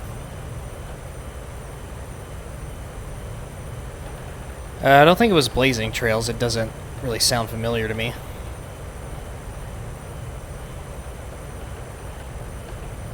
Also, finally down to 1 bar of fuel. I saved a ton of fuel on that, chilling in that slipstream. Which is probably going to equivalent to half a second in the pits. So, woo.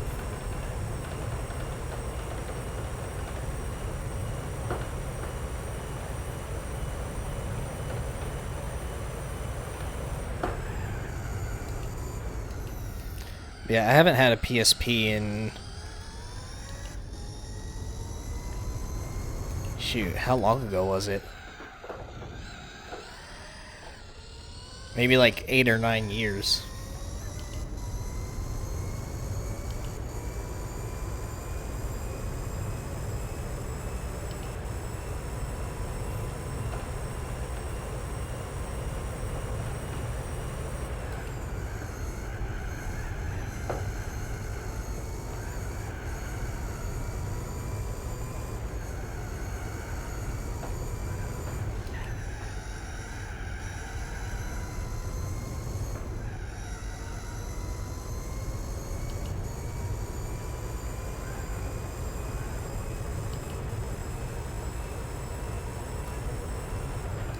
Pretty sure I had a 2000 and then a 3000.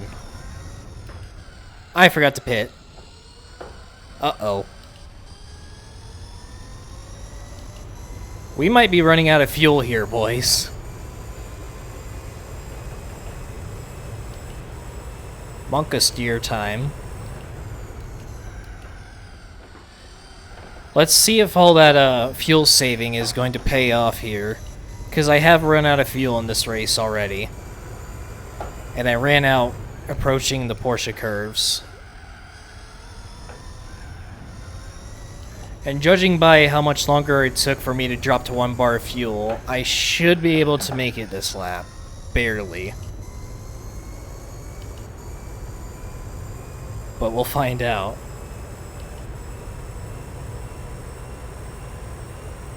It's gonna be close.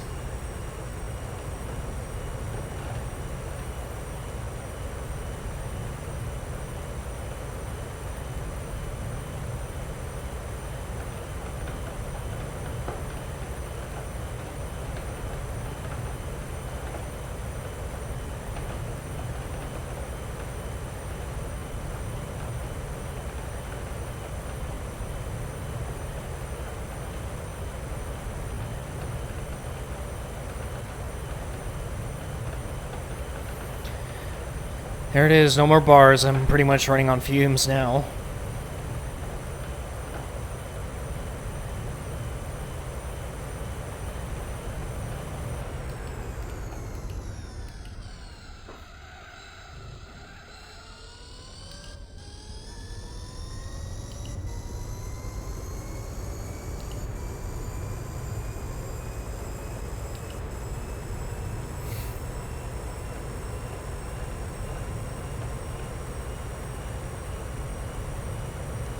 The last time I forgot the pits, I caught it immediately, and I kind of cheesed it, and just turned around and went back in. Actually, no, that was the second time. I caught it the second time, but the first time I ran out of fuel, I completely forgot. And it was already too late. But, about to find out here.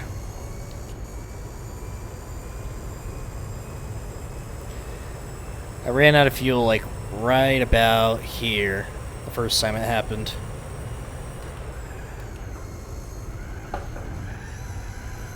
Good thing I'm 7 laps ahead. Or 8 now.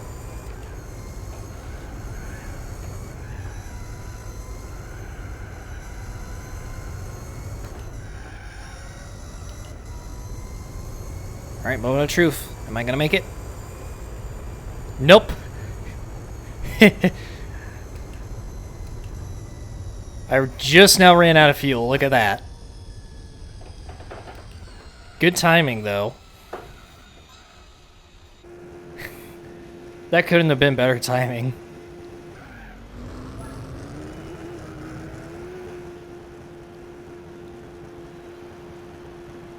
I had to slow down to enter the pits anyways.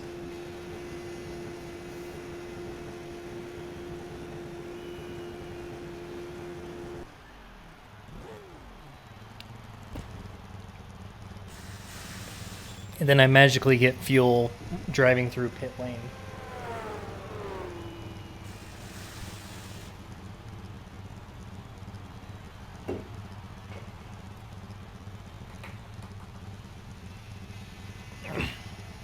I think that was a Minolta and Sauber that just went by.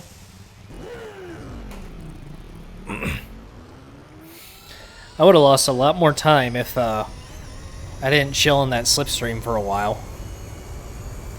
I said it was completely pointless I'm doing that, and then that happens, so it actually paid off.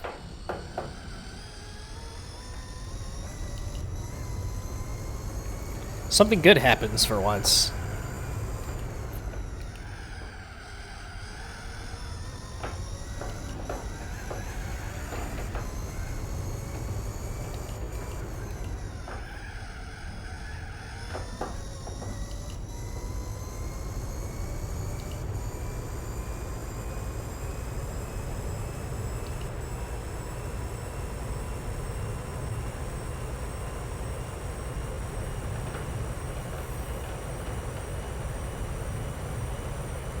The Sauber caught up to the Minolta again.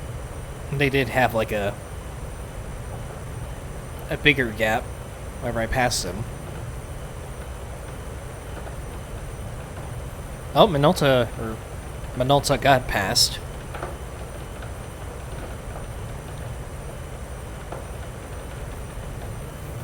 I still think it's crazy how they're still neck and neck after all this time.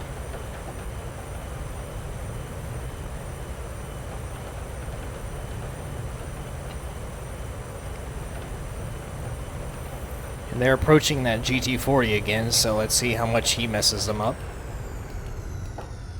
They should be pitting here in a minute, too. Either this lap or the next one. It's just my guess. I don't know exactly.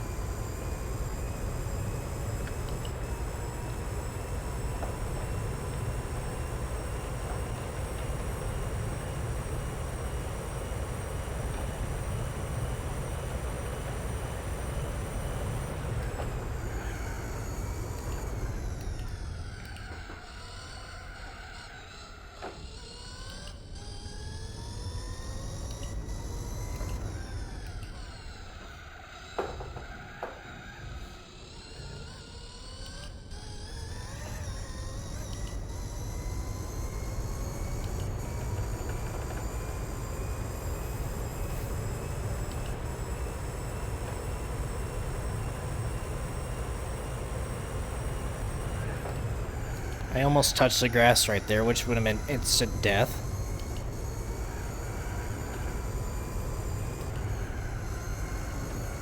I see dust. That could only mean one thing.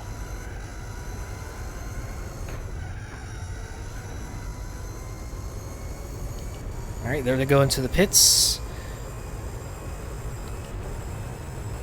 That will solidify my lappage, or whatever you want to call it.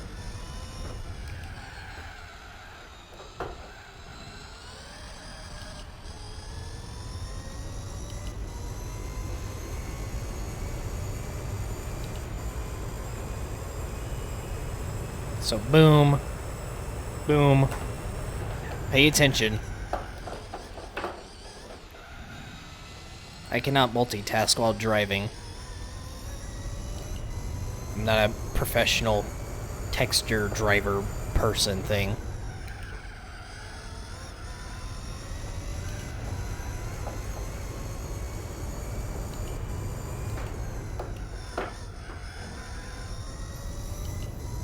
Alright, boom, boom, boom.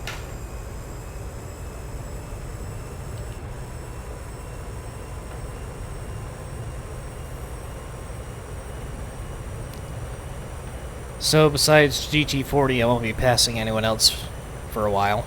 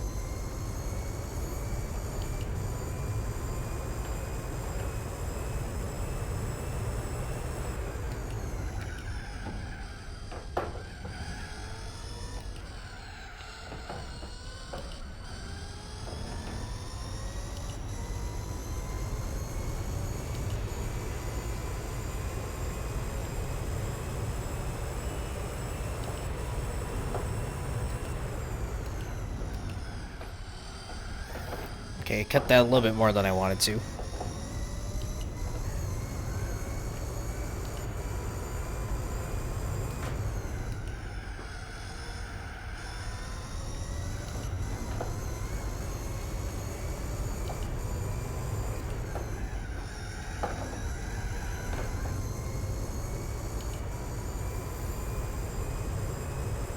This could potentially be a solid lap, knock on wood.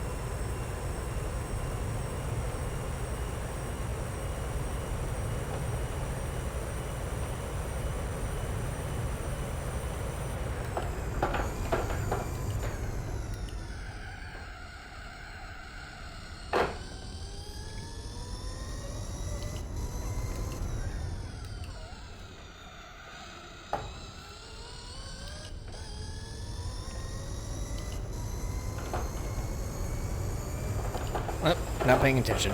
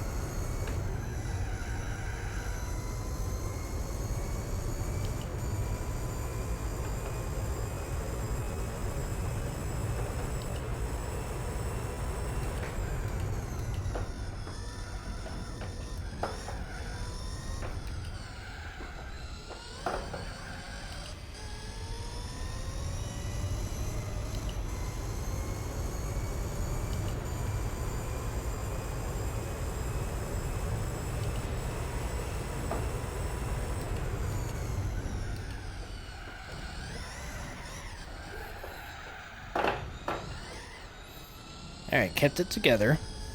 Barely.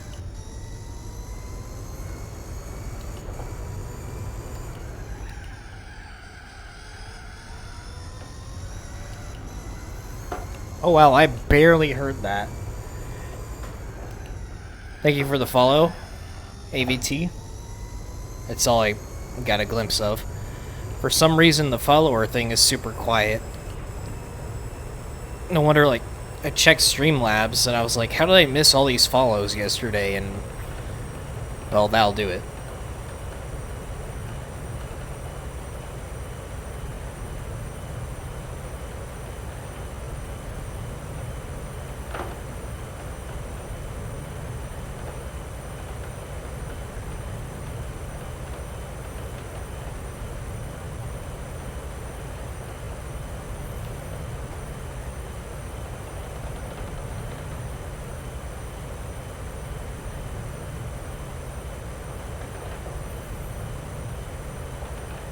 Got to go into Streamlabs and fix that here in a minute. Whenever I go into the pits again.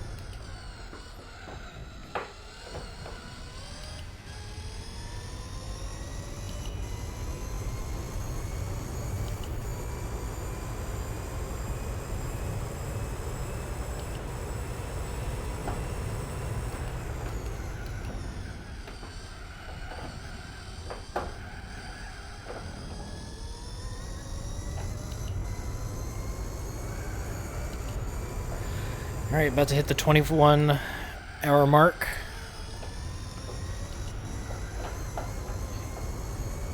About 3 hours remaining. And so far, I think I could power through it.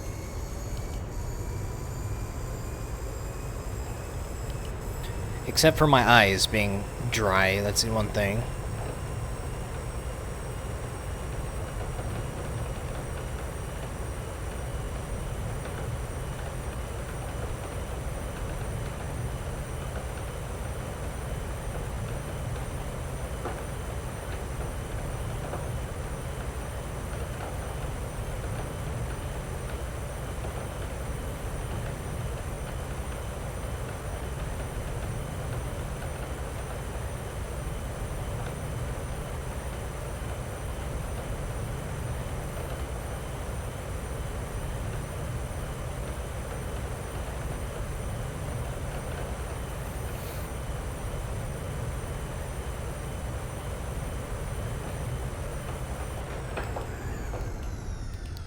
Did not mean to go that far to the right.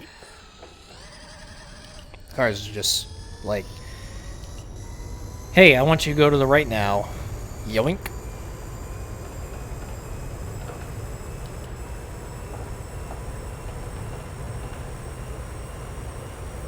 Yeet.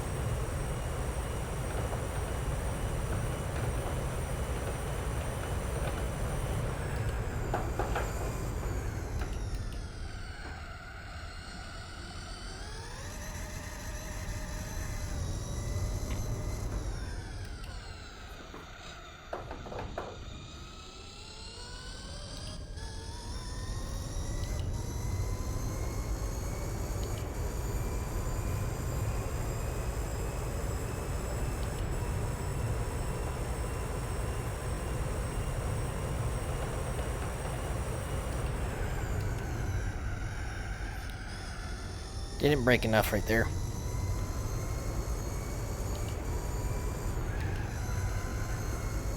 $388 laps around this place in this car, and I still suck.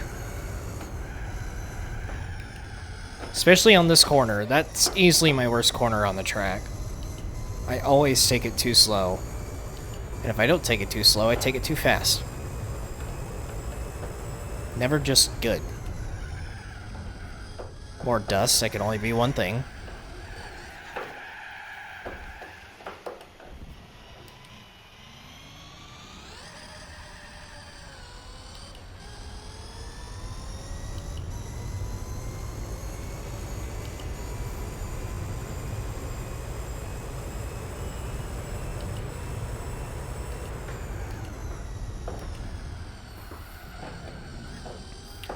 And another wipeout. Why is he turning further into the sand instead of just going back on the road?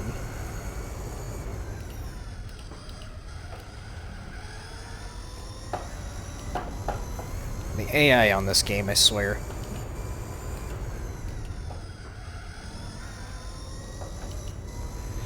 Anyways, that will make it 74 laps ahead of the GT40.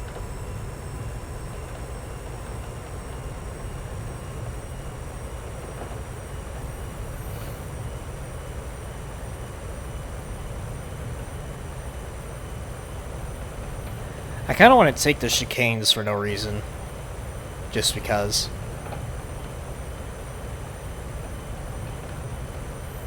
I'm going to do that next lap.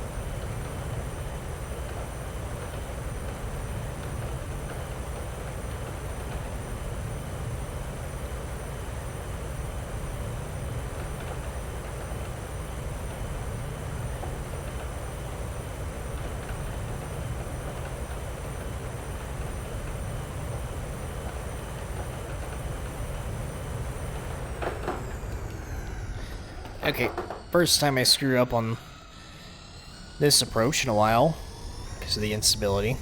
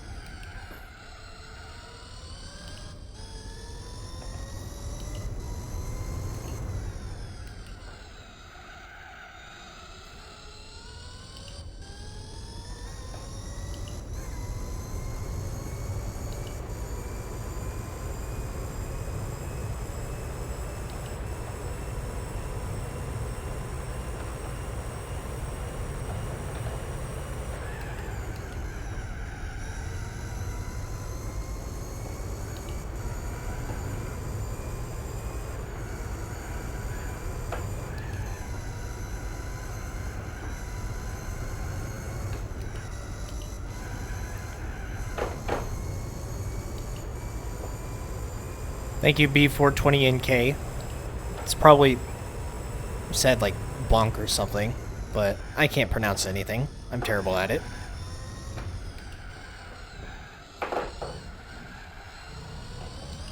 Whenever I go into the pits, I'm going to fix the Streamlabs sound, and I guess take my contacts out because my eyes are super dry right now. I can barely keep them open.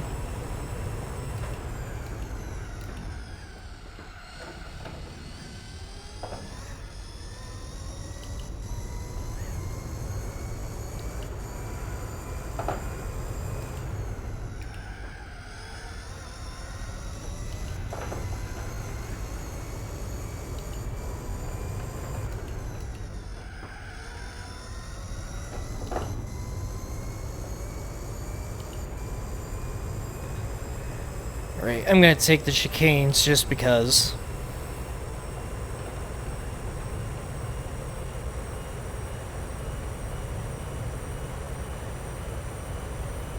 It's gonna be tougher without the distance markers. Right, a little bit early for that.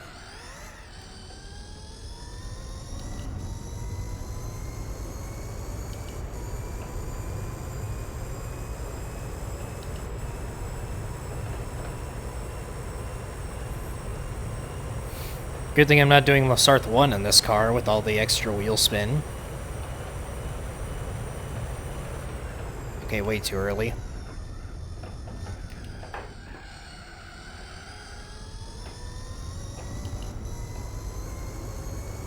Much harder without the markers there.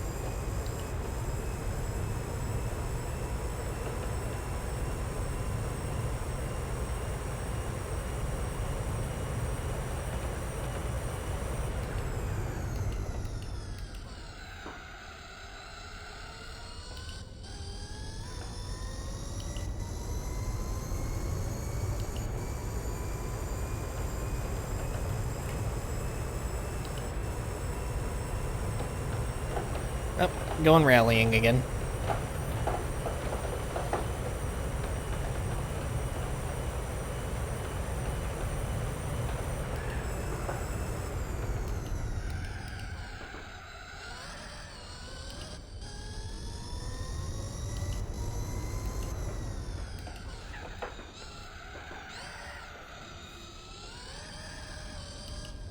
Oh, my oil light came on. When did that happen? My mic's a little bit in the way. I don't know if that just now happened or if it happened like a few laps ago.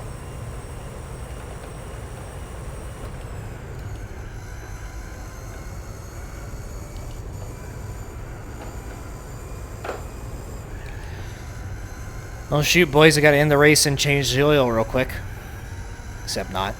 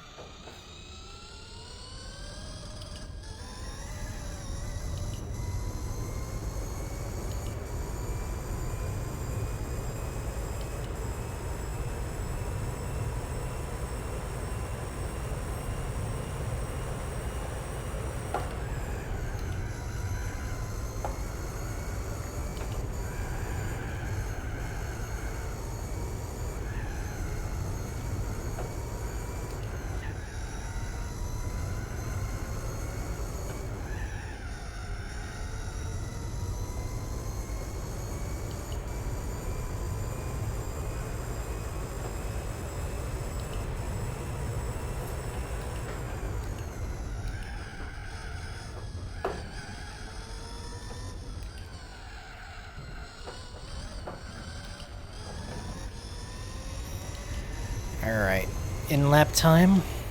Wow, that was a 304. That's actually a pretty good lap.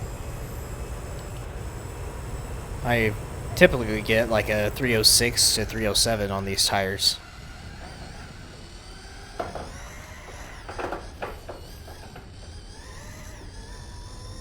So much for this being a decent lap, even though it's a in lap.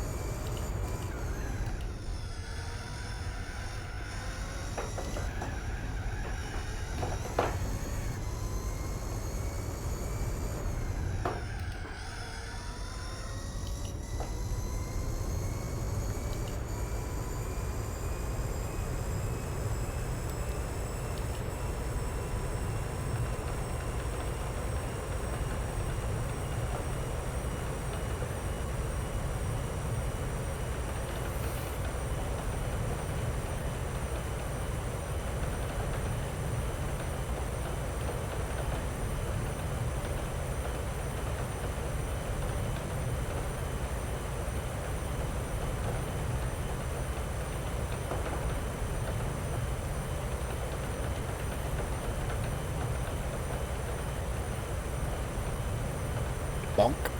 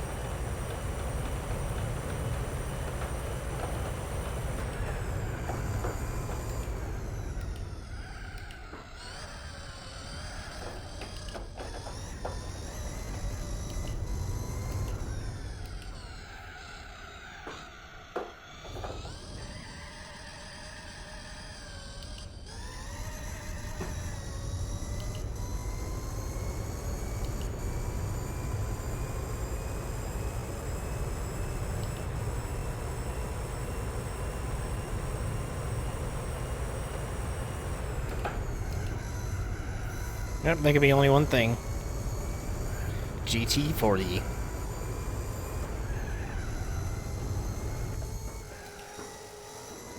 Squeeze around you real quick.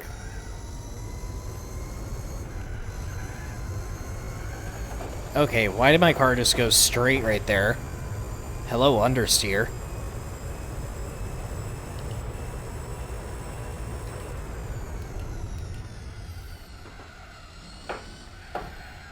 Alright, I gotta do a few things. Alert box. Get off my screen.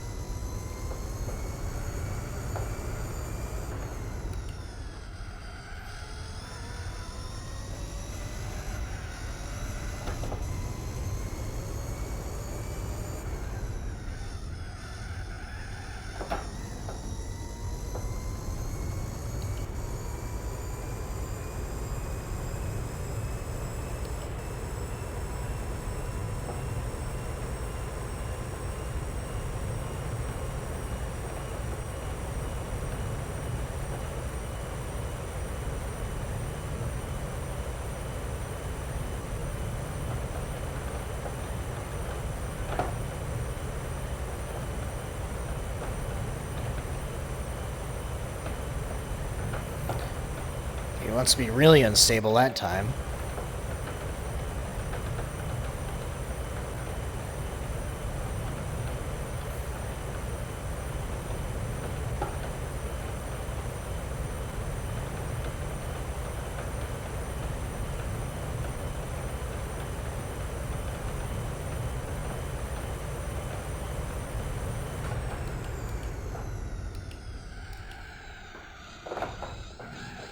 And overshot it because cold tires. I meant to do that. Totally.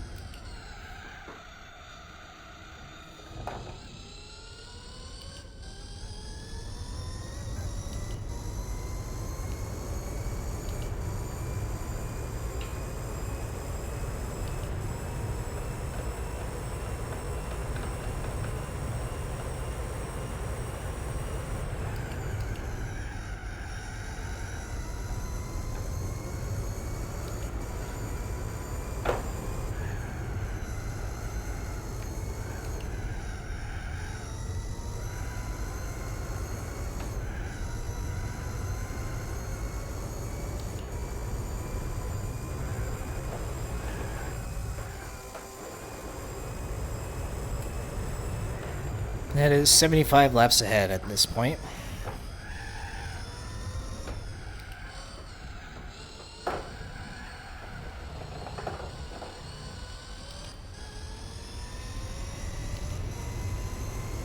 Boom.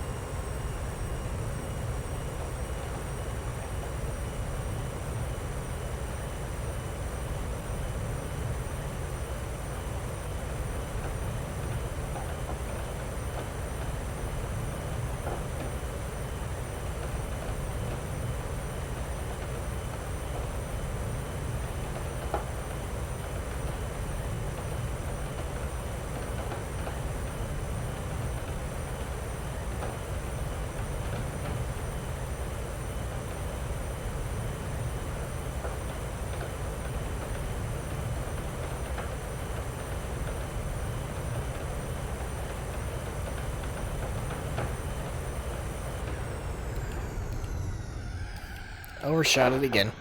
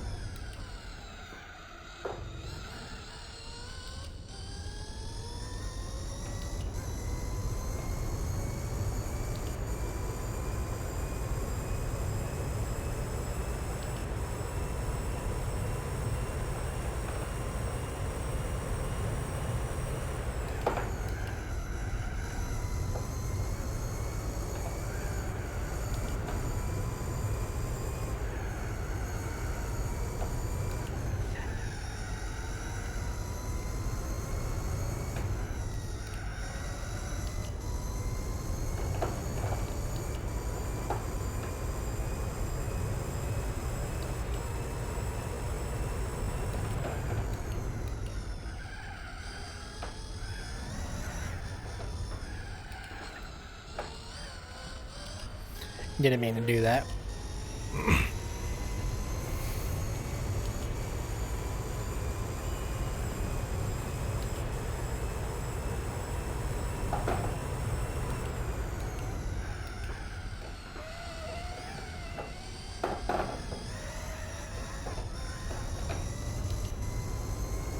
And just like that, I take a break for like 2 minutes, I come back, and now I can't drive the car.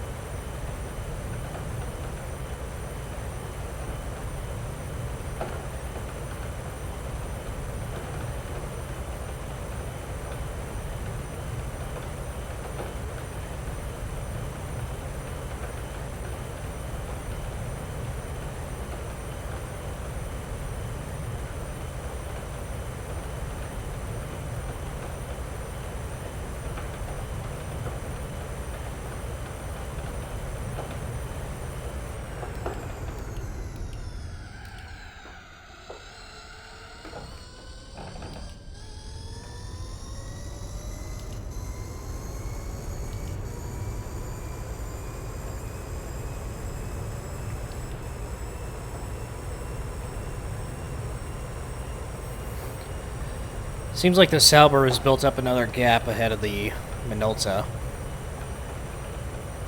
Even though they were neck and neck about 5 laps ago.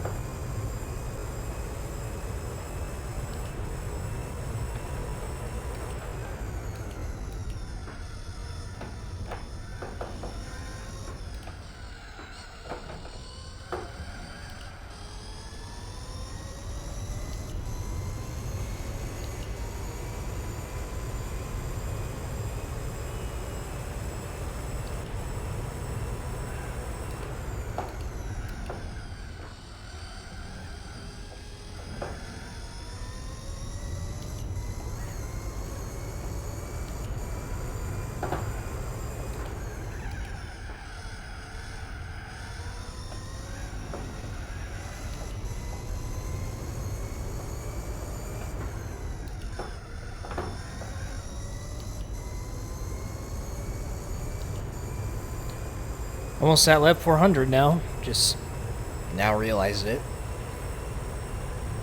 I've kind of been zoned out a little bit. Just basically driving on autopilot.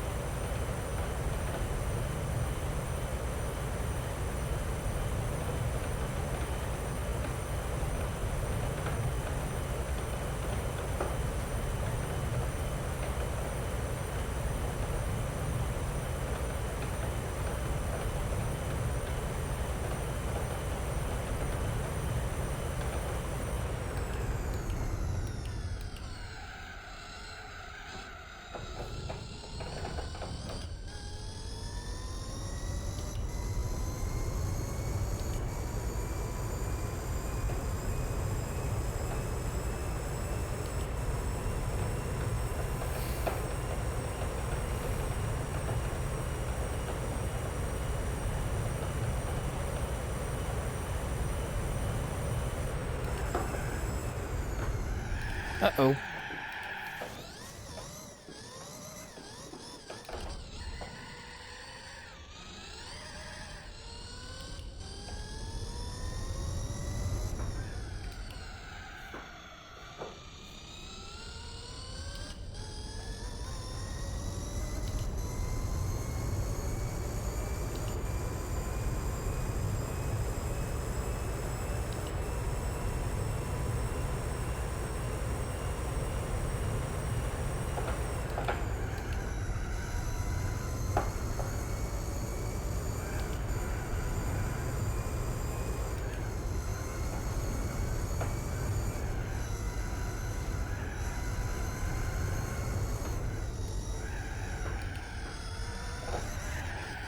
And wipe out. Just because I nicked the grass a little bit.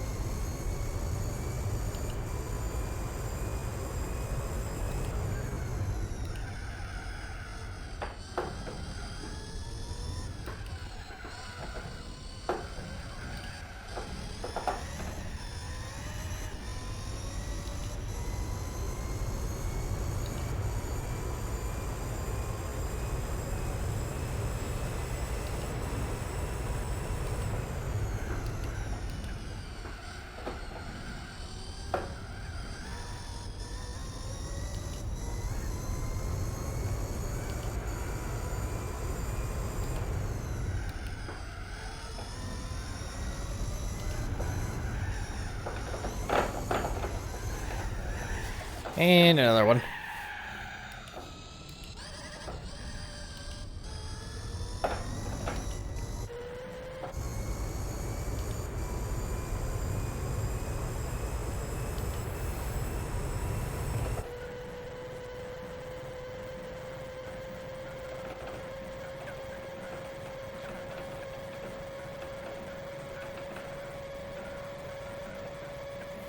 I'm gonna see if I can make it all the way down to Mulsanne, just looking behind me.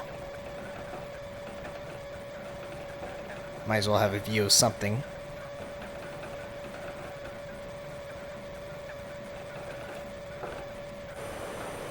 Oh, there goes the instability again, and it's even harder now that my steering's basically inverted.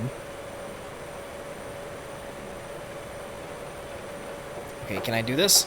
Oh, it didn't touch the wall. Hard Park's gonna be braking at the right time. Almost there. Oh, way too late. Gravel saved me, though.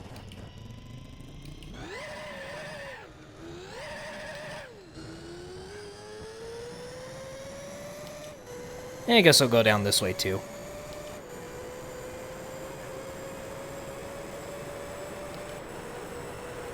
Oh? That'd be a sick challenge. Try to do a license test while looking backwards the whole time. This is a huge fail.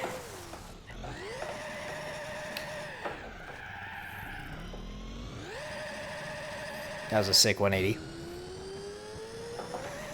Okay, too early. Okay, that's enough of that. That's how bored I am. I'm goofing off at this point.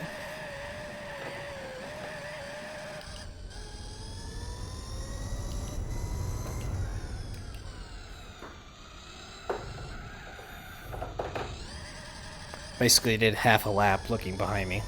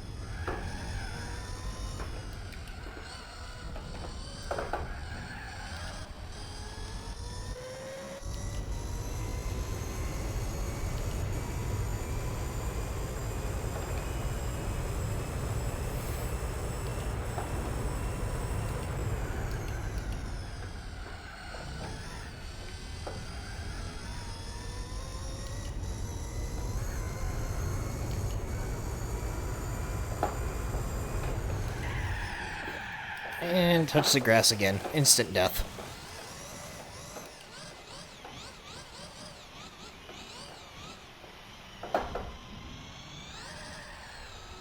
Seems like this is the R89 and GT40.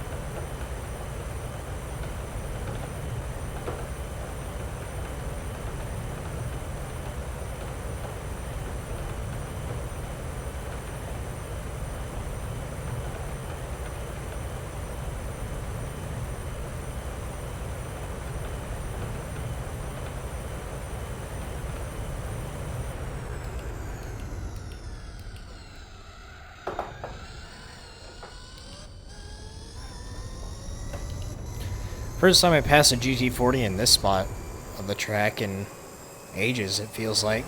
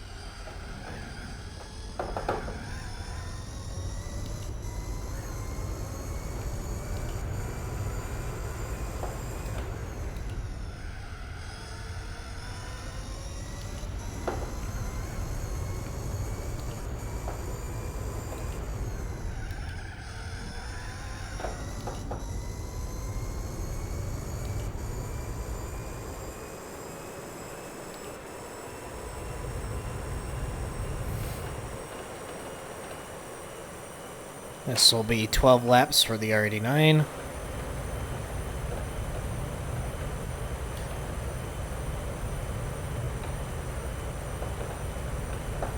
Come on, keep it together. Keep it straight.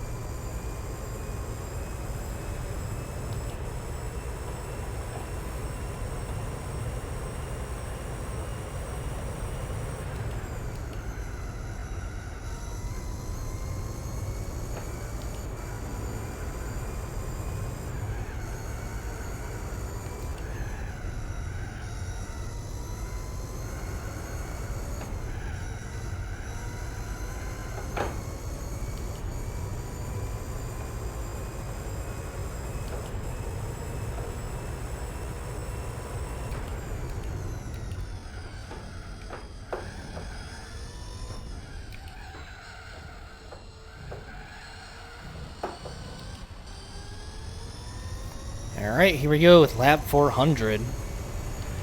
Can't believe I've driven this piece 400 times around this track.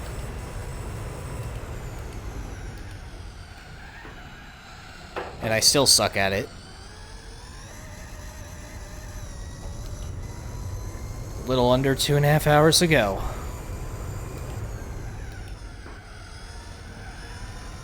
Pretty sure I'll be able to make it today. Feeling a little tired, but I'll manage.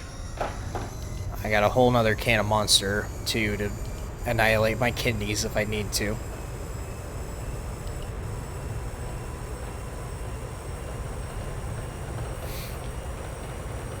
So, I tuned the ever-living hell out of the suspension before I started.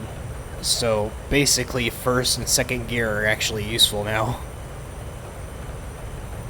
I made first and second super long, and then 3, 4, and 5 closer together. My thought process was, I'll rarely be in first and second. I'll only be in them in like 2 corners. Well, 3 corners, more like it. And I'll mostly be in 3, 4, or 5, so it makes sense to make those closer together and 1 and 2 longer.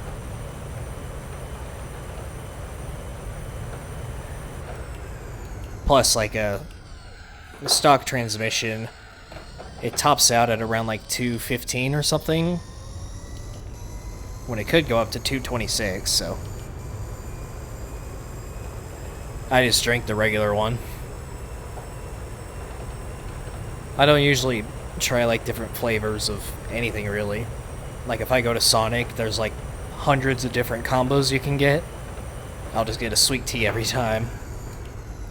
Or I'll get a plain Monster in this case, or a plain coffee instead of something like Starbucks mocha frappe cappuccino latte thing. That completely came out of my ass, but yeah.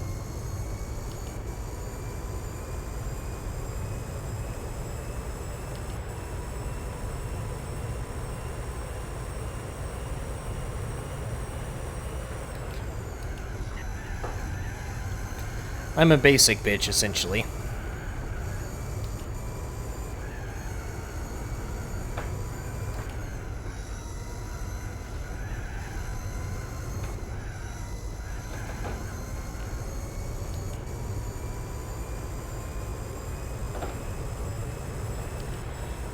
I think I tried the blue one before. I think it was a sugar-free one. It was alright, but not good enough for me to switch. I used to be really bad with them. I had to drink like 2 a day or else I'd get a raging migraine. And I quit for like a solid 2 or 3 months. I'm drinking them again, but nowhere near as bad as I used to be.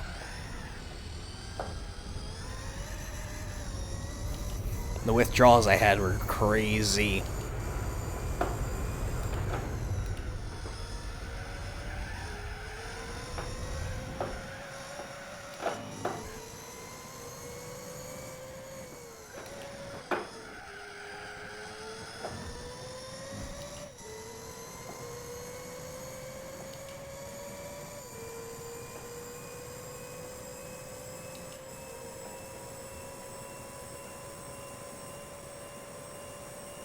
You'll see how much fuel I can save by chilling right here.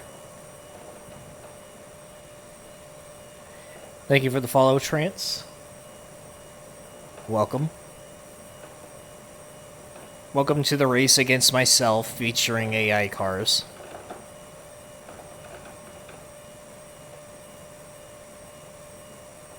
I'm at half throttle and I'm able to keep up. That's how OP the slipstreaming is on this game.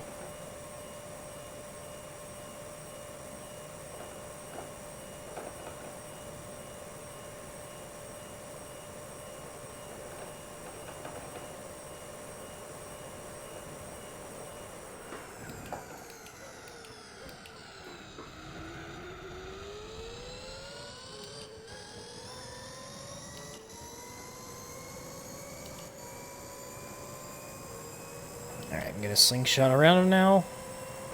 Hopefully he doesn't shove me off track. Thank you.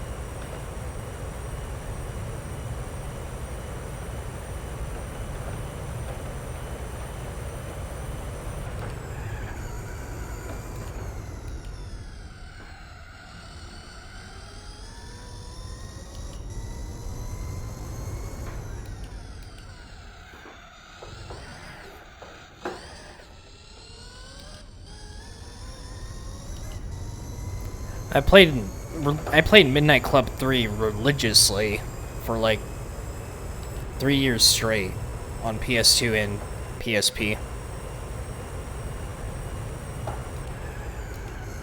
But I've only played that and Midnight Club LA. Mostly the PSP version of LA. But 3 is obviously superior in every way.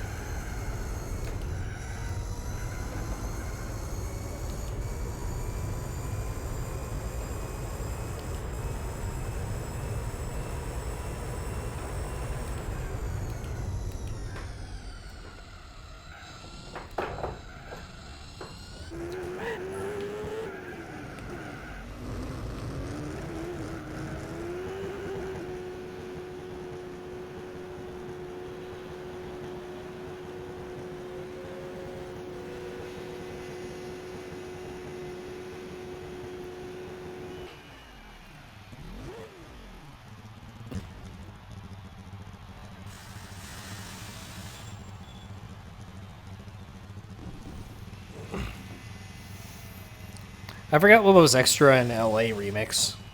Or was there even a remix of it? I can't remember. I played a little bit of LA on the Xbox 360.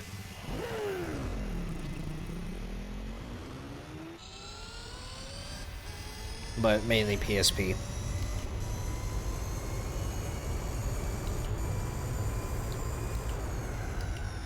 My go-tos were the Elise and the Zonda on 3.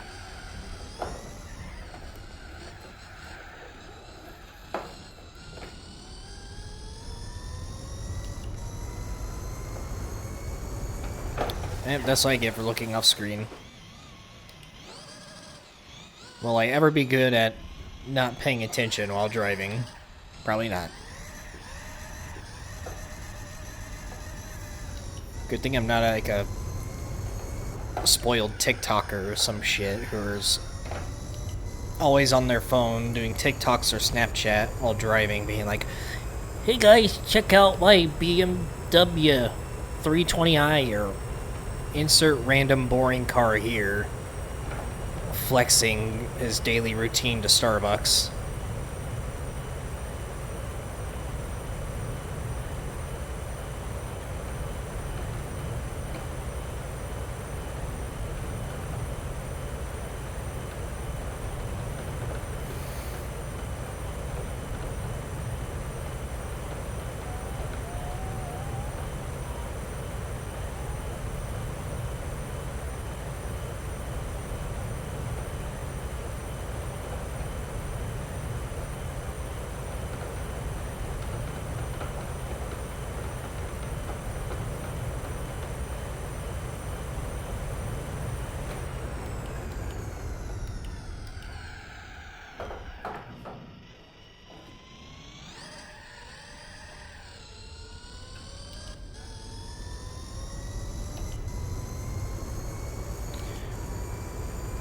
GBA, Game Boy Advance?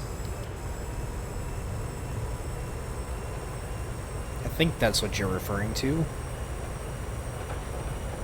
I played Need for Speed Carbon on PSP.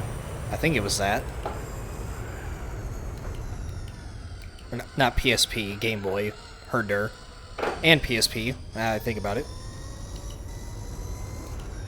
I played Carbon on 4 different consoles. Game Boy, PSP, PS2, and PS3.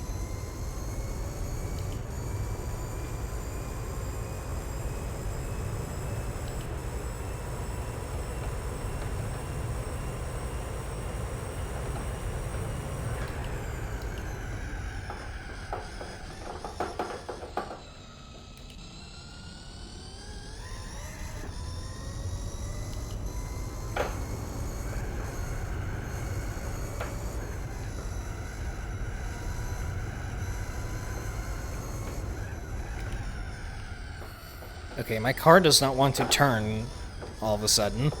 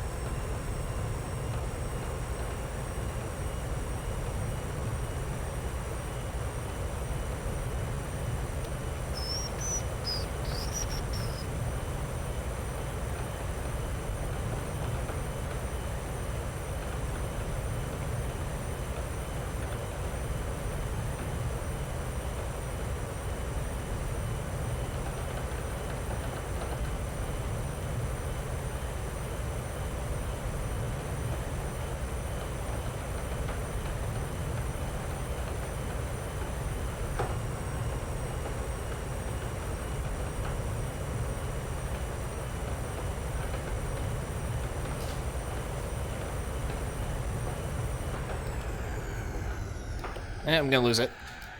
Maybe. Oh. Emulator slowdown screwed me up.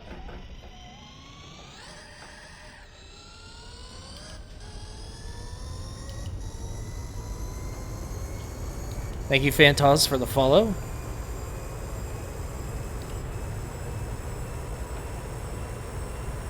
Welcome to the 24-hour time trial. Pretty much.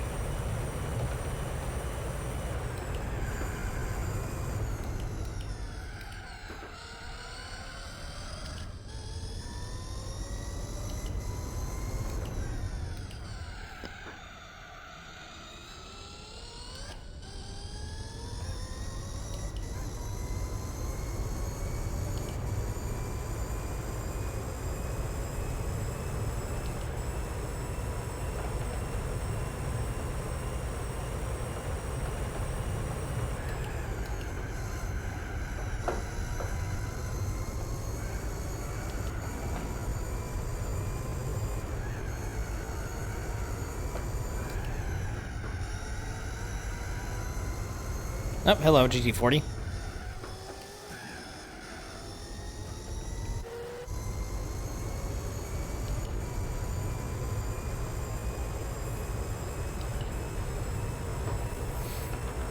I'm running out of space on this piece of paper, just like tallying laps I've passed him. Okay, starting another one. Oh shit, I already did start one. Oops. Oh well. That makes it 77 laps, I'm pretty sure.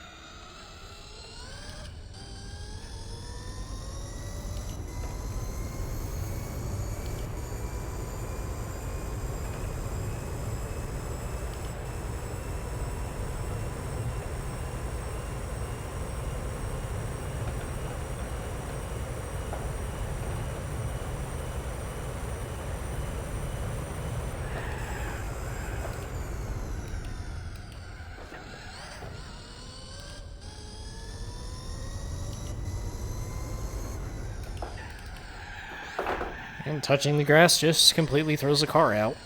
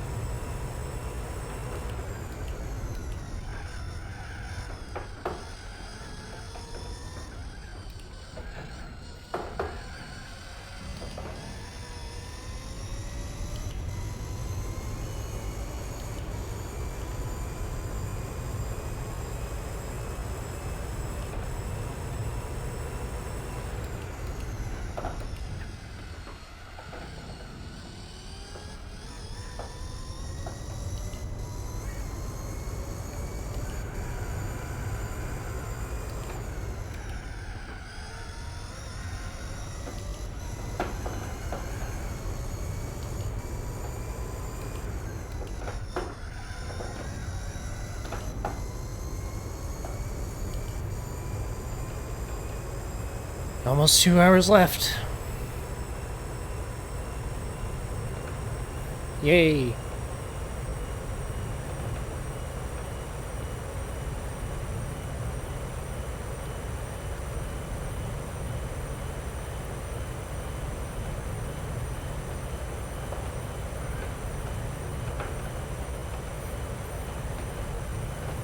Oh boy. Come on, get straight now, car. Thank you. Okay, never mind.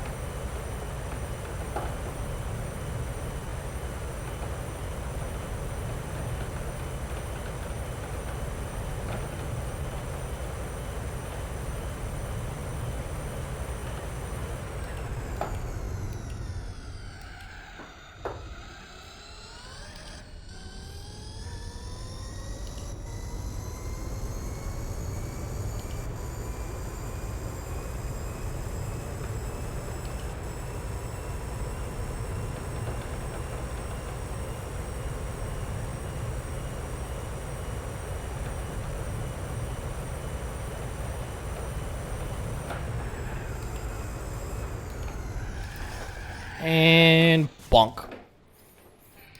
Man, that spun me pretty much all the way around.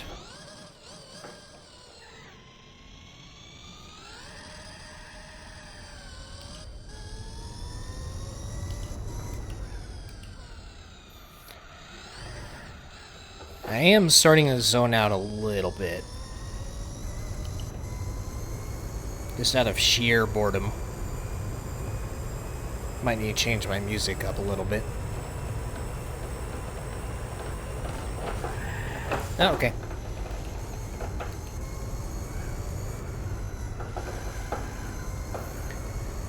I could easily pause it, but I don't feel like pausing every 2 minutes throughout this whole race.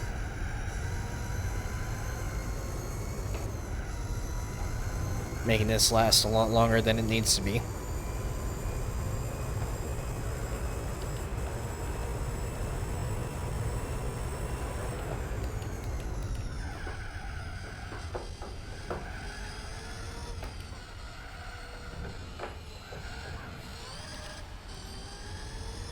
And already marked this lap earlier.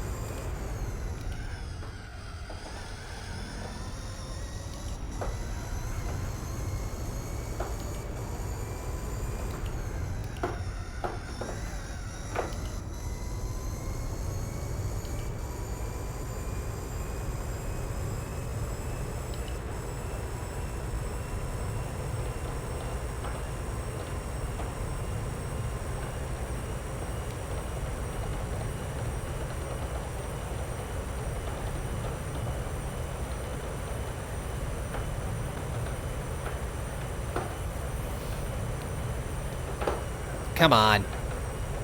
I'm trying to hold the wheel straight, but it just wants to go to the right for no reason.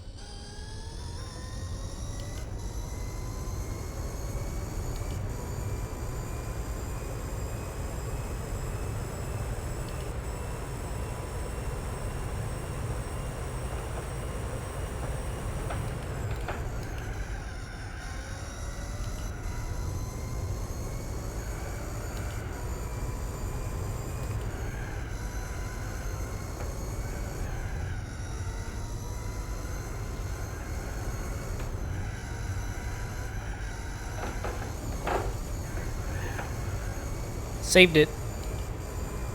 That's rare.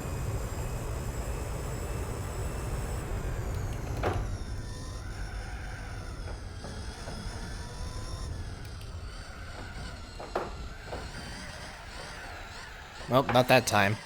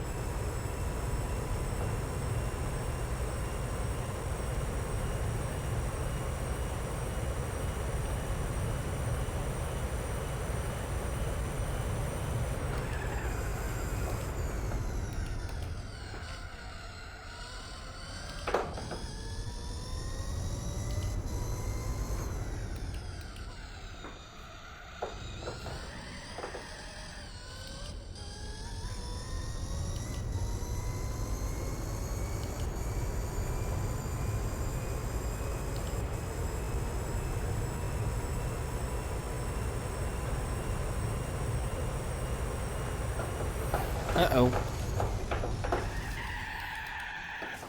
Could it steer it back to the right?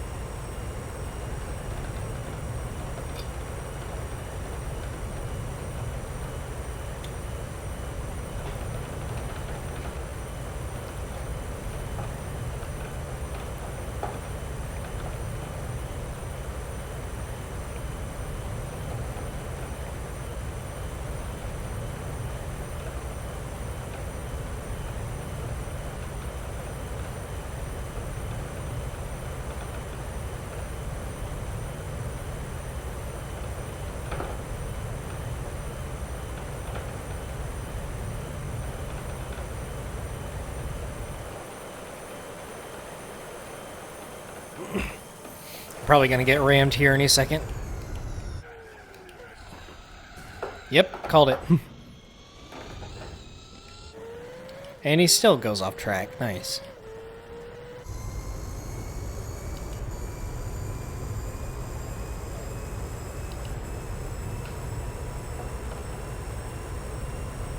$78.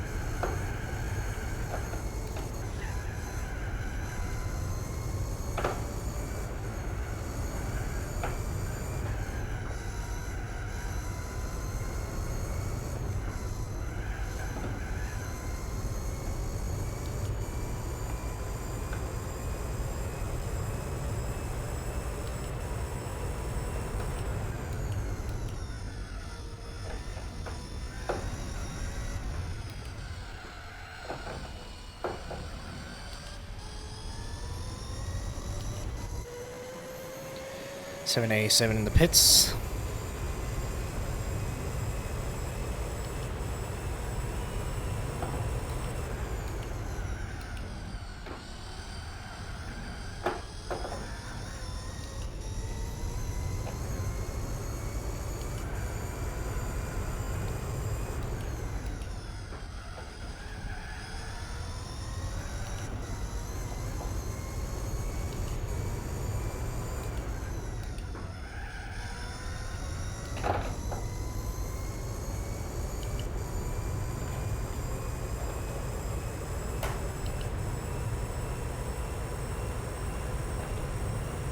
So it makes 11 laps ahead of this 787.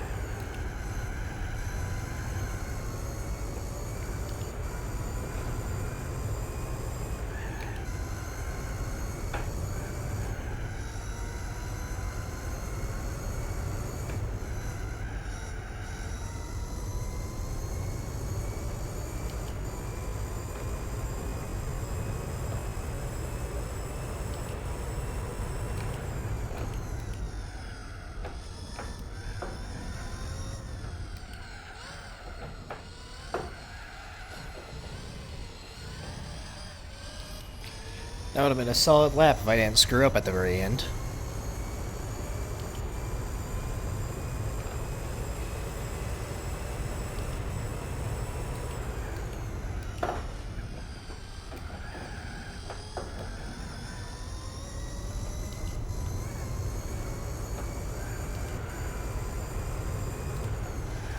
Okay.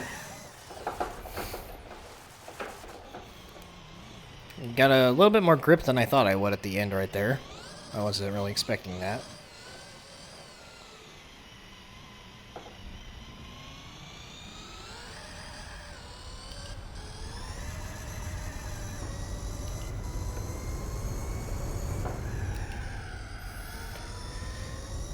Looks like we will be surpassing lap 420. Because... drug joke.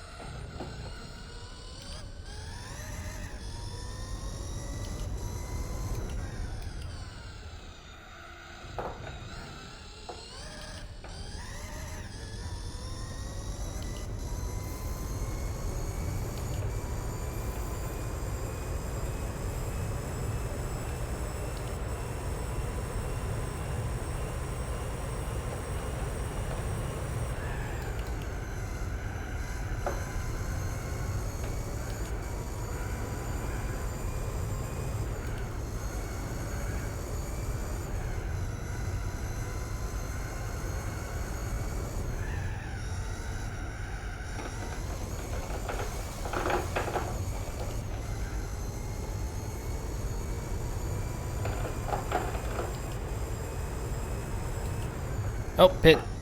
I almost forgot again. That time I would have ran out of fuel before the Porsche curves. And had to suffer even more.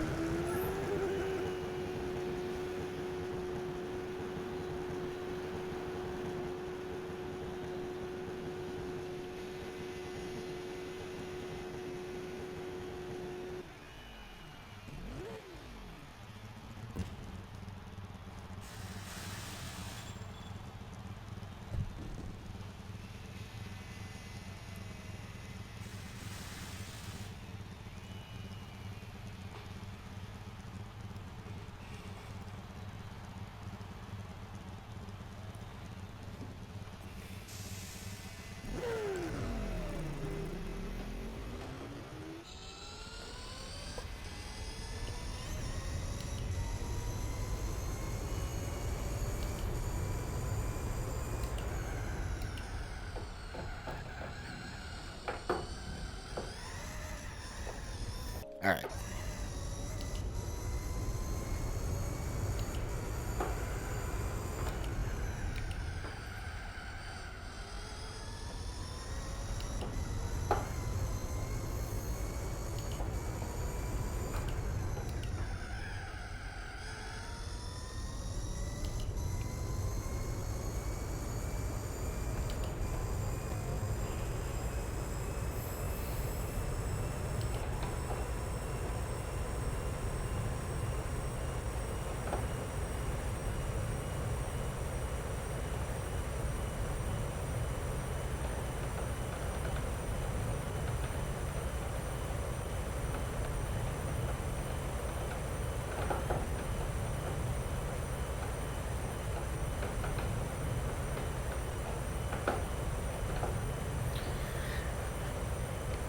I'm gonna have zero control of this thing whenever I get into that slipstream. Right about now. Okay, well, there goes all my speed.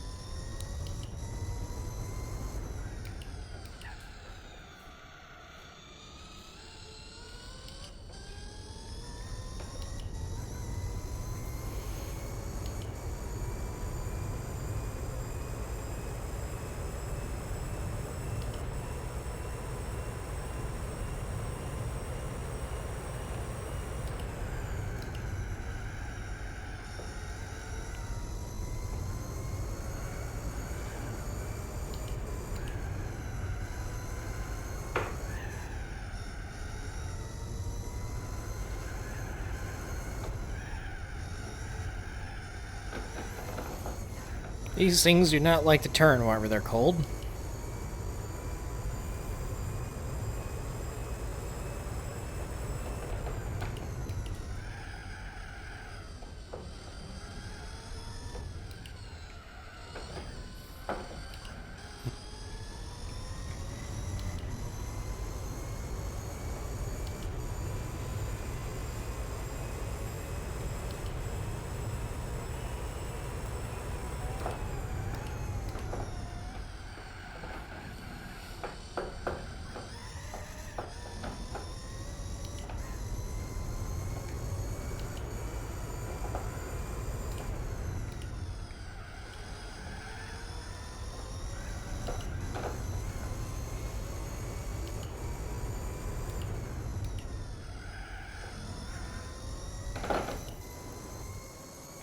Hello. Goodbye.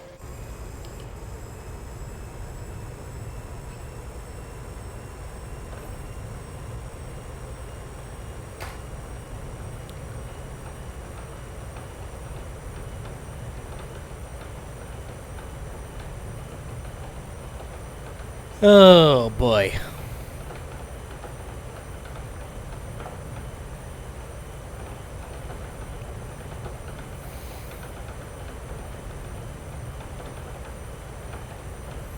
I might have to take a break for a little bit.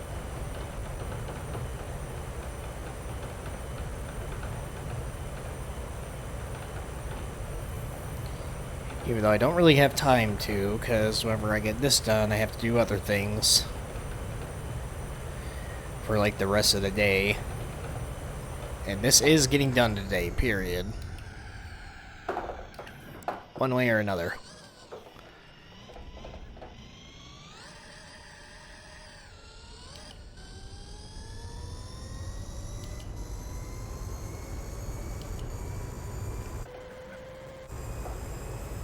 I might just have to do it.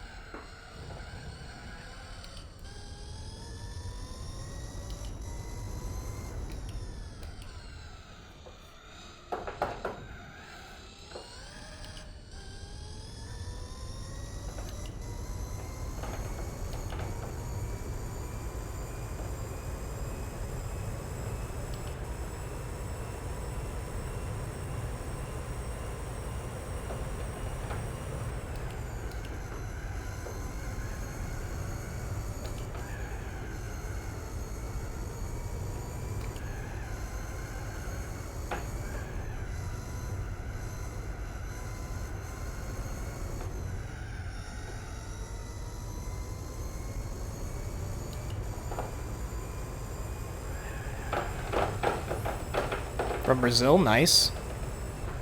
Welcome.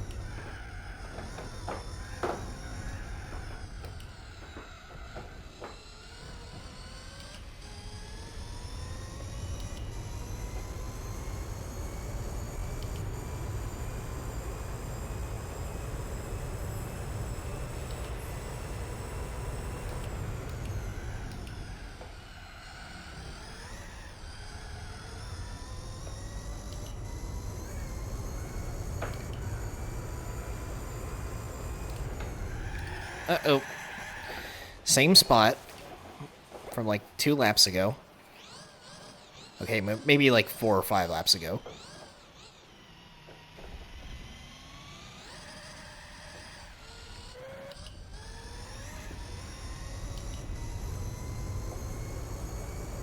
This grass is deadlier than Nürburgring's glass. Yes, grass. Still can't speak.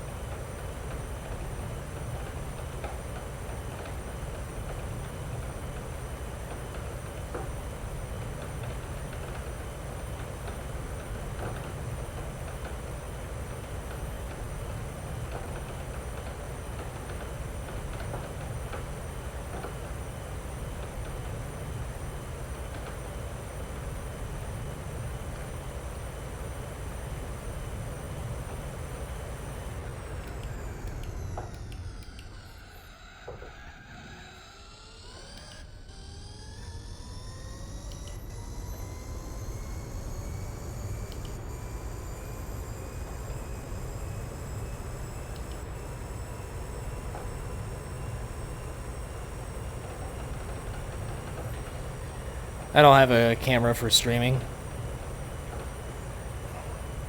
Main reason is because my camera cannot be charged while it's on, so it's just gonna die like an hour into the stream anyways. I just put that little webcam thing there for the meme. Because everyone's like... I don't get the whole craze behind, like, everybody needs to have a face cam kind of standard that's been set. I just think it's pointless.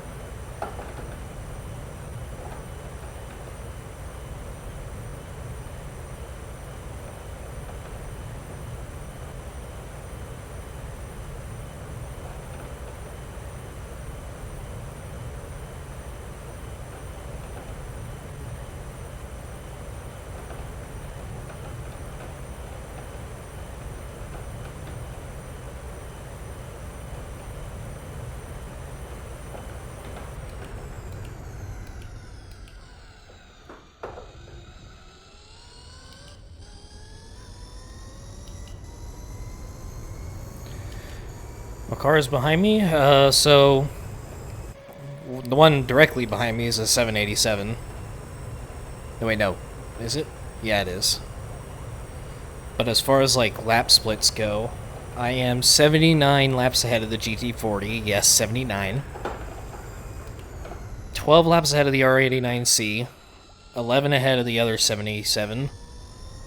And 8 ahead of the Minolta and the Sauber. As far as the Minolta and Sauber go, they've been neck and neck pretty much this whole race.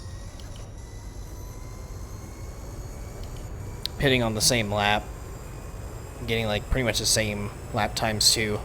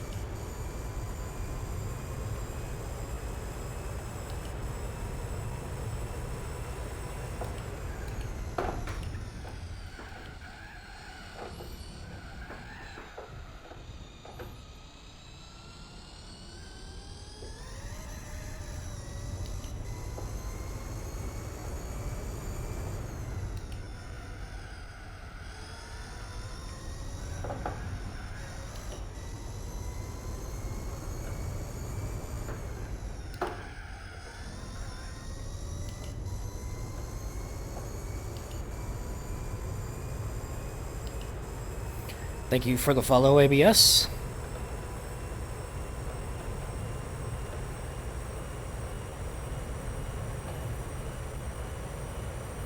Now we only have an hour and a half left. Damn.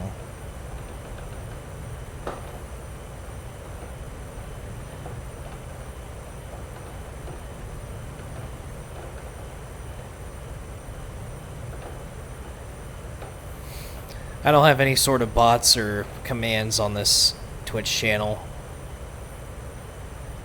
I don't really stream often enough for me to consider it.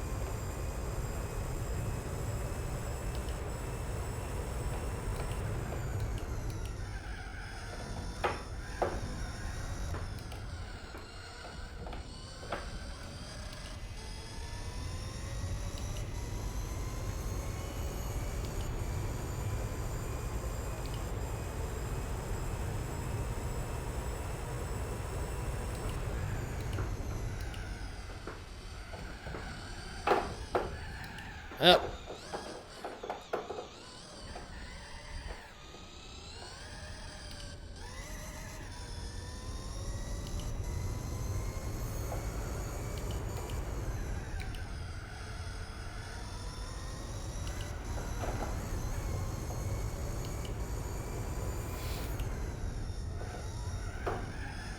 Alright, I don't think I could wait till the next pit stop, so I need to pause it for... Alright, let's get back to it.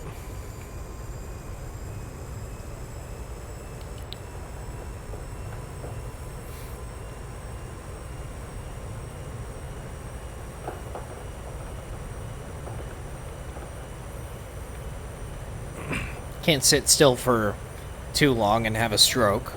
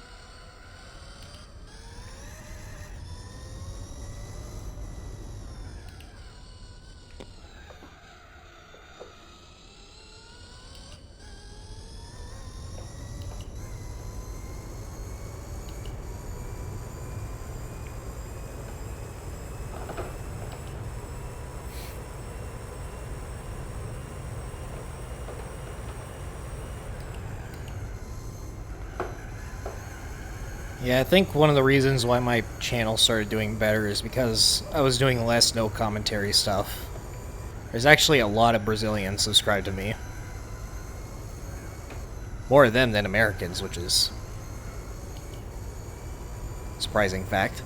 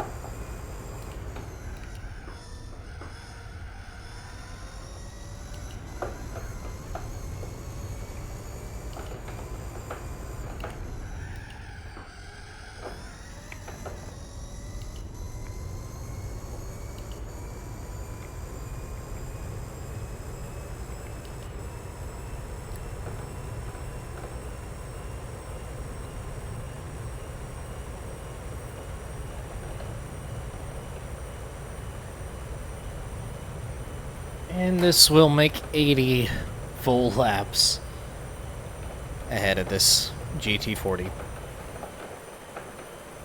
Big rip.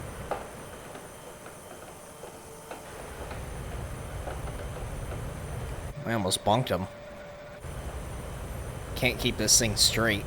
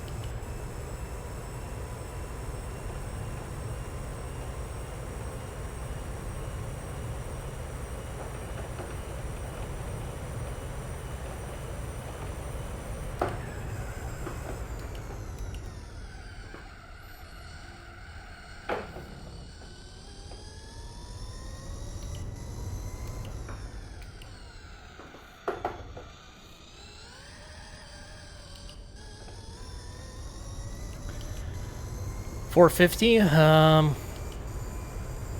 Let's see if I can do some quick math here while trying to drive. Probably not, but I think I'm gonna end up around 440 if I were to take a guess without doing math. Now let's say my average lap time, throwing in pit stops, will be 310. 315 to be safe. Now 310. We'll go 310. And I have an hour and a half left. 10 laps will be 30 minutes. And 31 minutes, I should say. 32:40. I'm just gonna say I have no idea. I can't math that well. I mean, I can, but not on the fly.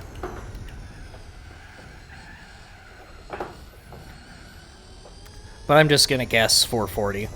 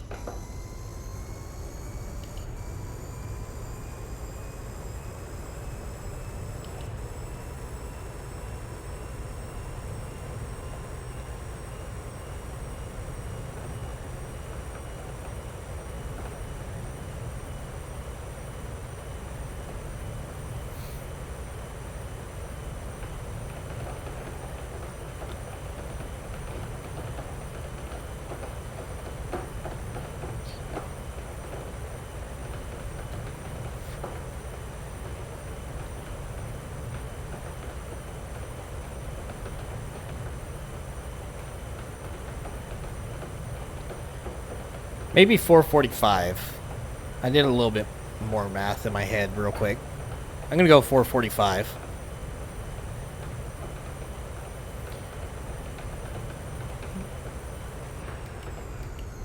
$440 to $445.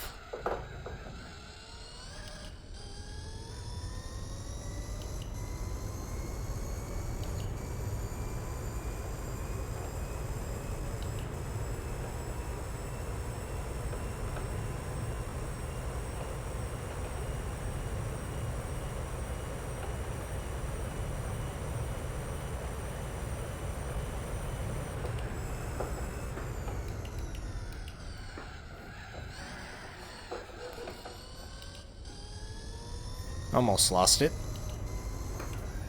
Oh, not paying attention. Bonk.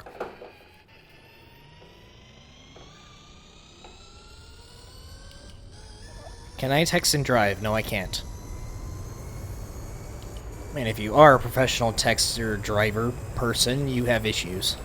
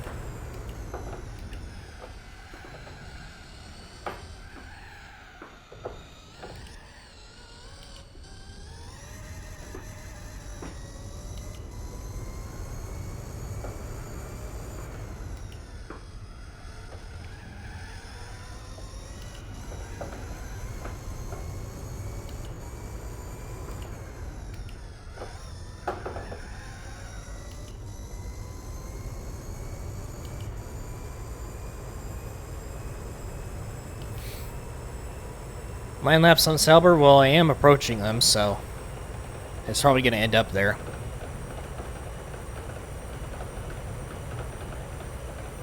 It's definitely not going to be 10.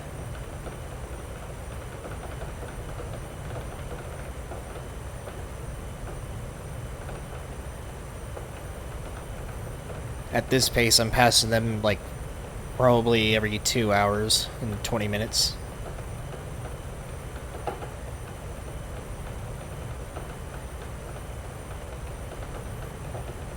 Quick guesstimation.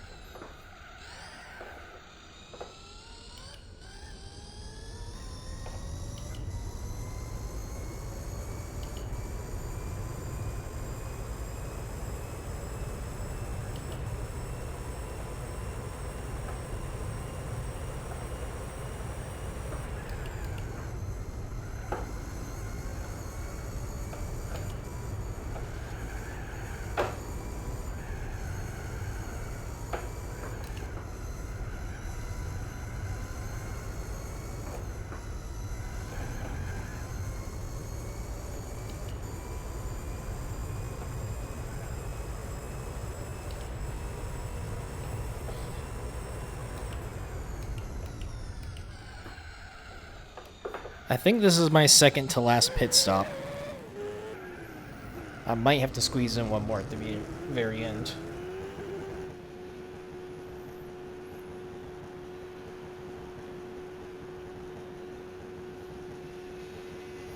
Monka fuel totally not stonks. Also lap weed number woo.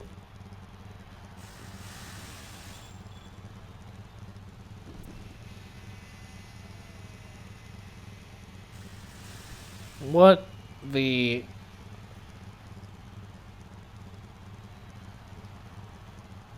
Why do I have 19 YouTube notifications? I checked it like 15 minutes ago.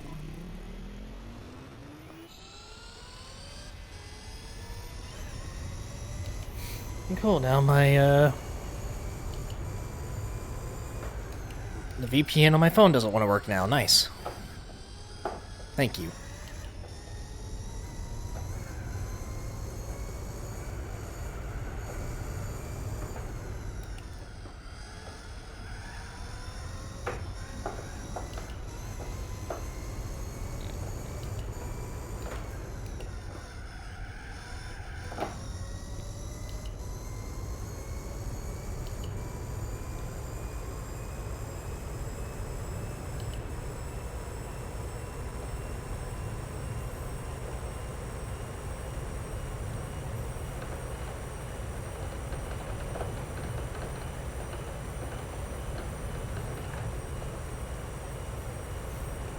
Yeah, YouTube, you're drunk.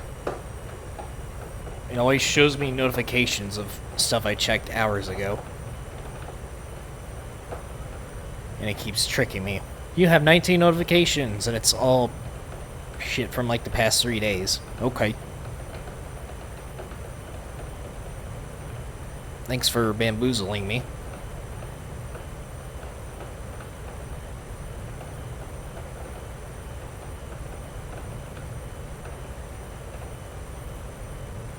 Thought I got another algorithm blessing there for a second.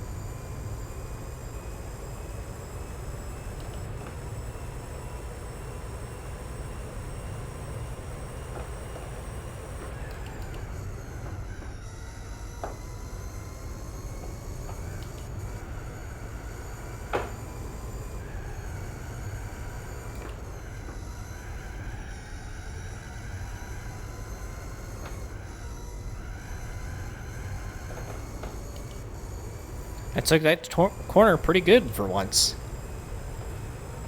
Shocking.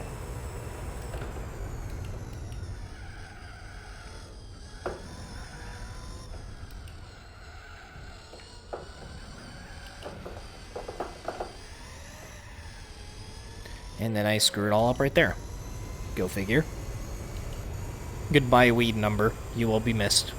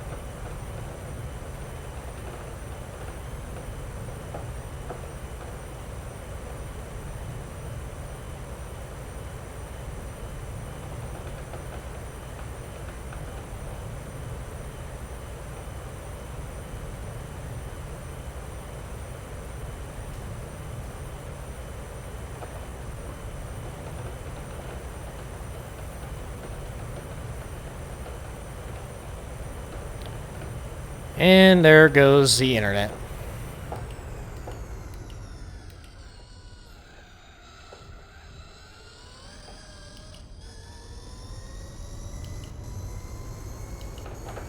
It's a stupid ass VPN. I know, because it was screwing up on my phone just a few seconds ago. Just gotta wait it out. No point in restarting the stream, because it's not gonna change anything.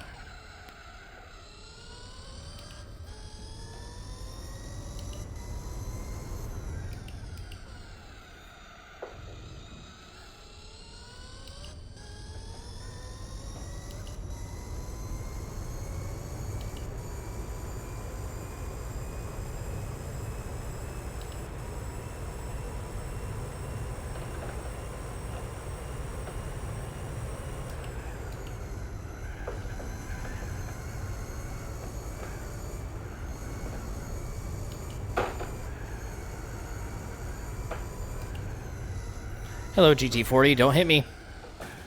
Fucker.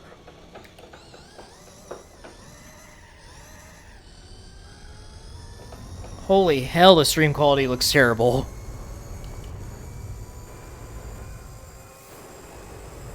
God damn it, ExpressVPN. What the hell?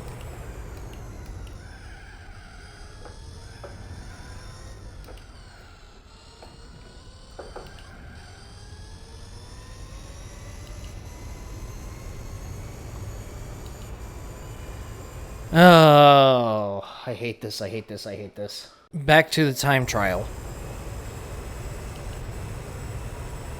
That just ruined everything.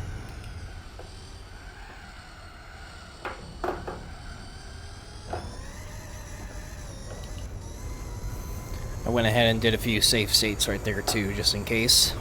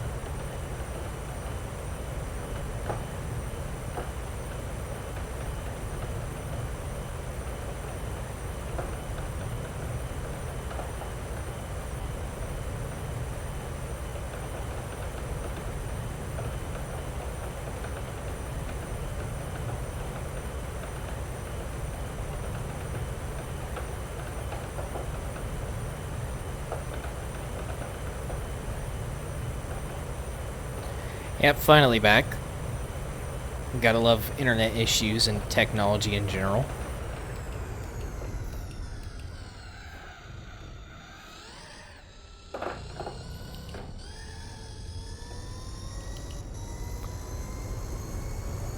Almost an hour left.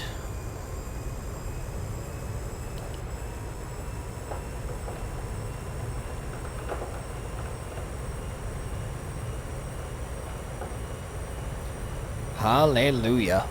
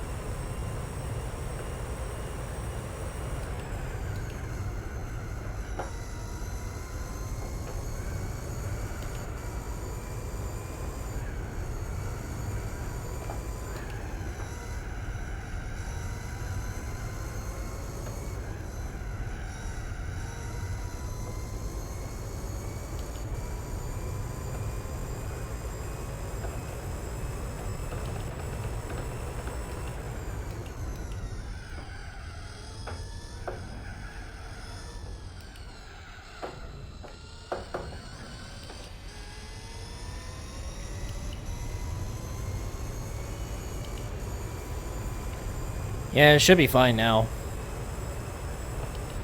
It's just the internet started screwing up and it was kind of annoying.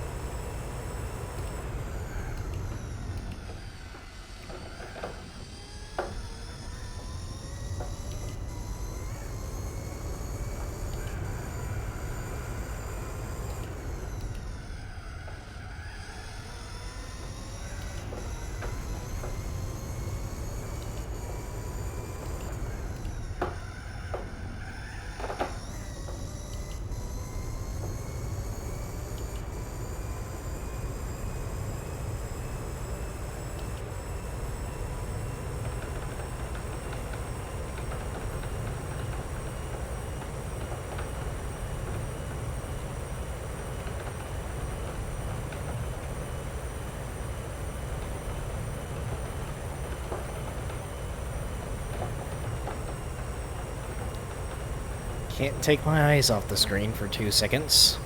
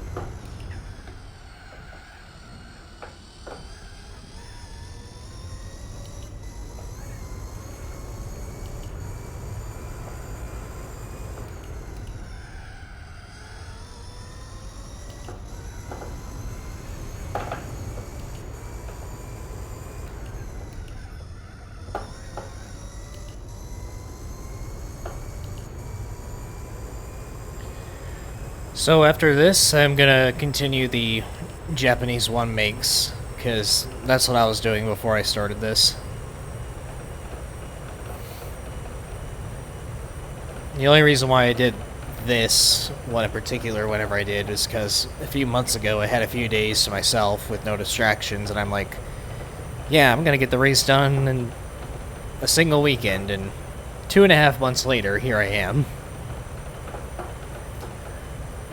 So yeah, I'm gonna go back to finishing up the Japanese one makes, and then probably start on the special condition normal events after that. Stay straight, car.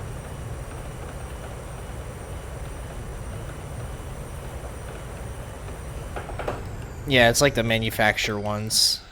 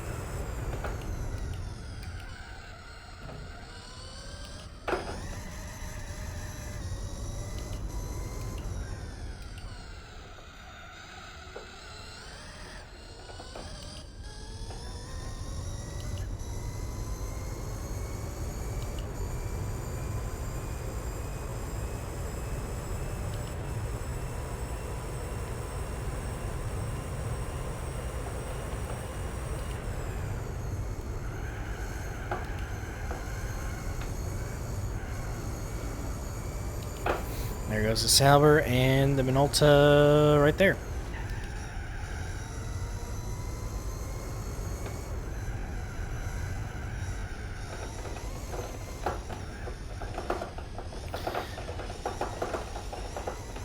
I keep this up, I'm definitely not going to be passing them.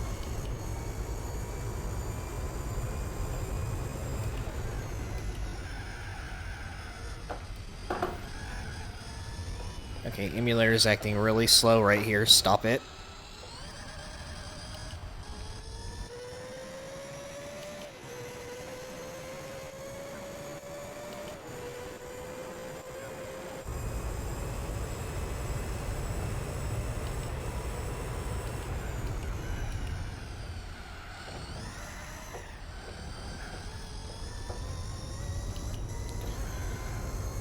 GT40 again.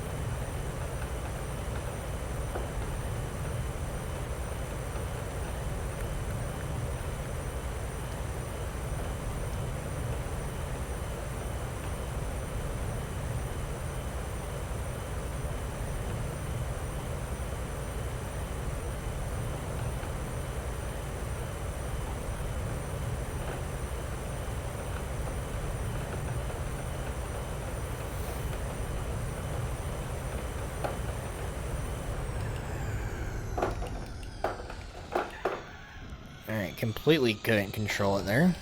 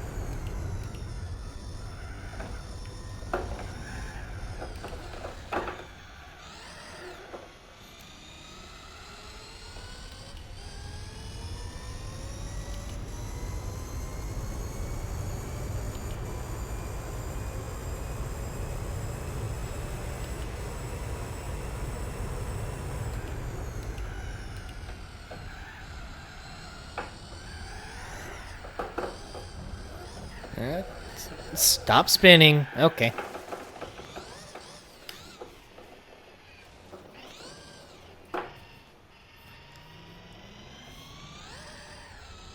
If this keeps up, I'm definitely not going to be 9 laps ahead.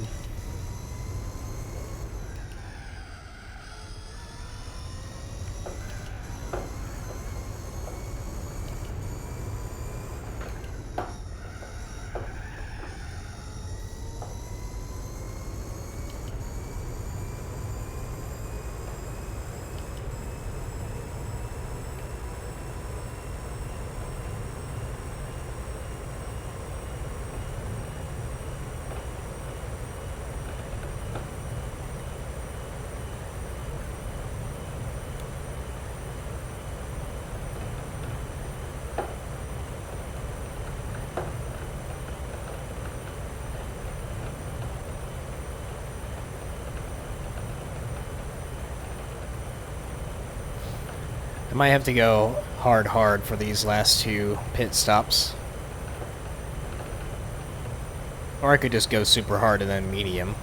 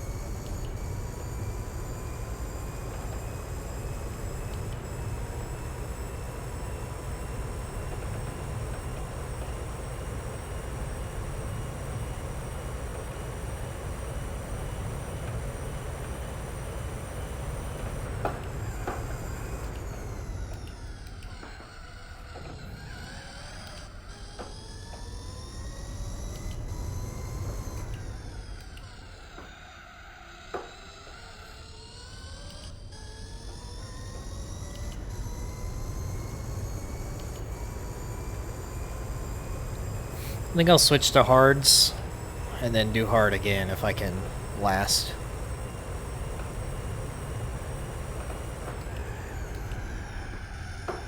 All I know is I'm 100% sure I have to do 2 more pits, even if I go super hards. I can't last 50 minutes.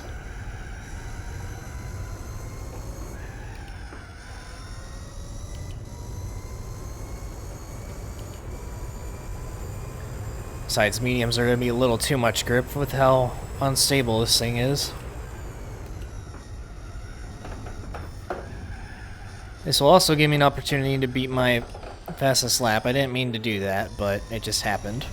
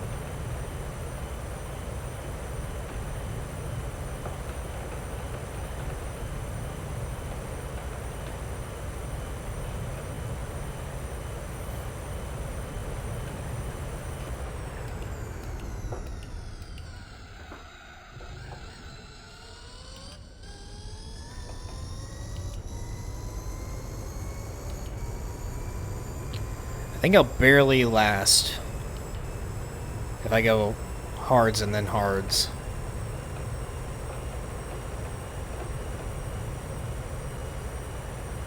So I know I could do 6 laps on hards, barely. That's going to give me about 18, 19 minutes on them.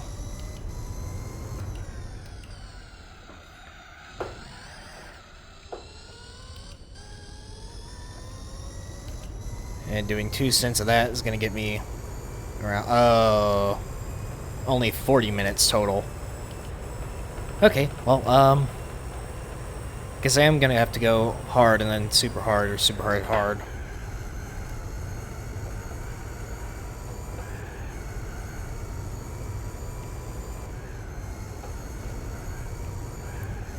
Alrighty then. Super hards and mediums it is.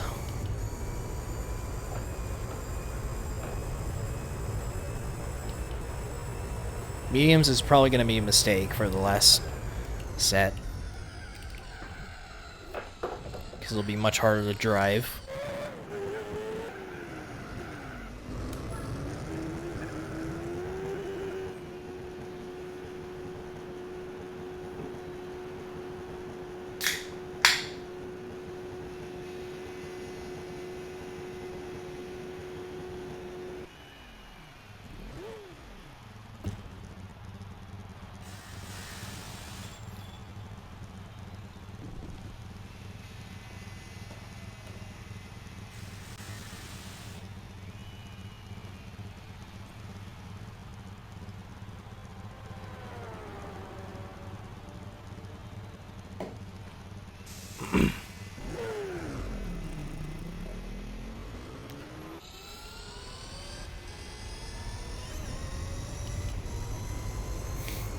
Wow, I gained a huge gap on them in a short amount of time. I'm only just behind them after leaving the pits. I thought I was going to be super far behind.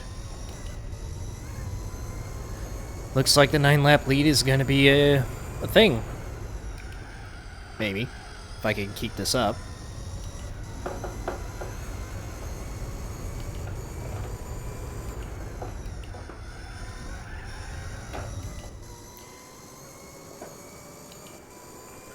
Better not fucking jinx myself doing this. There is 9 for the Minolta. Right there. Knock on wood.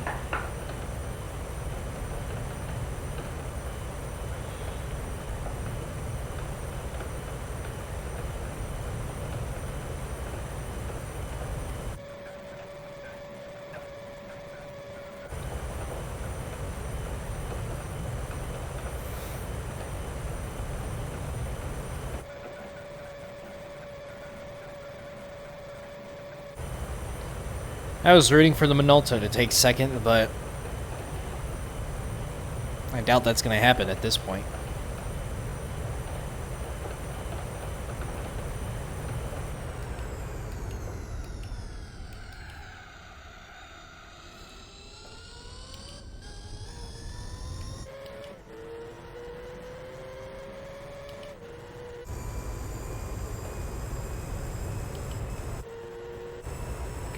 Alright, pass me so I can get in your slipstream.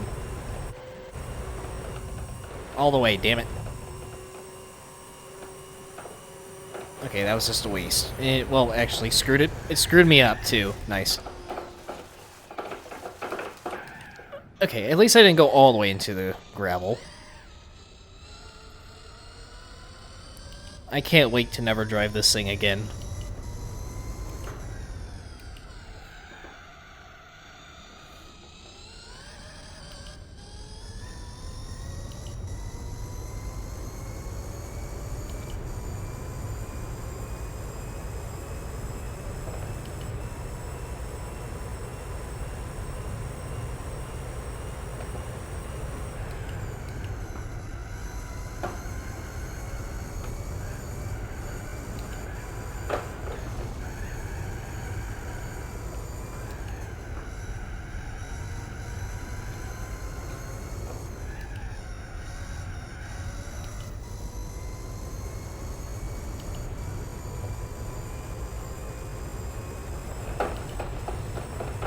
Going off track once again, because I'm not paying attention.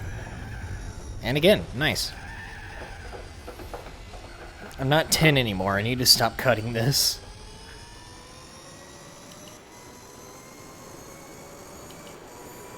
Yeah, the wheel spin on these cars sucks.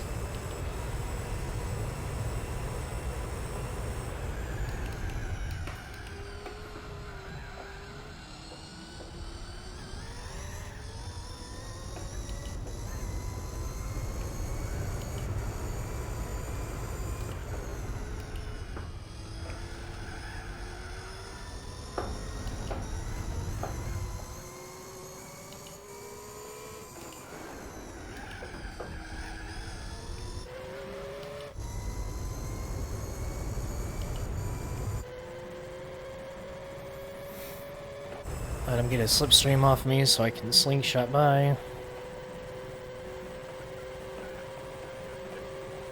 And he wants to slow down for no reason. Nice.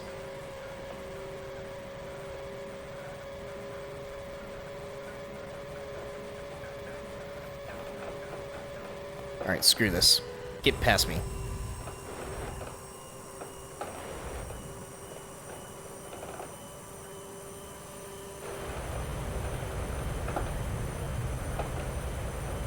And I lose my speed, just like that.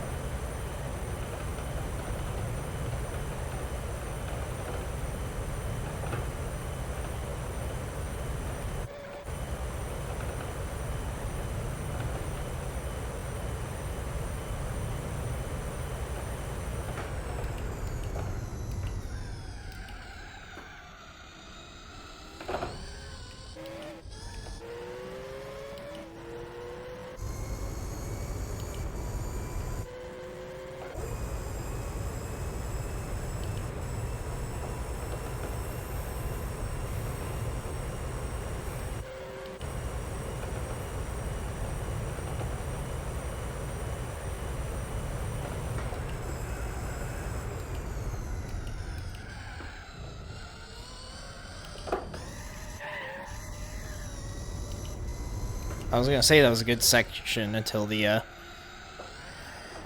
wheel spin. Even when I'm just thinking about it, I get jinxed.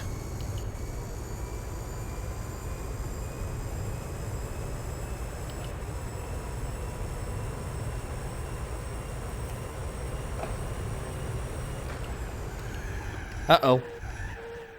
There he goes.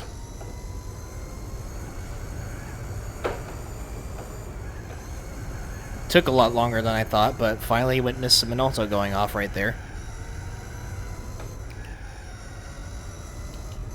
That's a rip.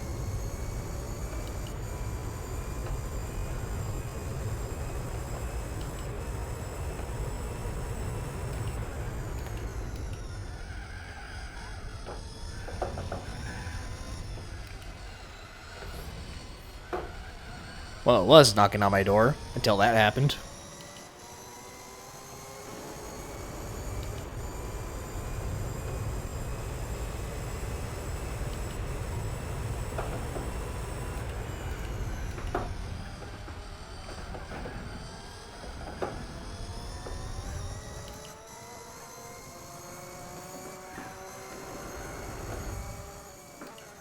Bonk.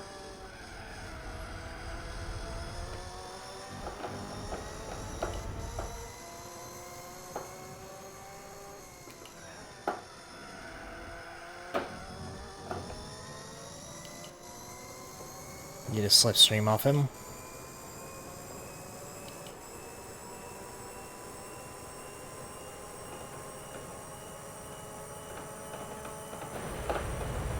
And completely lose all momentum immediately.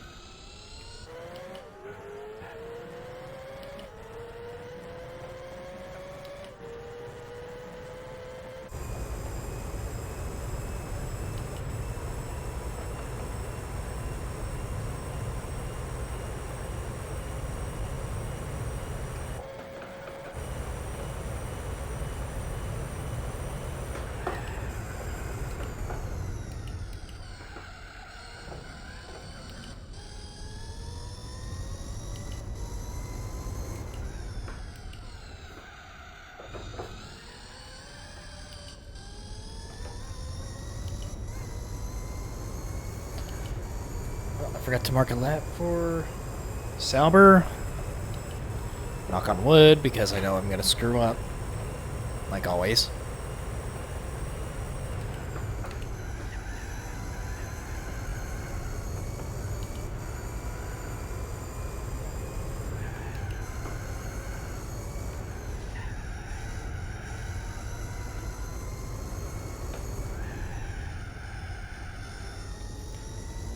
also mark one for the GT40.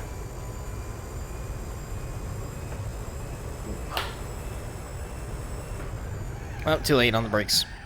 Distractions.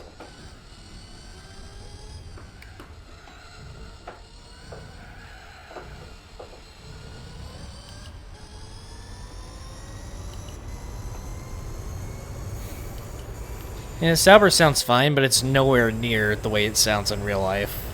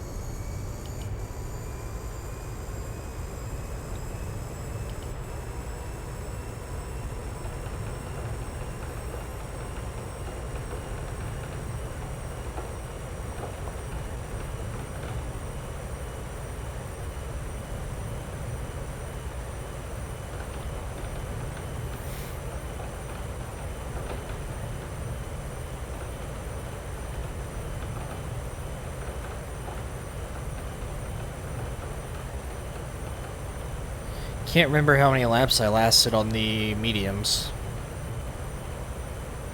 It's either 4 or 5.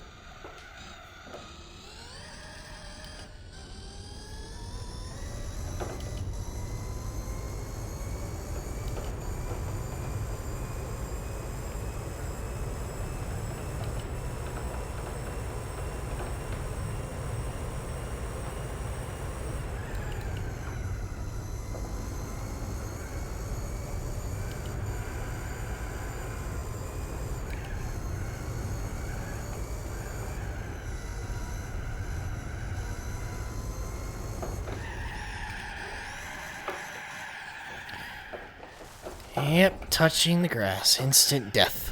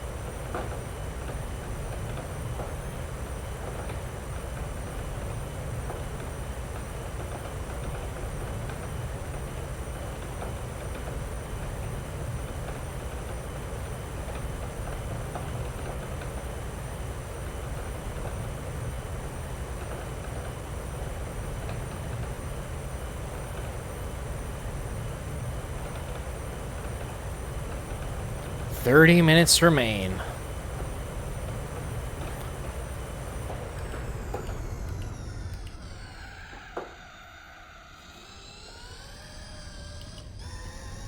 It's about time.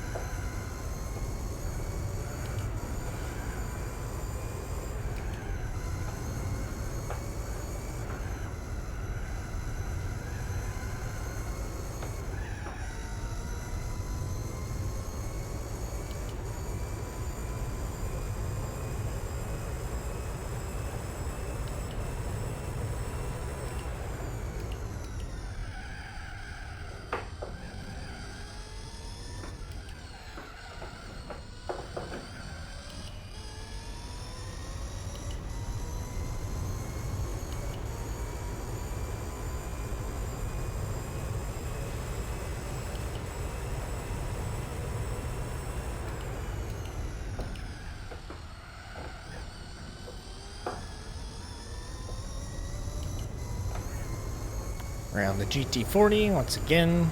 I might go around him one more time before the race is over. I guess we'll see.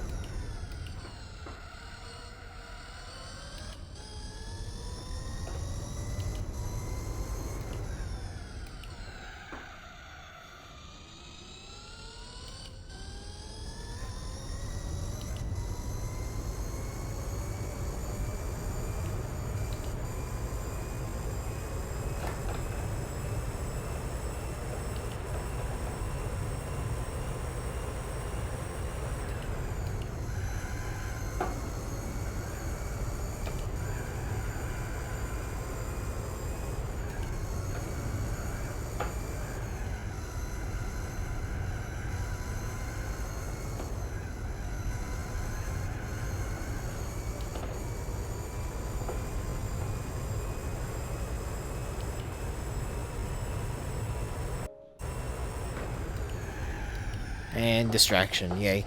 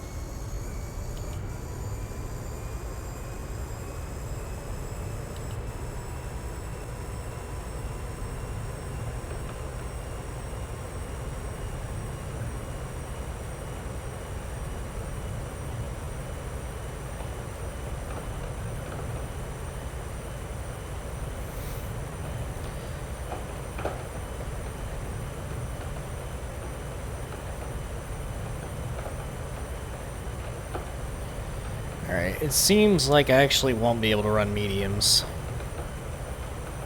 for the final set.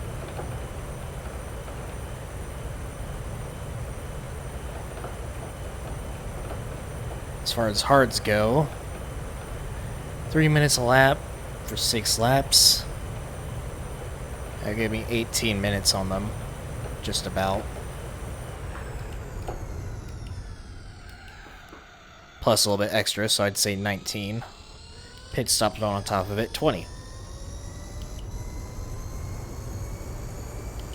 It might be perfect with that.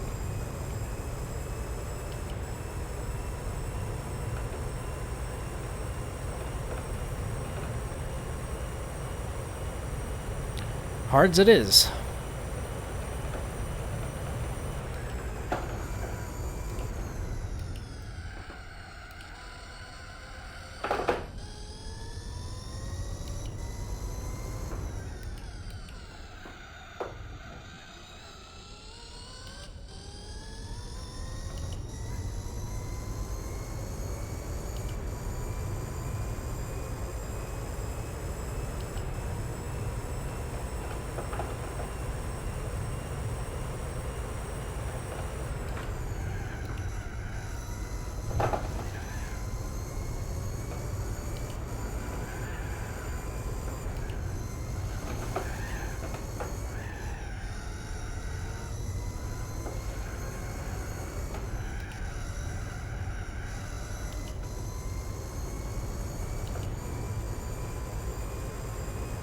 Wait, this is a 787? What the hell happened to it?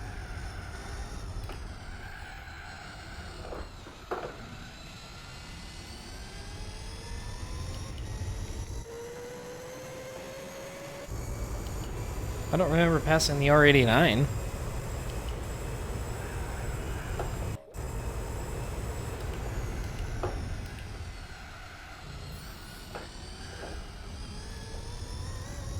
I guess I lapped the R89 and didn't know. But there's another weird thing. The 787 was a lap ahead of the R89 the entire race. But on my list, it says I'm 13 laps ahead of the 787 and 12 ahead of the R89, so I have no idea what's going on with that. I think my count is off.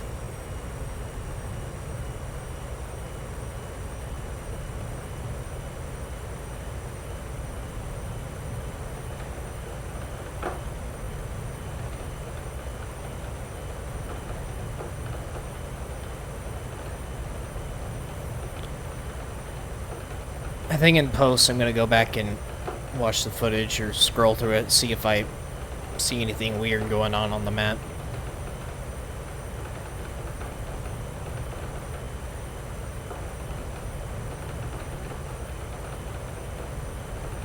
Maybe I marked the 787 twice. on accident.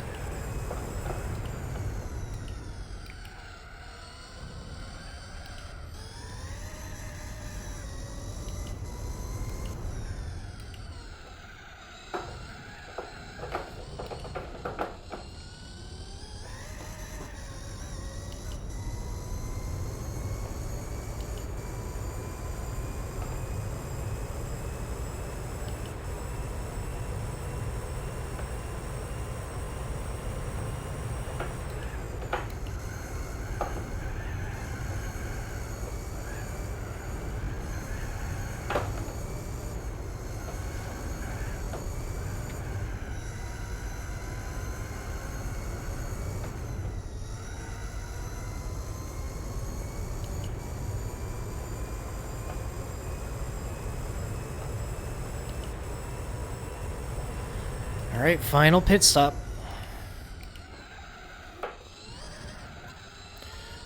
Hard. Bazinga. I just said that out loud. Gross. Yeah, my count is definitely off with the 787 and the R89. I'm gonna guess that I missed one for the R89 and I marked the 787 twice on accident. I guess when we were, whenever I passed it in the pits or something.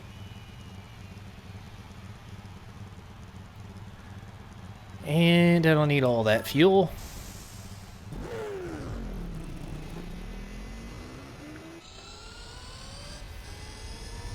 Here we go, final set.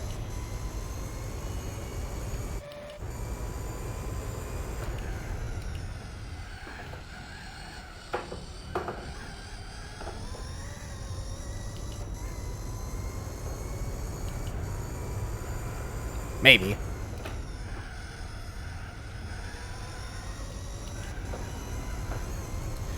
Six laps, about 3 minutes each. A little over that. That'll give me 18 minutes, so.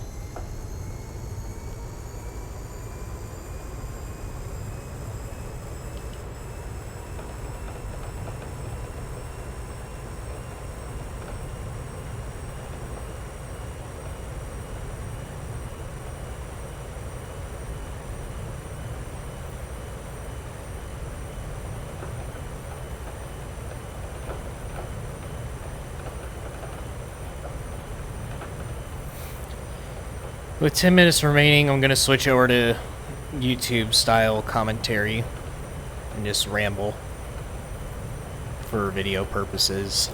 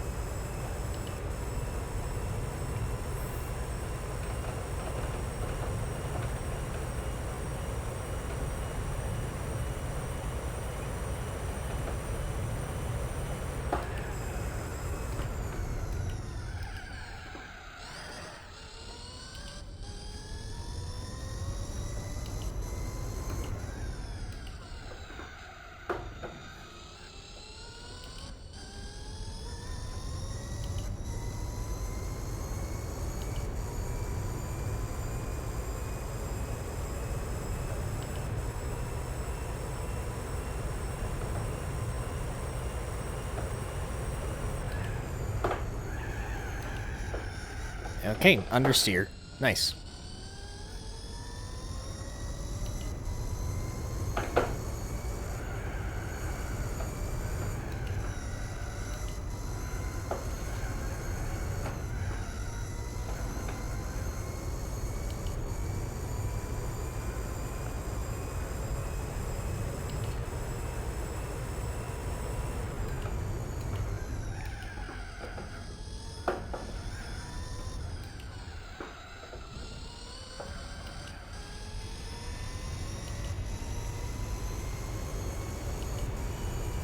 15 minutes.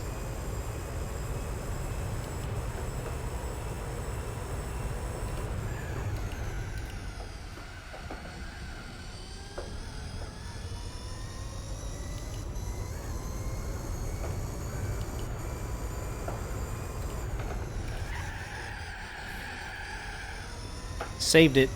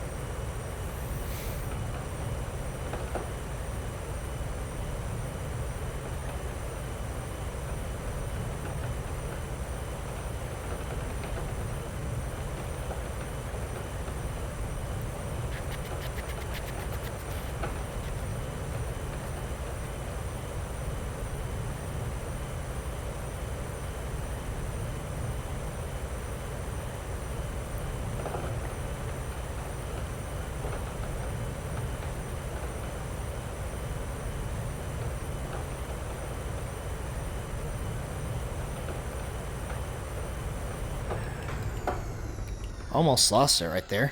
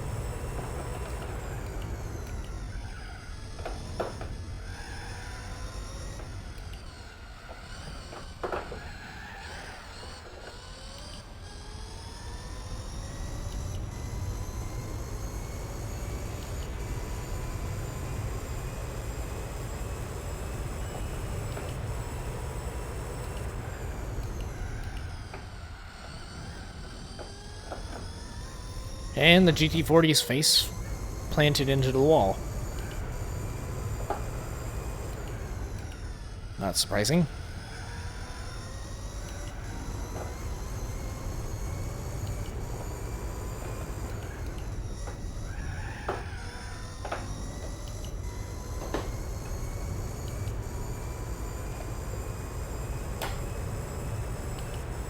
That is number 84. 84 laps ahead of the Ferd.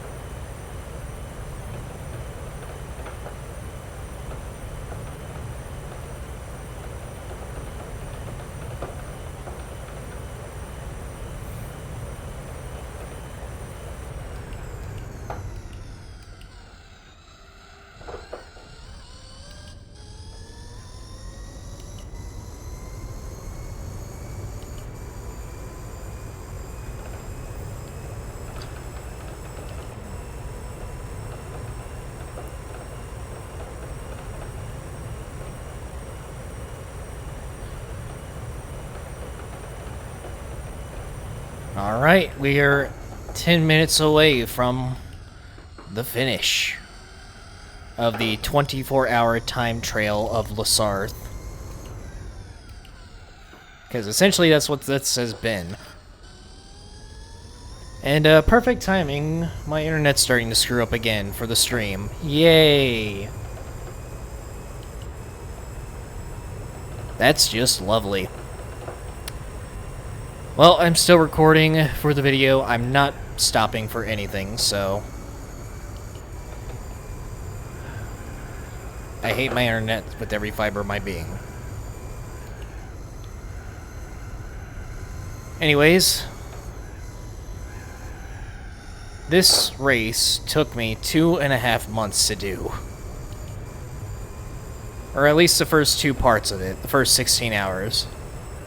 This part, the final 8 hours, took me 2 days.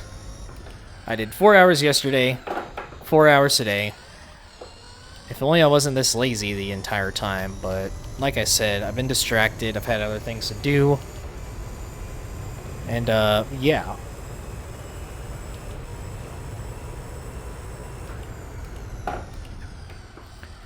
So, really fucking annoying that my stream is screwing up at the very end of this and ruining it. But I can continue along for YouTube anyways. That is the main priority after all.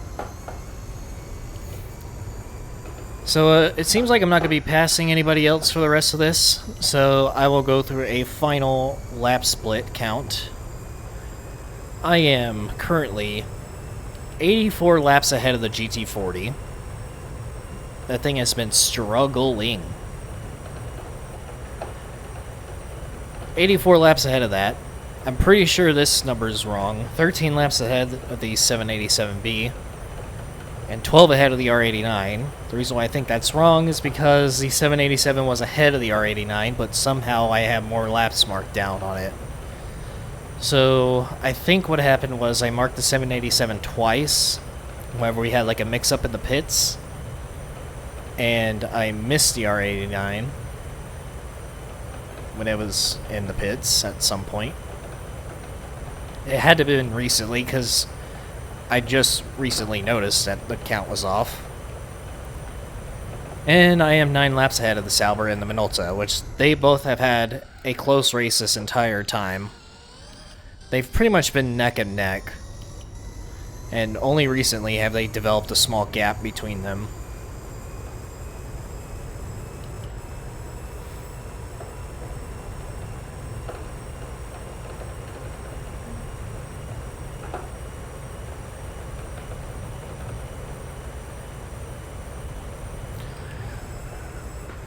So I cannot wait to never get in this car again, because it's terrible.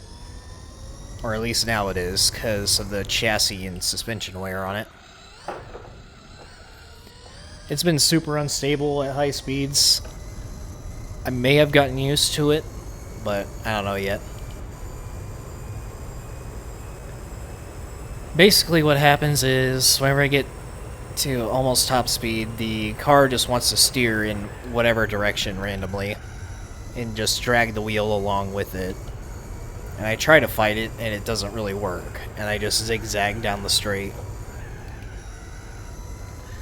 And it's different from the typical force feedback shake. I can still keep it straight, it just shakes a little bit, but this, it just drags the car all the way to the side of the road and back. Super annoying.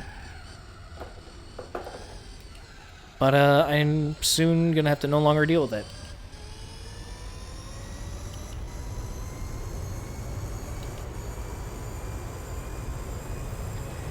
And it's really irritating how my stream is screwing up now, and I can't do anything about it.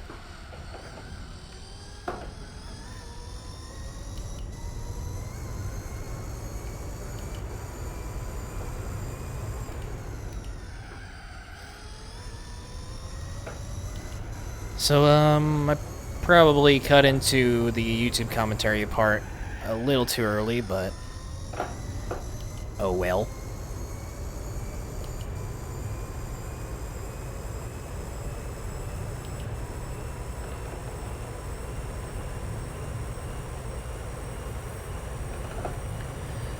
So, pretty much with the end of this race, after part 2 and this one goes up, I will be returning to making LP videos, finally. I have to finish up the Japanese one, make races, and then after that we will start on the new section, which I will keep secret for now. You'll know, or we'll go over it whenever we get there.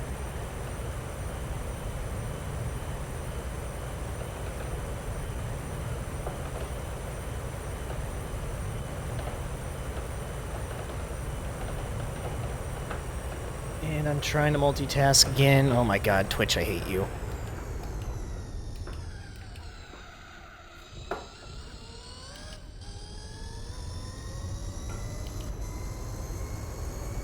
See if pausing that will help. Probably not. I love how my internet wants to shit itself right at the point where it matters the most. I hate my ISP so much, and I refuse to say their name because screw them.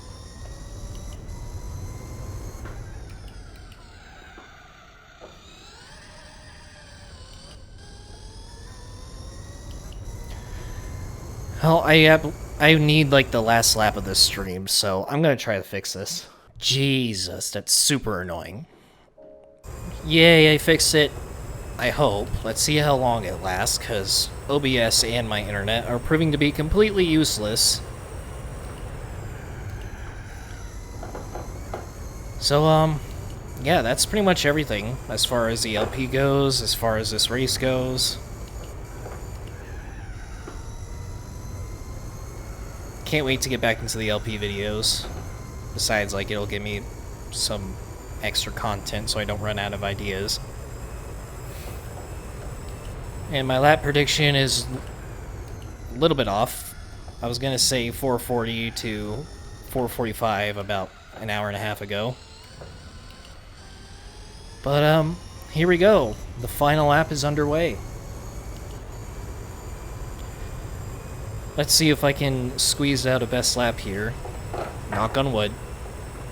I know that's not gonna help, it never does.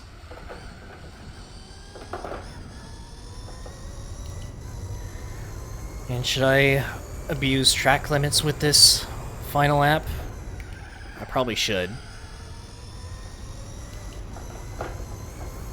Even though my ego's too big for that.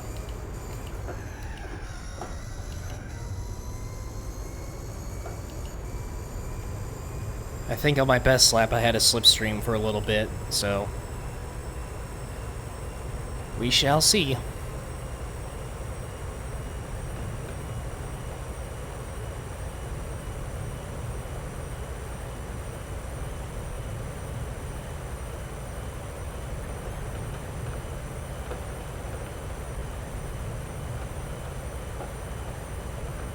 I'm gonna have to delete so many Twitch VODs after this because of having to restart the stream.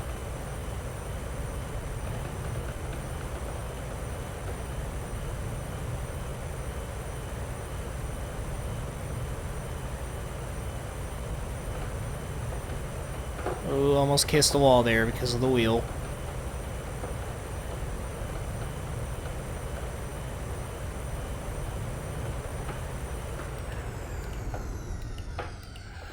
Alright, that was pretty rough. Oh, there's a GT40 again. That is going to be 85 laps.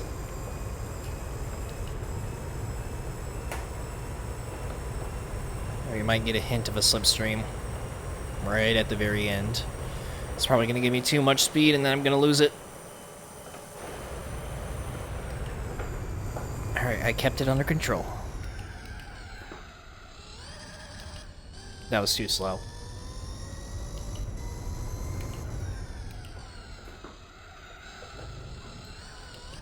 That was perfect.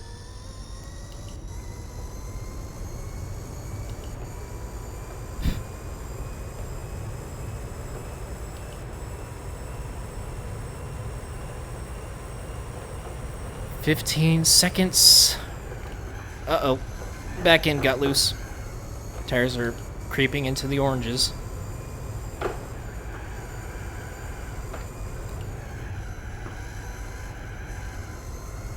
Alright, gotta nail this.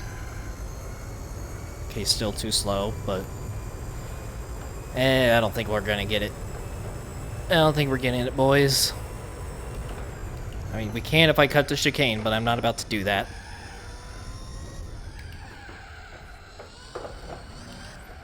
Not 10 years old anymore. And, there we go. The Sarthe 24-hour is finally complete. I need to get a screenshot of this. Holy hell. I should have slowed down a little bit to let the GT40 catch up. We did it. It's over. After 2.5 months, it's finally over. 1 million credits, well deserved. And, I have not said this in a very long time, but, prize car. And the prize for the Sarthe 24-hour Bentley Speed 8. Hello, sexy. Big, big, big yes. I love this thing. Who doesn't love it? Isn't that a sight right there? A gold trophy underneath this. Oh my god, finally. Scroll back down, get another look at it. Yes. Memory card written, hallelujah. Well, first things first. I hate dirty cars. Even though I'm never gonna touch this thing again, I need to wash it. It bothers me that much.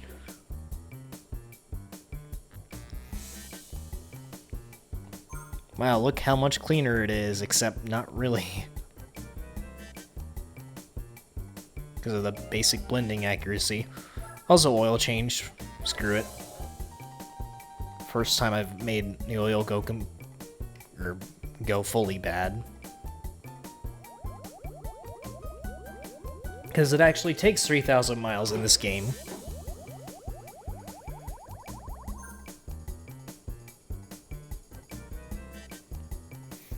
So, clean car, fresh oil, even though they were completely unnecessary. And, back home. 44.2% complete. Been a long time since I've seen my garage. At least on this game save. So, we're gonna go check out the prize car like we usually do. There she is. I am gonna be using this at some point, but I'm gonna keep it secret for what specific event. It's worth a whole lot, too. Not selling it, of course. So, with that, stay tuned for more Gran Turismo 4. It's been so long since I've had to say that for an outro.